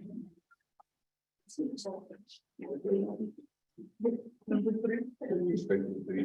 Oh, yeah, striking 2 and 3 from Division of Community Development. Okay, the one on the page 2. Yeah, I don't know what to call that. Okay. The 1, 2, 1, 2, 3, 1. Not all goes to legislative concern. And judicial branch. And judicial. So I can judicial branch complete. No. Legislative, just make the legislative. Right. Got that. I want it. We have to. I don't know what to buy. Do you want to put a consequence? Well, you can amend it, you know. the rest of No, it. No, because This is the way. I want the same thing from PD. These are all. You can amend it now. No, because I asked them to give me. We're striking number 2. And as soon as possible. And then I'll add it. this is the number 3. Yeah. I agree. I'm sorry, I asked for it. And then. Yeah, and then not this one, but it's up to. So, later. for certification, the only condition of appropriation is number 1 under the Division of Community Development. All of the recommendations for Division of Economic Development, Division of Public Safety, and the judicial branch have now become legislative concerns. The 2 conditions of appropriation have been stricken altogether. It's number 2 and number 3 in the Division of Community Development. That's what I have in my notes, Madam Chair, thank you. And we do have a second from Delegate Davis. Okay, members, we have further discussion on the changes made to the conditions of appropriation. Second call. Sure, are we gonna do this for the legislative concern and for the OSF and PTF, or are you gonna vote on them, or is it just for these 2 things? We're gonna do these because this is a part of Orleans draft, and then we're gonna do budget finance ones. Because these are the recommendations from the other committees, but we haven't voted on the budget and finance, like. It's only included. Oh, these are all our, okay, Unless I missed 1 or 2, which I may have, but. so the committee will determine these now. And then we'll move forward from there. I guess I'm asking procedurally, but it sounds like you're asking questions. So. You help me. So, just so that we're gonna approve.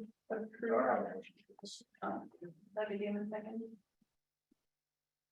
No, it's probably, but Like, I mean, like, are we gonna do it by consensus or are we gonna say? There's a full second?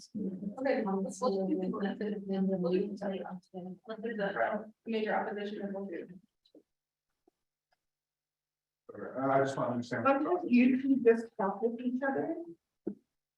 And I try to hear you, but I don't know what you're saying. Okay, I'm gonna recognize the motion from Delegate Roddy to make those changes and the second from Speaker Damon, and then that's how we're gonna move forward for the record. So, Ms. Nelson, can you do a roll call?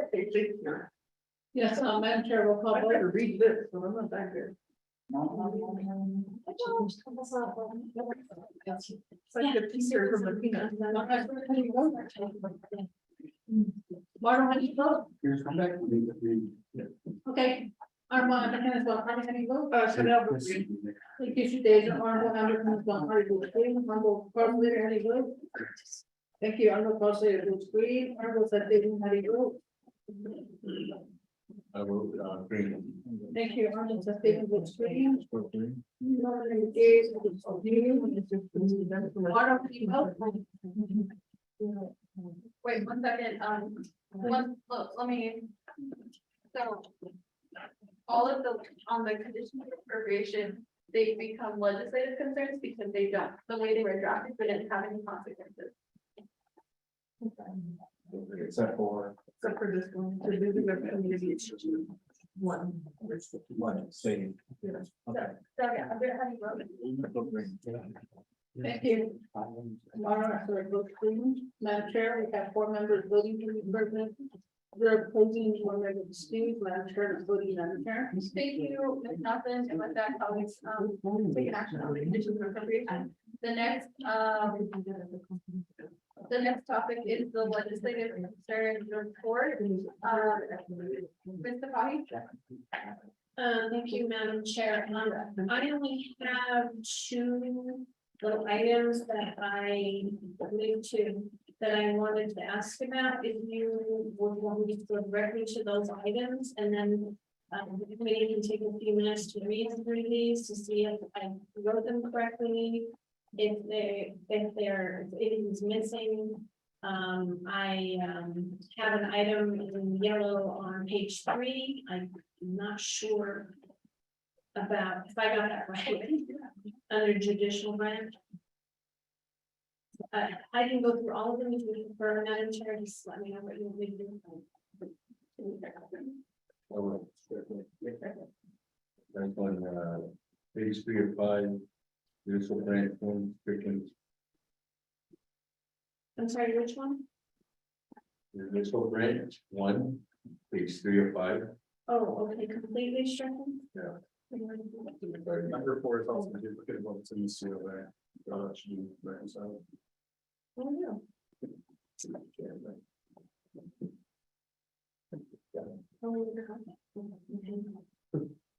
And 4.5, Office of Government Development, number 1.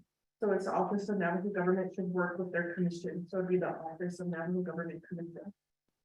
To prepare amendments to Title 11 that revise the initiative process and procedures for public engagement. No, I'm just. I'm sorry, can you repeat that? The Office of Navajo Government Development Commission, that's your highlighted area. Okay, and is the rest of the sentence written correctly? Yes. Okay, thank you. Committee members, do we have any questions on the legislative concern? No, was it Damon who made the motion? Sorry, yes, Speaker Damon made a motion. So I'll second. Vice Chair, second motion. No, I just added. Holly, do we have any other questions? Concerns? Hearing none, Ms. Nelson, can we do a roll call vote? Yes, Madam Chair, roll call vote. Martin, how many votes? Green. Thank you. All right, so it looks green. Armand Anderson as well. Marty, how do you vote? So they were green, thank you. Thank you, Shadeja. Armand Anderson as well. Marty, it's green. Armand said, Damon, how do you vote?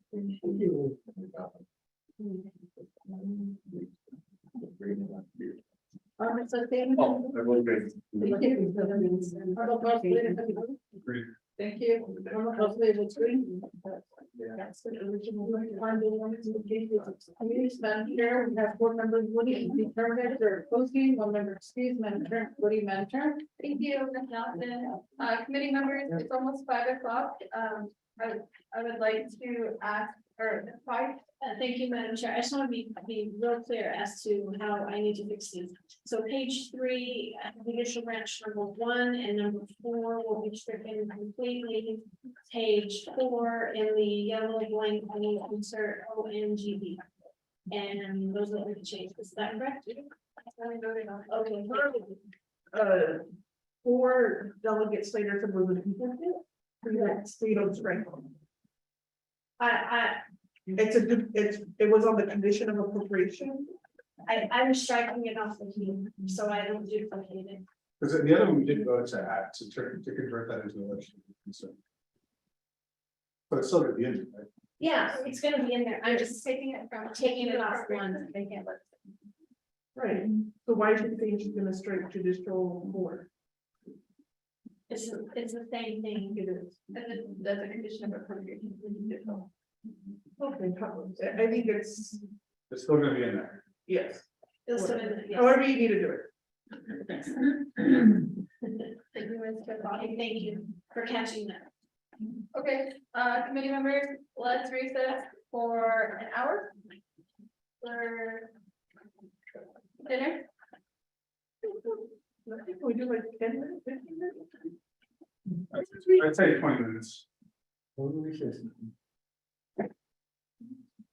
Wait, can we ask questions? The questions influence. If you're trying to take things up, I didn't do Do you want a motion on the report? it. Yeah, motion, yeah, motion makes something true.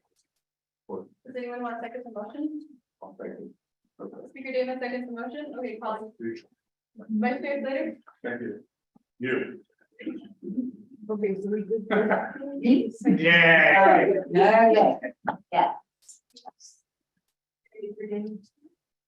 I'm joking because we didn't agree. Now, Ms. Ballrock, my question is, there was an issue raised previously about the capital, the external funds cash match.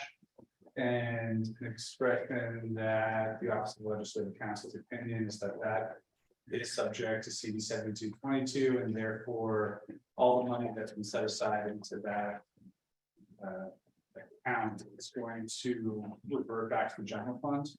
And there might be a disagreement with other entities of the Navigation government, like the controller of DOJ, so far and I'm not going to speak for them, but that is conveyed. So in CD 7222, it says that funds that are expended or encumbered. And I get my understanding of how the accounting works is remember it's a company number or what exactly is assigned, but there's a dollar value that is then attributed to an external funding or an external funding business. And you might have like some master business unit, and then within that, there's 90% is coming from this funding source, let's say the feds, 5% coming from this funding source, say the state, and then 5% comes from the navigation funding source over here. And when we then review those budgets in the annual allocation, that treated this navigation dollar amount, that's 5%, is a part of this external fund. And it's not as a part of the individual program budget where we're going to reallocate, say, X number of dollars per year. So it's like, to me, it's encumbered, maybe not obligated to a contract, but it's encumbered to the external funds. And all of these, of course, are external funds. So that's my interpretation and bias here. And I just want to hear what your opinion is. And I want to hear if you know of any other opinions that exist, because this could have a really huge impact. I don't know how much is in there, but there's a bunch of money. There's 6.5 or 6.8 million in there. They're asking right now, they're asking for an additional, I think 4.5. So we're looking at the 6.8. Now, if it is, so, okay, let me back up, and then I understand what you're saying, and I'm kind of swayed by that, because what we're missing, but it all goes to how it is input into the budgets and such. Okay, this is how, I recall. Dominic has not really expressed an opinion as to whether it should revert or it should lapse into the general fund or not. I think that's fair to say. You haven't really, Dominic hasn't said an opinion. What Dominic has done is identify the various issues, and he knows it's a problem, and he would, speaking for you, Dominic, it would make the world a whole lot easier and such if it could not lapse, if it could just stay in that fund. So we're going to say Dominic hasn't come up with an opinion. Sean, the controller, has some very short emails that he thinks it shouldn't have to, it can stay. It doesn't need to lapse. Mel Rodas, Dominic, if I recall, Mel thinks it should lapse. Mel, DOJ is of the fact it should lapse. The problem, as I was talking about earlier, is that the fund management plan or the enabling, it was never enabled or there was never a fund management plan. It was directed that there be one, and never happened. That's kind of what we're missing. Okay, so then on Delegate Slater's question, this is what, let's see if I can articulate. Okay. So Dominic, at the end of the, after the budget's approved, you take those dollars and you put them into an account, and they just sit there, and those dollars sit there until a program says, we have this contract, we're going to get this contract, and it needs matching funds, and then they go to you. Is that how it works? Or when instead of just putting it in an account, you actually disperse it to various external funds as you go? Does that make sense? Are you following my question? Okay. Let me answer. As I was explaining earlier, for the first time in 2017, it was approved to create the account so that the complete balance can be used as needed for the various grants. And it creates that flexibility, that ability to do it that way, because all of the grants spend at different levels. And as you've heard by now, some of them hardly spend. So there's no reason to liquidate, right, or set aside rather, 20% match when they don't spend at that level anyway. So there's one business unit that's established that captures the amount, and the data that you got earlier is the rationale for it. It just shows those grants and the commitments and obligations. Now, it's my understanding, but I'm going to ask Mr. Willie actually to speak to it. It's my understanding during the course of the year, as for example, Head Start, again, a 20% local match, Navajo match, they would apply it. They would credit or charge that particular match to whatever Head Start has spent. And they do it periodically. I don't know if it's monthly, quarterly, conceivably, it could be even a year end. Well, that's my understanding. Well, to be honest, correct. So I don't believe there's a. It'd be nice if they could be encumbered directly to the program that's utilizing it, but I think now that it's cool, there's no one keeping track of where it's supposed to be used for. So social services has an amount in there, but say like Head Start doesn't have an amount that was approved, but they still get applied to there. So they're using up the balance. So there's no tracking essentially of that amount. It's all pooled now. It's more difficult to keep track of that way. So if a new grant is approved during the year, but they're not part of the match, where does that match come from? That's one of the problems, yeah. And it comes from the They pool. can still use the pool. as long as For unspent pool monies, that's what's been happening. So it's all pool. There's a list of programs that are supposed to utilize it. But if there's a program that gets matched during the year that needs match. And it's not part of the list, it still will get charged to that account. Cause they're not all broken down by, say, social services, division of health. And so forth, and since it's been carrying over, if there's new programs that are being added too, so that's adding to the balance, but. There's nobody essentially keeping track of the balance because it's just a pool account. Questions later? Next. Sure. So thanks for that explanation. So. When you charge, say, to whatever project. To that account, how is that recorded by OOC? Is it just to the business unit or is there some sort of stub? Accounting within? So there's only one pooled account identified, and there's only one matching object code. So it just gets charged to that particular object code and that is, that's one charge. Mr. McCabe, are you on the call now? Sean McCabe? Thank you. Sean McCabe, are you on the call? Can somebody check? Okay, I'm just checking, earlier he said he was on the call, but he's not on the phone. Vice Chair Cooper? Okay, I'm just trying to remember the OMB forms and the OOC forms and all this stuff. Like, when I was a little work with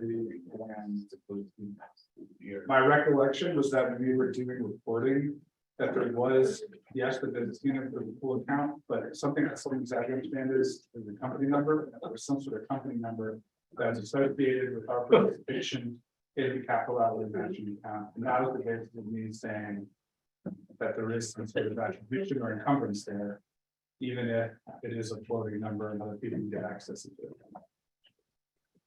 But I don't think my recollection might be wrong, or I don't remember what a company is. Speaker David? I have a question on this, since we're talking about the second right now. On your cash match, you're asking, or you're saying, let's hypothetically say that Mel Rodas gets his way. In Department of Justice, sorry, no, not the only one. He may not be on the call. Dominic, on Mr. Willie Rob, my question to you is, you having $12.3 million the same, you're saying that's how much we possibly need, but how did you get to that number? How do we know that 12.3 million is not over the amount? How did you get to that number? Okay, well, how much did we spend so far this year in this fiscal year? What was that number? And how did you get to 12.5 million if you, because what I'm worried about right now is if we put $12.5 million, right now we already did the 4.5 and you're asking for 7.8 more million dollars. What happens if by this time next year, we're talking about possibly having not having any kind of shortfall, they're not utilizing, you admitted it. You know it happens where they don't utilize this cash match. So what, in that case, I guess my question is, how sure are we sure that we need $7.8 million more? If they're not utilizing their cash match right now? How do we know what happened? Who did this and how did you come up with that projection? And it would be good to know, find out how much money we actually use to date out of the cash match this year. Thank you. Thank you, Speaker Damon. I'm gonna give the time over, well, Mr. Willie's crunching the numbers. I'm gonna give the time to Mr. Vial and then to Mr. Jones too, which I'm sure can help answer the question. Mr. Vial? Thank you, Madam Chair, members of the committee. Speaking to Delegate Damon's question, there's this report that we went through earlier. I realize it's kind of lengthy. It's like looking at the Wall Street Journal, you don't always understand it, but what it does, it shows all of the grants with match requirements. So it shows the funding periods, you notice, see, some of them vary.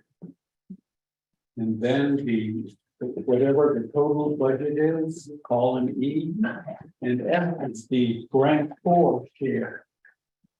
Whatever that percentage is.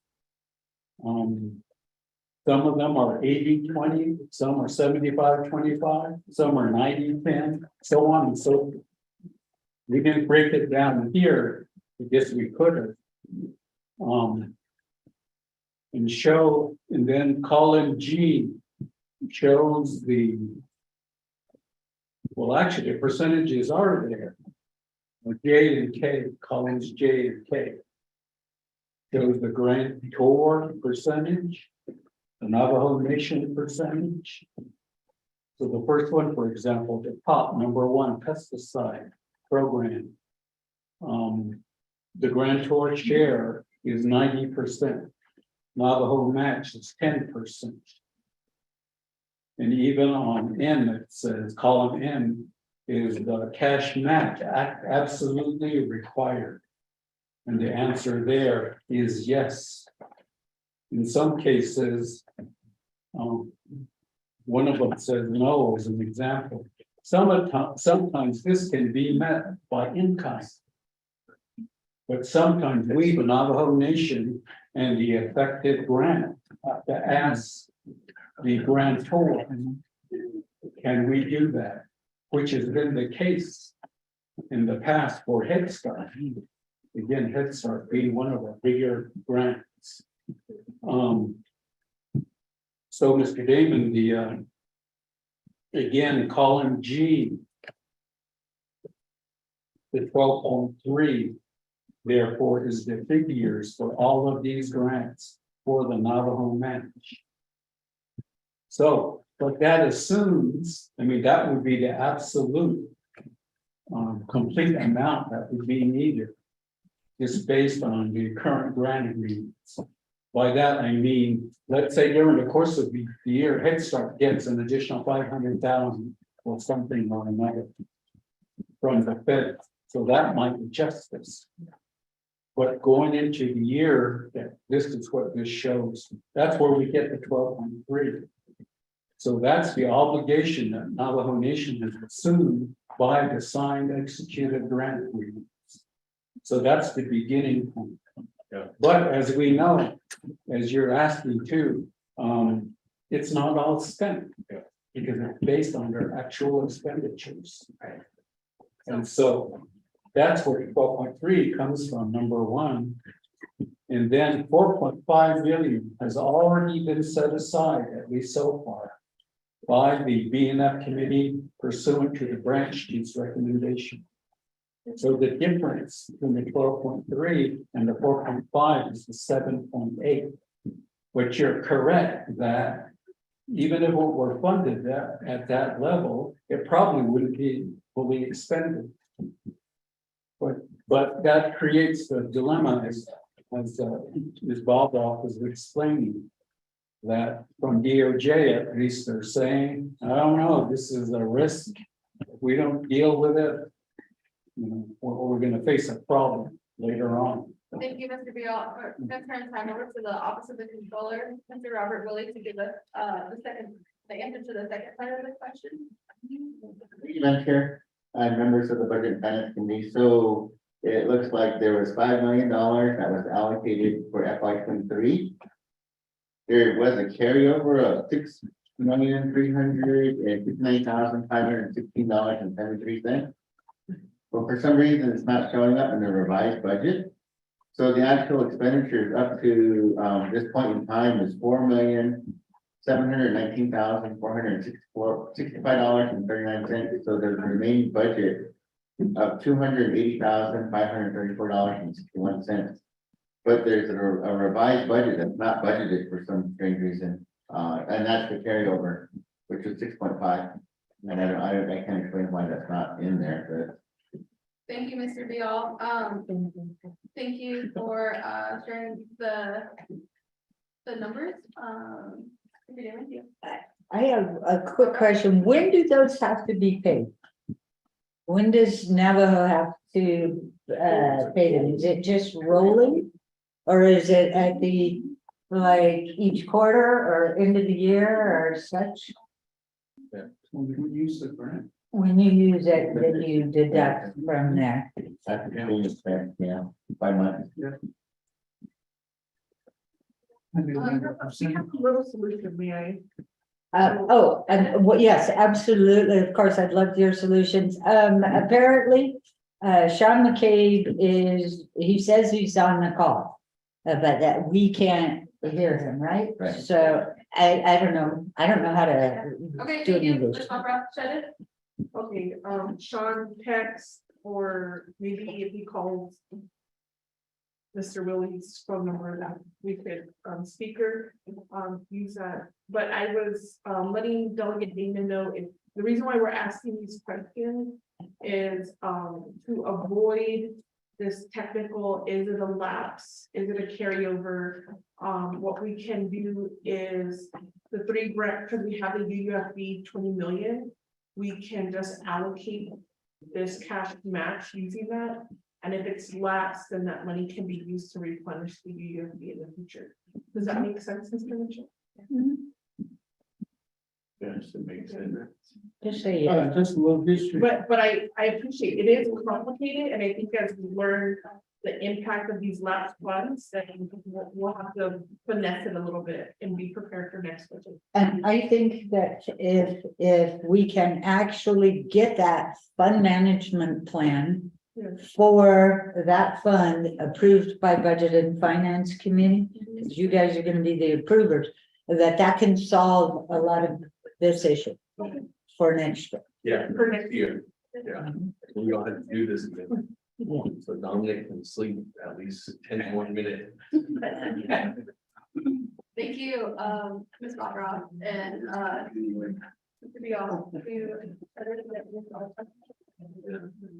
oh, Speaker David? I'm just trying to provide solutions, and that's it. I'm leaving at 7. I'll leave at 2. I have my first question back to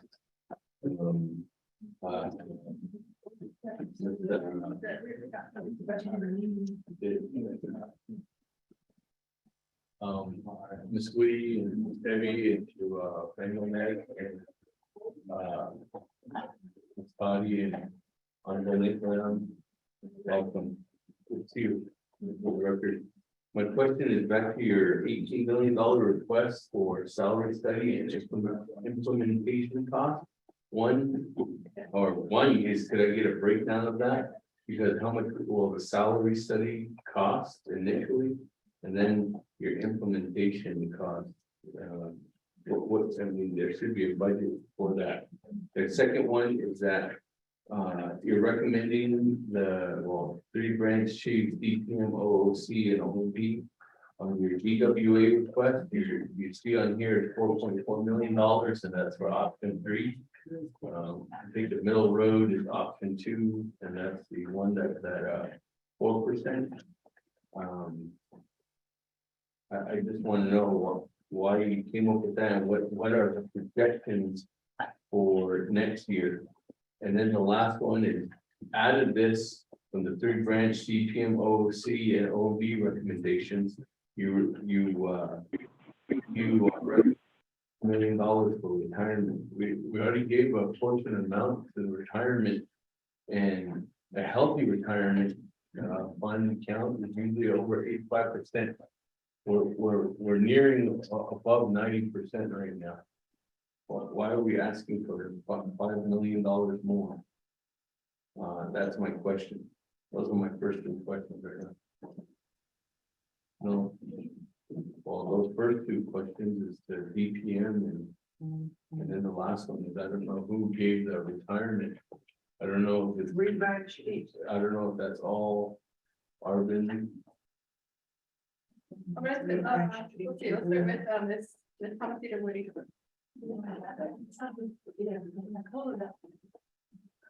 Hello all. Doesn't matter the blue.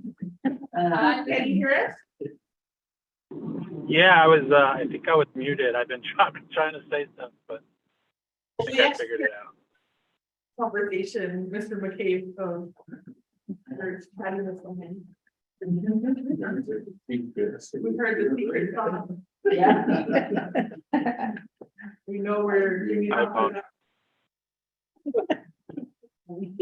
Thank you, Mr. McCabe.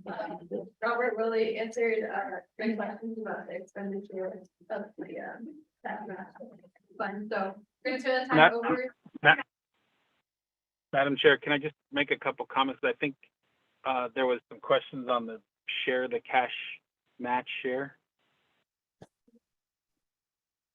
Anyone else? Okay, Mr. McCabe, go ahead. Yes, thank you, Madam Chair and members of the committee. I do apologize. I heard most of it. I was trying to chime in, but I had to log off of the Zoom and get on my phone, and then I was muted. But thank you for the opportunity to just make a couple of brief comments on the cash match. So the cash match, one thing we need to be cognizant of and be careful of is, these are required by a grant. And we had audit findings this past year related to matching because we failed to meet the matching requirement. Matching in and of itself with a federal grant is actually a compliance requirement. And so it's not something that, and this is why I believe they shouldn't lapse, because it's not something we can necessarily have too much discretion on. Typically, when a federal grant is awarded with a match, let's say what they'll basically say is, we're going to award you $1 million grant, but we're only going to fund 800,000 of it. You have to fund the other 200,000 of it. And so if we don't fulfill that, we're basically not fulfilling the requirements of the grant. And so this is why I was of the opinion that when it comes to required cash matches for external funds or federal funds, we don't have a whole lot of discretion, and they should be treated as part of, in my opinion, from an accounting standpoint, they should be treated as part of the external funding source, and therefore not lapse just like an external fund wouldn't lapse. And that's why, that was when I was asked what my opinion was, that's what I gave, and that was my rationale. I don't know exactly what the rationale is, maybe from DOJ. It's not necessarily that I don't agree with them, but I just know, we need to be kind of careful when it comes to the cash match requirements, because those are federal compliance issues. And we did have that finding this year, I believe in Head Start. I can't remember the program affected, but anyway, Shinata, yeah, thank you. That's what I wanted to comment on. I appreciate the time. Mr. McCabe, we're going to put the time over to come, okay, yeah. While I was sitting here, I got my second question answered, but I guess I just need a breakdown of the 18 million. That's my question. Is that, I don't know where that breakdown is. I'll go ahead and. No, I'm asking for a breakdown of the $18 million. Is the request? Yeah. I don't know. I just want to know. And the reason why I'm asking that is because I know previously there was a salary study done. Are we reinventing that wheel? Are we utilizing that? No. See, okay, so that's why I want Yeah. further explanation and how much it's actually going to cost and why you're asking for $18 million. Okay. Yeah. Thank you, Speaker Damon, Ms. Woody. Okay, thank you, Chair and members of Budget and Finance Committee.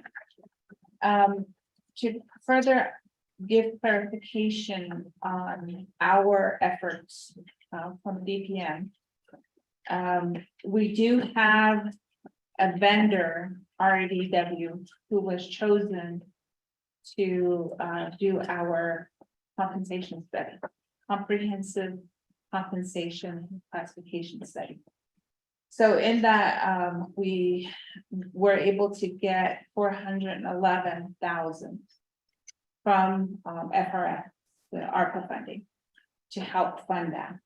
So we've completed the 164 process. And the company will start moving forward with necessary reviews with our office and throughout the Napa Nation. So that is taken care of.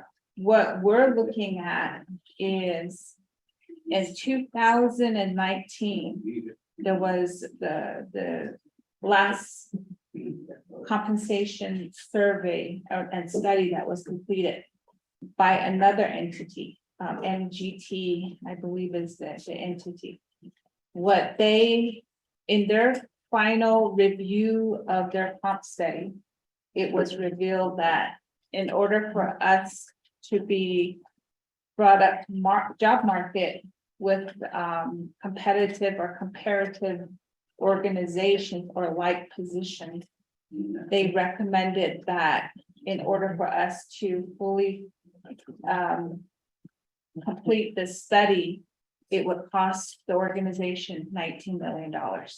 And they broke it down based upon what they call a review of different positions to organizations that are like the Navajo Nation. So the company or the organization that they utilized was the city of Phoenix. I believe the majority of it was the city of Phoenix. So they were using in comparison.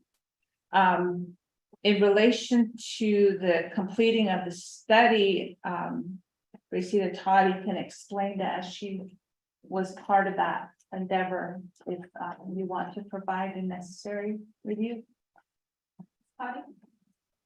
Thank you, Madam Chair, and members of the Budget and Finance Committee. With relation to the previous study that was conducted, as Ms. Woody indicated, the projected amount to implement that plan was at 19 million. However, since then, with the pandemic that was during that time, we didn't move forward with any of it because of the shutdown of the nation and other circumstances that were beyond our control. So it's never brought before the Budget and Finance Committee our oversight for approval. And after reviewing it again, we found that a lot of the data that we had was obsolete. A lot of the employees that were a part of the study left the nation. And we have a lot of new employees and a lot of new positions that were developed since then. So the recommendation was to conduct another study. And we did issue an RFP and we received 6 proposals and all of them were evaluated. And as a result of that, REDW from Albuquerque, New Mexico was selected. And as Woody indicated, we got the funding to pay for the study by the use of FRF or ARPA funding. However, we just received word last week that the contract was approved. It went through the 164 process, and today we got notice that we can meet with the vendor to begin the process. So we're thinking that when at the beginning of next month or sooner, maybe next week, we might be able to meet with them and have the study begin. So during that time, what usually occurs is we provide them information regarding our employees and our positions. And they would begin the study using that information. So at this point in time, we do not have any funding identified to implement the study once it's completed. And looking at the personnel lapse balance, the recommendation was to use whatever was left based on the document you have before you. And the balance was 18 million. Again, using the information from the last study, it's possibly going to cost more than the $18 million. So what we wanted to do was reserve that amount. And we're hoping to have it completed by February of next year. Thank you, Ms. Potty. Just- Ms. Woody. Just to add to what was presented by Ms. Todd. The funding, the amount that was identified through the 2019 study was only base salary. It did not include fringe benefits. So when you add and tie in fringe benefits to that, it's going to be a lot higher. So, you know, just to bring some insight to what to expect. Thank you, Ms. Potty. Speaker, give you a follow-up, and the vice chair also. I just want to see if there's something in writing to explain that's like actual breakdown of the outcome. Okay, I can provide that. Yeah, I guess my first question is, how would you implement it? Like, I understand taking the difference and just seeing how the legislation was written, but there would need to be a plan for implementation. And it just seems like there's a series of assumptions that are built into this, so I think this is more for the committee. I appreciate you, presenting this option to us and recommendation, but my thought committee is, okay, say, February comes around, the completed report, and then they sit through all the data, constantly report, but like March, none of that could actually go into effect really until probably the third quarter, the fourth quarter at the point. The personal activity is not taking effect, so they're just tied up all that funding. The second point is, okay, you have 18 million deducting out the salary study amount. And we have to like reverse engineer what the fringe benefits are going to be. Say if like tomorrow we figure that out. We still want to plan on how that would be assigned. It would be for certain positions, it would be across the board. There might be something that's contemplated in a pre-existing report, but that hasn't really been vetted by the political leadership. And I guess lastly, if we're going to use these reports in the future, we're essentially adding $18 million into the budget that we don't have, right? Because next year, if we accept that the projection is it's $157 million, so it's $4 million fewer than we have this year. So say there's $40 million in PTF income, then we're at $197 million. So where are we going to find that funding? Are we going to always say that's going to come out of the personal lab savings funds? Because the way it's still contemplated is that the GWA is absorbed, and that's how 99% of budgets were conceived, with the exception of a few, I think in DOJ and some other places where they put in unmet needs, saying that we can only budget for this many hours of these positions that we still need. And our unmet needs is to add in remaining hours for that. So I just think there's a lot of steps before we could even seriously set aside this amount of money, because we're committing to a base that's going to affect, just like a GWA. This is just a massive GWA.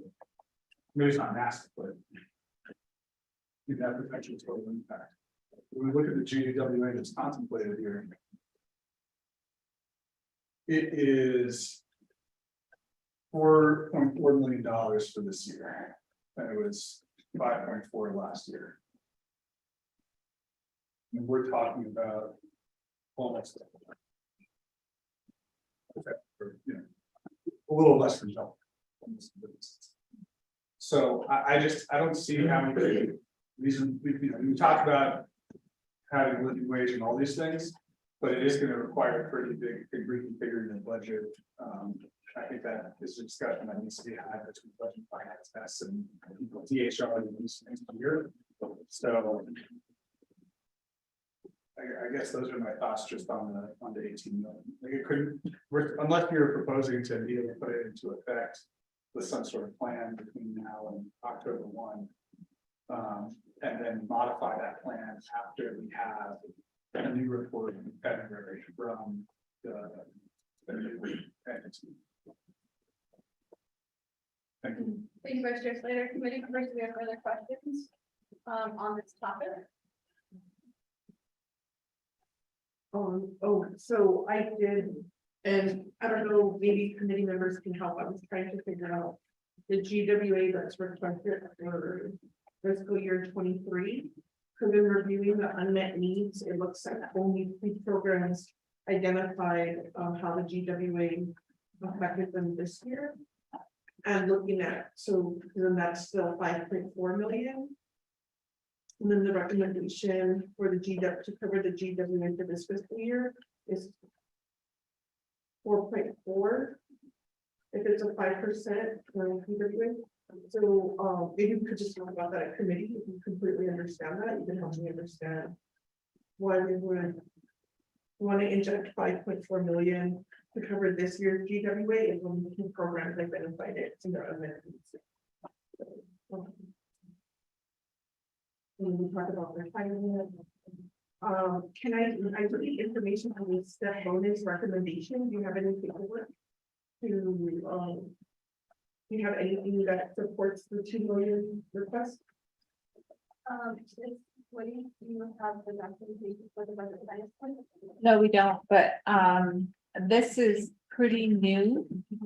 So just to provide some sort of a response, we had a discussion today with OMB and OOC, basically identifying how we could better utilize this particular fund and identify the utilization of that fund through, as I understand, in the past, there was a budget that was, or a line item that was created so that, you know, in situations where a particular department or needed to have an increase through a merit pay or a bonus, they could pull from this fund. And that's how I understand that was designated. So we had the discussion in order for us to better identify the funds or who it's, what department and the individuals that it would be, that would draw from that, we would have to have some sort of line item built into the budget for that, for DPN. Ms. Toddy can explain a little bit more in relation to what that was in the past, and maybe we can mimic that, you know, going forward. Yeah, just, they can just get rid of the documents, because in reviewing, and I haven't reviewed all the budget first, but I know these programs are not putting in the line item for salary adjustment, so I think that's also between like a conversation, like, it just sounds like it looks like we would be allocating funds for potential future salary increases, but that hasn't been requested right now. Because I'm really looking at the unmet needs, so if you need it, then it would be in there, and I'm not doing the salary or a bonus. So if I could just get that documented, we should, perfect, thank you. Okay. Thank Can you. get the straight from Dr. Patty. Thank you, Ms. Security and Patty and Executive Director, for responding to this question. The Budget and Finance Committee requested the documents as soon as possible. And committee members, do we have further questions on the discussion thus far? If not, we can move on to a different topic, but I do feel like committee members want to. Doug, do you have any questions? Have questions on this topic? You're good? Good, it's good. All right, everything, yeah. We're just requesting the document. Yeah.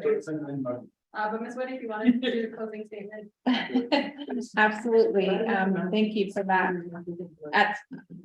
As our division director had mentioned earlier, you know, one of our efforts and the struggles that we face on a daily basis is coming from, you know, council in relation to why don't you have, salaries, competitively for the organization. The other part to that is why aren't, looking at the performance management system, why isn't that better managed in a way that it's saying, okay, we need to have a better system and process to this because it's bottleneck in a certain way. So when you look at the performance management and the compensation, and this is going to be revealed in a comp study, is that the two of them fit together because it ties in with compensation. So all of what we're going to be working towards is to bring all of those together and have a better system.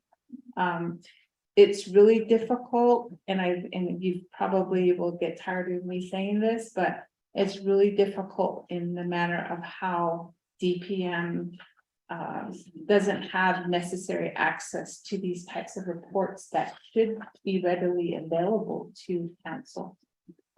Ms. Manuel here is consistently asking for reports from our office. And so when we generate those reports, it takes us probably a few days to almost a week just to generate it, because everything that we do is manual. So with a system, we can have the necessary access and provide those numbers, in an immediate time. So, please bear with us when we are creating these for you. It's not an excuse, it's just, the matter of working with OOC and the OMB to provide us the necessary information so we could have some form of accuracy to this. So, but we will get what you've requested, and I'll probably, if you don't mind, get further clarification and what you want in relation to this document that you would like to see.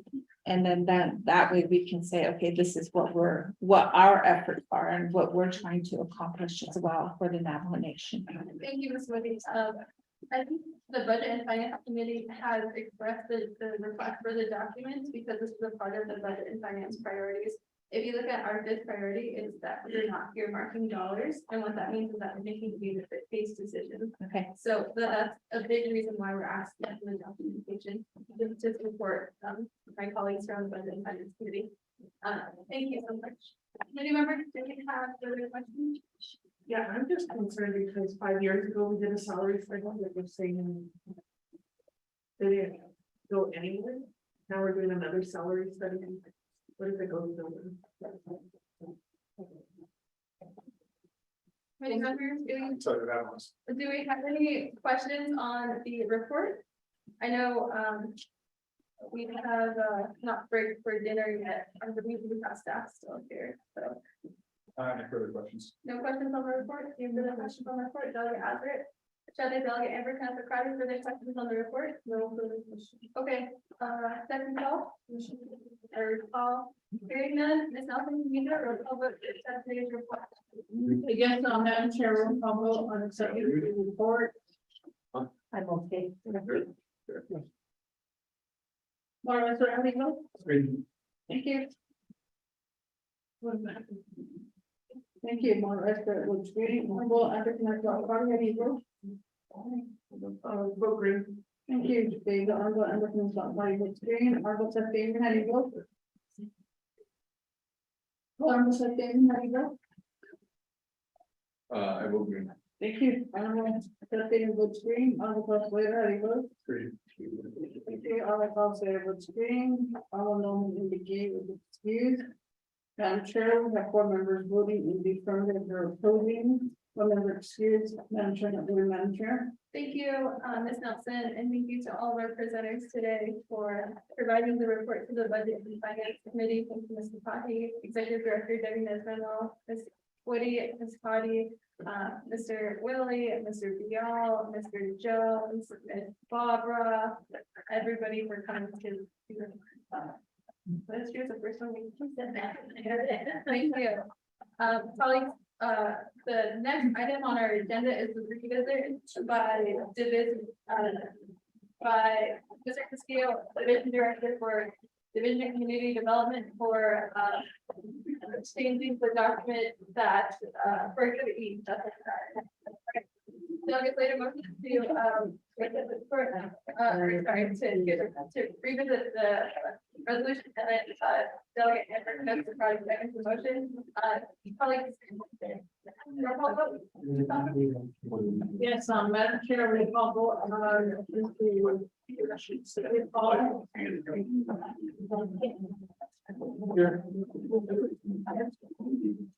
Why not he votes? Swear to God, it's not. I don't make sense what's screen. I'm Thank you. Sinead. It's me, Article 7, even when you vote. Article 15, when you vote. Great. Thank you, Article 7. Article 7, when you vote. Great. Thank you. Article 7. Madam Chair. Thank you, Ms. Nelson. For the record, we have, on the executive director, Calvin Castillo, before us to present the data. Colleagues, that, the changes that the committee has asked for, is creating 3 unmet needs.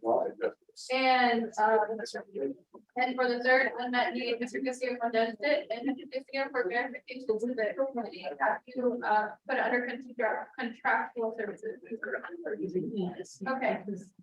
Committee members, do we have any questions for Mr. Castillo? No, I'm ready to vote.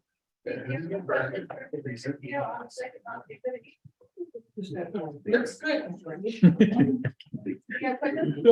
No question. Ms. Nelson, could you roll call vote on accepting the report from Arctic City on the exhibit change or overall acceptance of the report? Yes, Madam Chair, we'll call vote on the acceptance of the reports. How do you vote? Thank you. More answer to the screen. Honorable Member Kenneth Rosario, do you vote? Agree. Thank you. Honorable Member Honorable screen. Honorable Substation, how do you vote?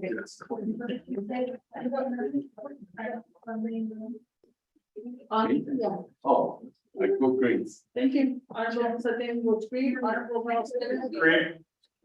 Thank you. Honorable Substation will screen. Madam Chair, will form members voting on the Thank you. You guys are making me hungry.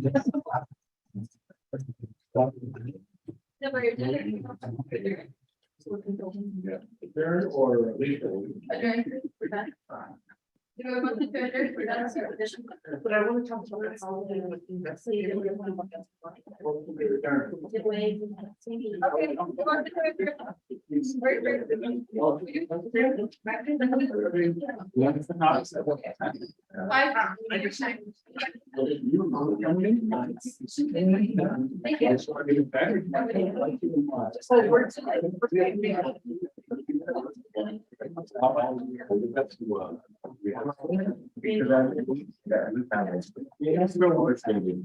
Yes, my